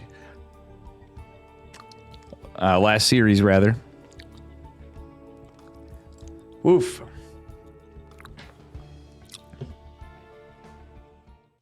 Damn, and this thing has gone on longer than an entire KSL. It feels like every week.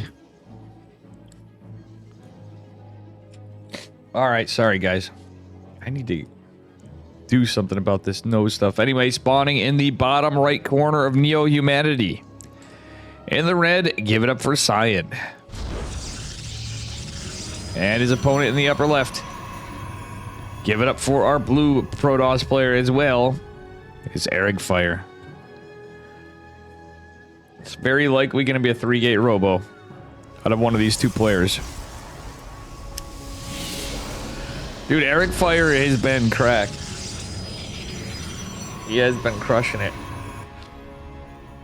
But PvP's always been his goated matchup, and I figured he'd just get it better and better. It's kind of like Max Packs with 1-gate expands, except for he's doing a cheese.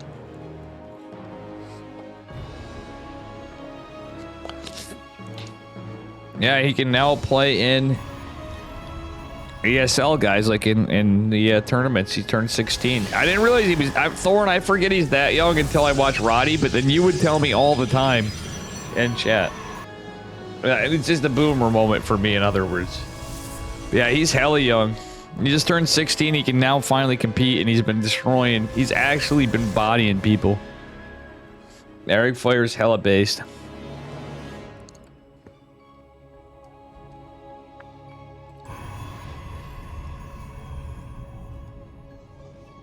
Hey, that boomer for life. All right. Eric Fire at the proxy pylon. Is he not got a 3-gate robo? I saw him change it up a little before. Ping's the core. That's interesting. There was a ping there. It was an accidental ping, I think, but... Wait, are they looking for a 3-gate robo versus a 3-gate robo? Is this just a metagame proxy pylon? I think this is a metagame proxy pylon from Eric Fire, also serving as a scout. Wait, knowing him? Yeah, never mind. Eric Fire. He's changing it up a little bit. Wait. His third pylon's there. He's no pylon for a shield battery. Cyan going for a shield battery. I don't think he knows. Oh no, it's the shield battery wall. He'll trap the probe. Oh wow, that's actually 200 IQ play by Cyan. That was pretty huge. Eric Fire going robo. Or Stargate. I said robo, I'm thinking. Yeah, how do you even pronounce that? Jean Coping. I forgot how to say. Dave Yonko. Yeah, it's a robo gate. It produces void rays that shit out immortals.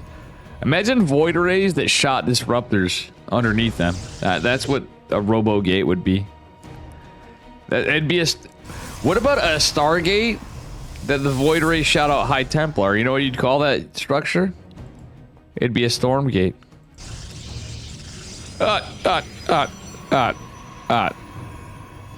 Carriers that shoot storm, but I'm just saying, if you took a Stargate that produced void rays that dropped High Templar, it'd be a storm gate.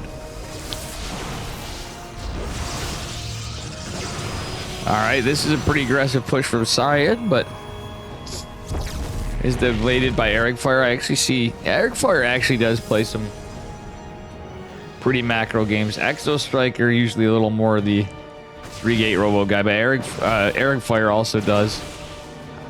I don't see him do Stargate openers in the past too much, so it's good to see him change it up a little. We got a 2-gate match versus a 2-gate.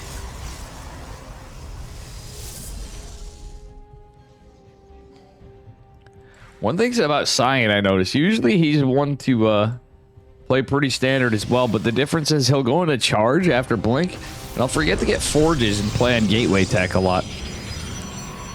But still, it's kind of a stylistic thing to note that I've noticed of Cyan myself. Over time, I've casted him quite a bit as well. Both these kids I've casted many times. So all this for a meta game.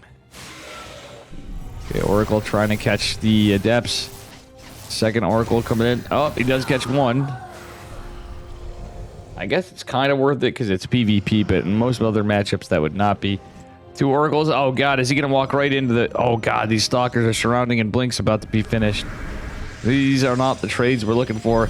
Cyan posturing for third base. He does kill the probe, but is it just a trap? No, the Oracles do evade, and he is trying to go find some cheeky vision, but damage. Does get a little bit and saves the Oracle with just 4 HP for now. Third base going down for Mr. Cyan. Eric Fire not going to rush it. He's going into... Oh, Cyan's going into a Robo. Okay, Eric Fire's taking one right behind. It's not really that big of a deal. The difference is literally so slight. I don't think that makes any difference in PvP, considering the comp. The army supplies even. Blink's a little further ahead for Cyan. Cyan is going into a Forge. Never mind. Look at this time. Everyone in chat's a mod. I'm going to start unmodding people, but I bet you guys will stop watching my stream in some cases. Just because... And then I just do it back. We did the mod unmod, but here's the reason why. Just hear me out. I think it can spice things up. And then we have the channel points thing. You could be unmodded on a whim by somebody's channel points. You guys didn't realize they changed that? You can mod or unmod somebody. See that? I snuck that in there. But the thing is, ultimately Dave will go over, but I think it would be funny. Yeah, exactly. Because there's so many mods. That's why I did it, though. Because mods get, like, on power trips sometimes, man. I just think about my own experience in Twitch channels. You're like, bruh. But actually, the other reason is I actually modded people so they wouldn't ban the other people that were mods in my chat. They're like, yo, I'm mod. That's based. I'm like, yo. That's totally why you're mod for some of you. Because you were getting ready to ban so-and-so, and I happen to like both you guys, so... Yeah, heck on. Wootsicle actually would... Wootsicle was VIP, right? And he wanted to be mod. And I said, Woo, whatever you want, brother. Wootsicle is an exception. Wootsicle gave up VIP for mod because he goes, nah, dude, I want to fucking ban people. I was like, Woo, you deal with enough shit on ladder, go for it, bud. Or you get a little stressed out, you know what I'm saying. Both players going into +1. Eric Fire going with a little bit of a disadvantage there. And the army supply in favor of Cyan coming with the Big Daddy Immortal too. Robo not quite done for Eric Fire. Looks like Cyan's in a pretty good spot. Eric Fire is trying to take a fourth. And with this War Prism, this could be a little scary. Oh, he's out of position too. Not like this. Yeah, he's going to have to recall. Boys are trying to be pulled. It doesn't even the whole army. He's trying to fight this off. Gusick is looking very rough. Very awkward position to fight into. But I think this one could be approaching the end soon. I'm sure they'll duke it out. But they ain't looking good, Chief.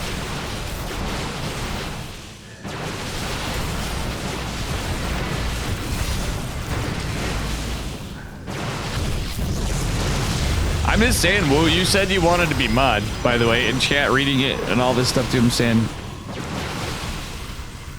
Next guy I see with unpolished boots gets muted. Ramasticus, you're fine. Honestly, everybody's mostly... Truthfully, in my chat, it's pretty unironically random as fuck and how shit works out. Fourth base was canceled for units, but I don't think it matters. I think, Eric Fire's looking pretty dead this game. He's done his best. That Cyan put in the pressure and he had too good Oracle defense. It's a trap. All right, Eric Fire trying to get into charge, but he just doesn't have the economy for any of this. And the fourth base going down for Cyan. Cyan dropping Gates. Cyan getting into +2. Looking at rough for Eric Fire. Cyan even picking off this pylon.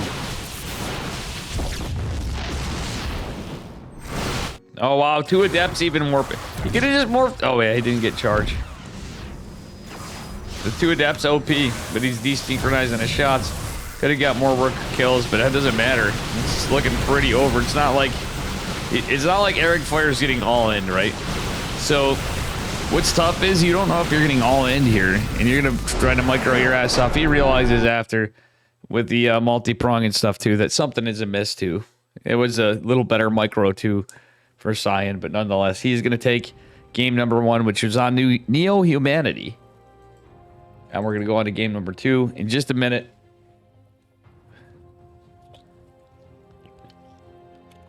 Fion's confirmed.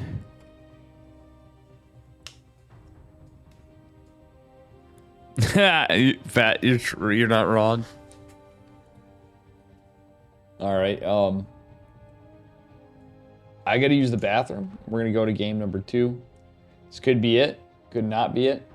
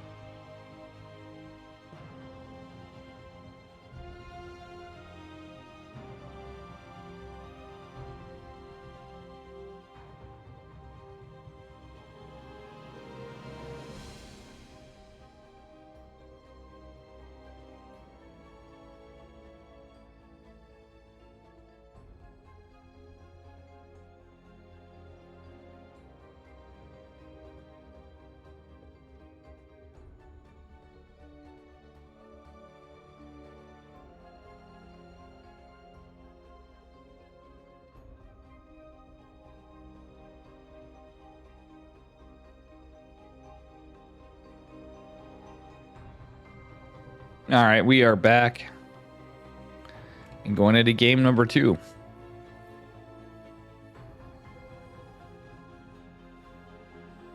You're not wrong, Thorn. You're not wrong.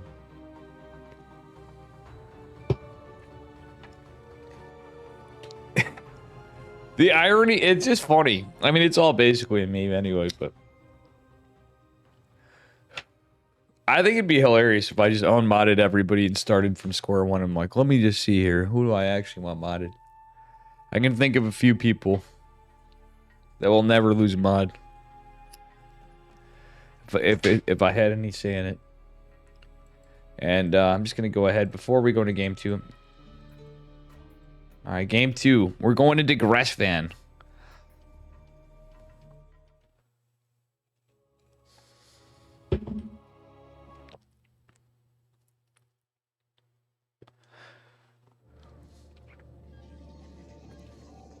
Yeah. All right, here we go. Spawning in the upper left-hand corner of Gressvan. As I mentioned before, he's red. From the South Pacific. Give it up for Cyan in the red. And his opponent in the bottom right. From the team that is no longer still established. Formerly Alpha X, give it up for Eric Fire in the blue.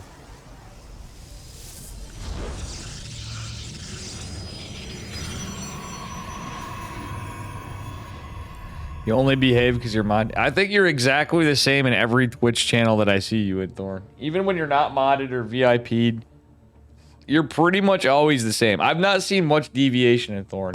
It's going to be a high ground versus a high ground. This is going to be a sweaty game versus a sweaty one. Alpha X, unfortunately, disbanded. And shout out to Sushi for and the team in general. But shout out to Sushi for how much love he's given StarCraft 2. And other games too. I mean, even for that matter, in that team. Yeah, a little bit dicey. They just disbanded like last week, if I'm not mistaken. Very sad news. Rip King of Battles and stuff. I mean, people get old. Time change. Things happen. Even Dave's gonna finally commit to what he says and cut down more yet. Sometimes. I'm gonna get a game plan so I take better care of myself. I think Cyan is gonna go cheeky here. Looks like he might go proxy Stargate. Or no, he's just looking for proxies. Eric Fire, on the other hand, he's going for a proxy. This could be Stargate, could be Robo. But he met a game proxy pylon the last one. He's gonna go double duty with this probe. And this is just hilarious. These guys kind of got in the same situation as game number 1. Yeah, my stream kind of sucks, guys. Let's be real here. Who else is... You have a very good chance of being modded and then unmodded in my stream. Because I am going to start unmodding people. And seeing who gets salty, and I'm like, fine, I'll mod you back again. I just think it'd be hilarious. I think I'll do mod on mod for real. Last mod on mod I didn't even go through the list because I felt too bad. But we literally went through 7.5 hours of mod on mod. I have that many mods. There was about 150 mods when we did it, and 60 VIPs. So just to give you guys an idea of how funny that is. The only reason some people are modded in some cases is because I ran out of VIPs. And Ranger's like, I don't want to be a mod, Dave. I only have 60 VIPs. I'm gonna have to start alternating those. But so many people get so used to it, and I always feel bad. They're like, Dave, why am I not VIP? I'm like, dude, I'm gonna alternate them every month. So my streamer buddies, my big don't. The problem is too, is it also affects my, the people with the biggest, dickest donos. Imagine if I own VIP Dan Mako, guys. It's PvP. Notice what I'm talking all this. It's a Robo versus Stargate. No shield battery here. Another gate going on. It's 3-gate Robo. But an Oracle could be game ending in this case, depending on what happens. Big Daddy Immortal slowly crawling across the map. All crab-like. And there's 3... Oh, God. Eric Fire taking the worst of the fights. Right here. Immortal kind of derping. Oracle going across the map. Nothing to defend. But one Stalker. One Stalker versus an Oracle is not that great. Oracle sees the Warp Prism. And I believe the Immortal is scouted. This is not looking good for Eric Fire. Someone gave me the title Crayola Eater. Oh, Stasis Wardy going down. That's our boy Wardy stasis trapping stuff, because Wardy used to play Terran. Oh, mamma mia. We're talking about everything but the game, but I really could care less. I'm getting really tired, guys. I wanted to play ladder after a while. That's the thing. I love casting this, and I'm very grateful to OSC. Guys, make sure you do it. These games have been sick. This game's sick. It's because I had no sleep, so I'm sure y'all understand how that be. Two Oracles are out and 2 Stalkers are there. I ain't no mathematician, but I think the Oracles win that fight. There's even a Stasis Ward E in his base.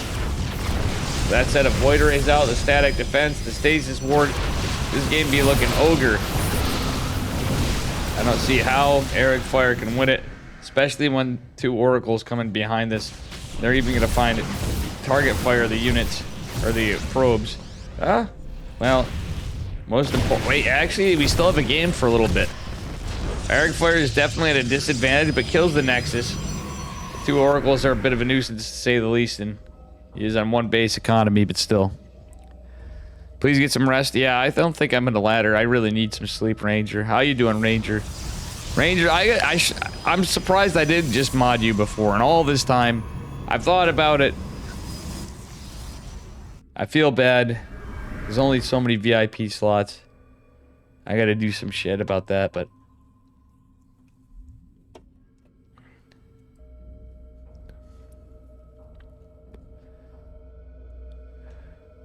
Oh, nice, dude. You had a 3-hour stream, and yeah, dude. I know. I'm glad you're streaming it. You had time. I know you don't always have time to, but my suggestion is, like I said, you can do what you can do. Don't become Dave. It's you know, it's not been. Oh my God, a Void Ray killing the procs.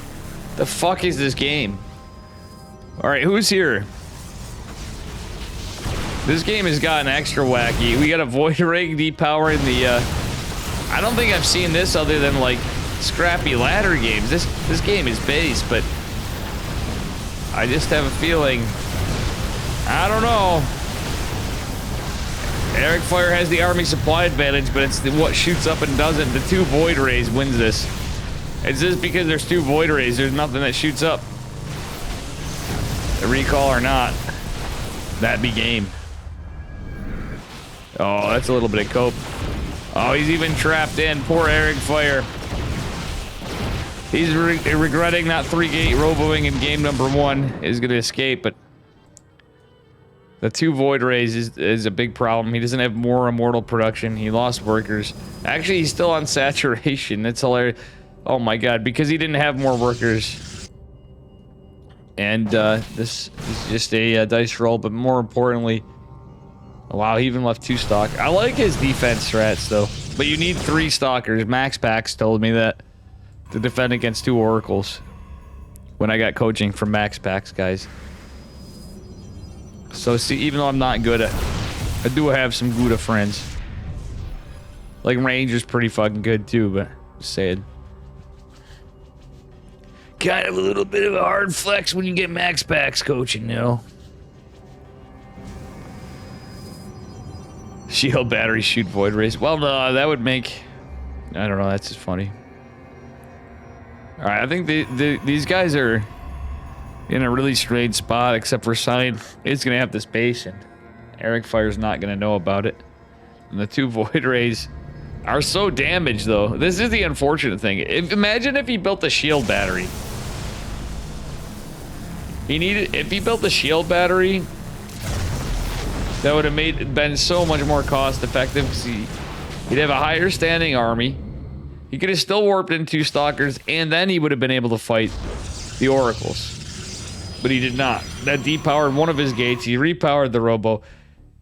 There's an immortal coming out on the other side of the map, though, and another one in production. Shield battery on the way. No, it's a pylon. He actually could have started a battery, then the pylon, because he has a warp prism. So Cyan now went into Robotech behind it. There's no shot Eric Fire takes this. As much as I love him, no way he's got this game. Poor young Mr. Eric Fire.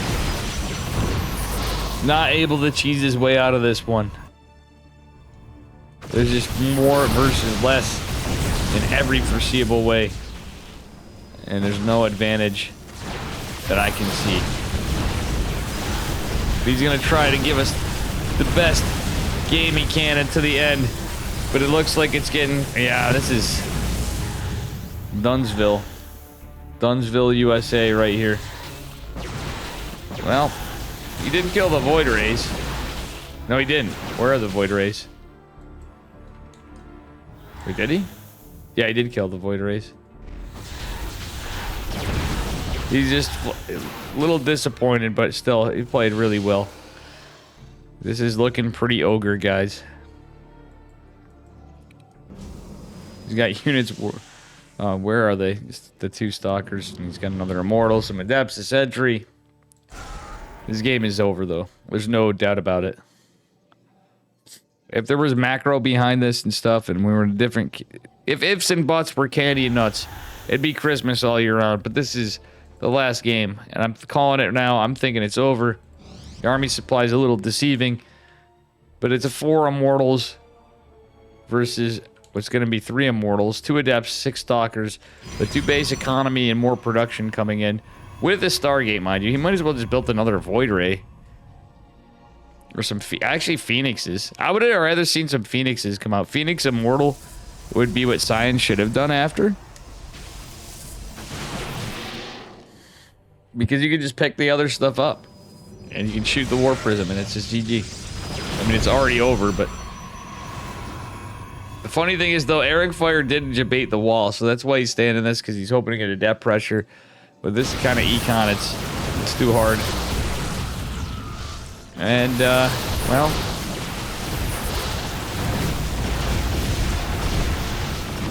even with a really kind of poor fight from Cyan, he just has too much.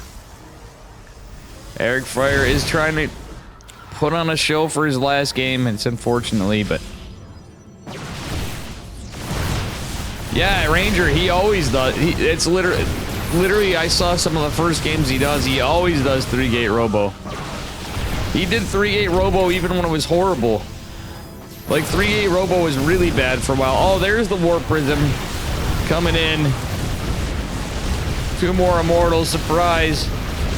Eric Fire's trying to clean it out, trying to bring us a game. The boys are pulled. He's trying to keep this Warp Prism alive. He's got 3 Immortals he's gonna try to juggle. But you know what, guys? My hand was off my mouse. There's just not enough HP on this.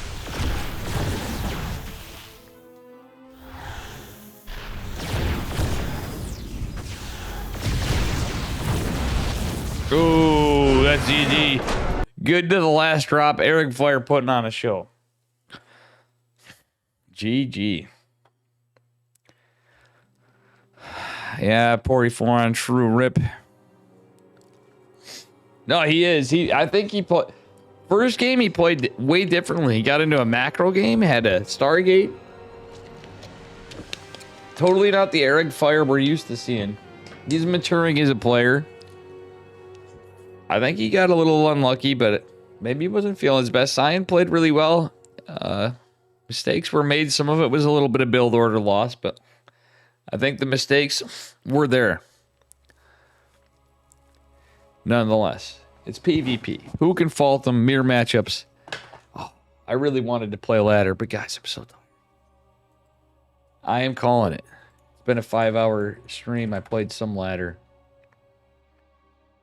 Not near enough. So we going out. Guys, I am gonna call it.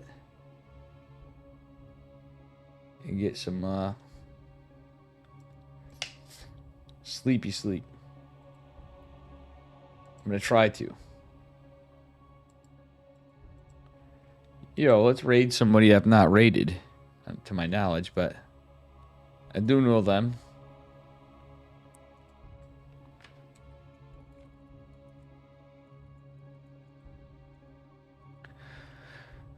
See you guys. See you, Vet. I'm so tired. Giddy up. And thanks for the foul. Little bit dicey. Let's go say hello to Sugar. StarCraft 2. The owner of Apprentice Esports. Who does any Apprentice. Come on, guys. Let's all come in for the raid. Y'all can do it. And thank you very much. I'm going to post the VOD shortly. This will be on my YouTube too, guys. Before I go, check out my YouTube. Subscribe. We need more YouTube subscribers. This will be on there. KSL's on there. ESL's on there. ESL Open Cups. Stuff from the past that you might want to see. And other content which is to come. Which I will not say other than StarCraft and other than gaming. But there's some guitar and bass and shit too. But whatever. Alright, guys. Thank you very much. Have a good night. No subs today. Wow. Wow. One more day for subs. I'm going to be streaming tomorrow to make sure we hit our goal. 150 goal. I guess I got spoiled too long. All right, guys. Peace out.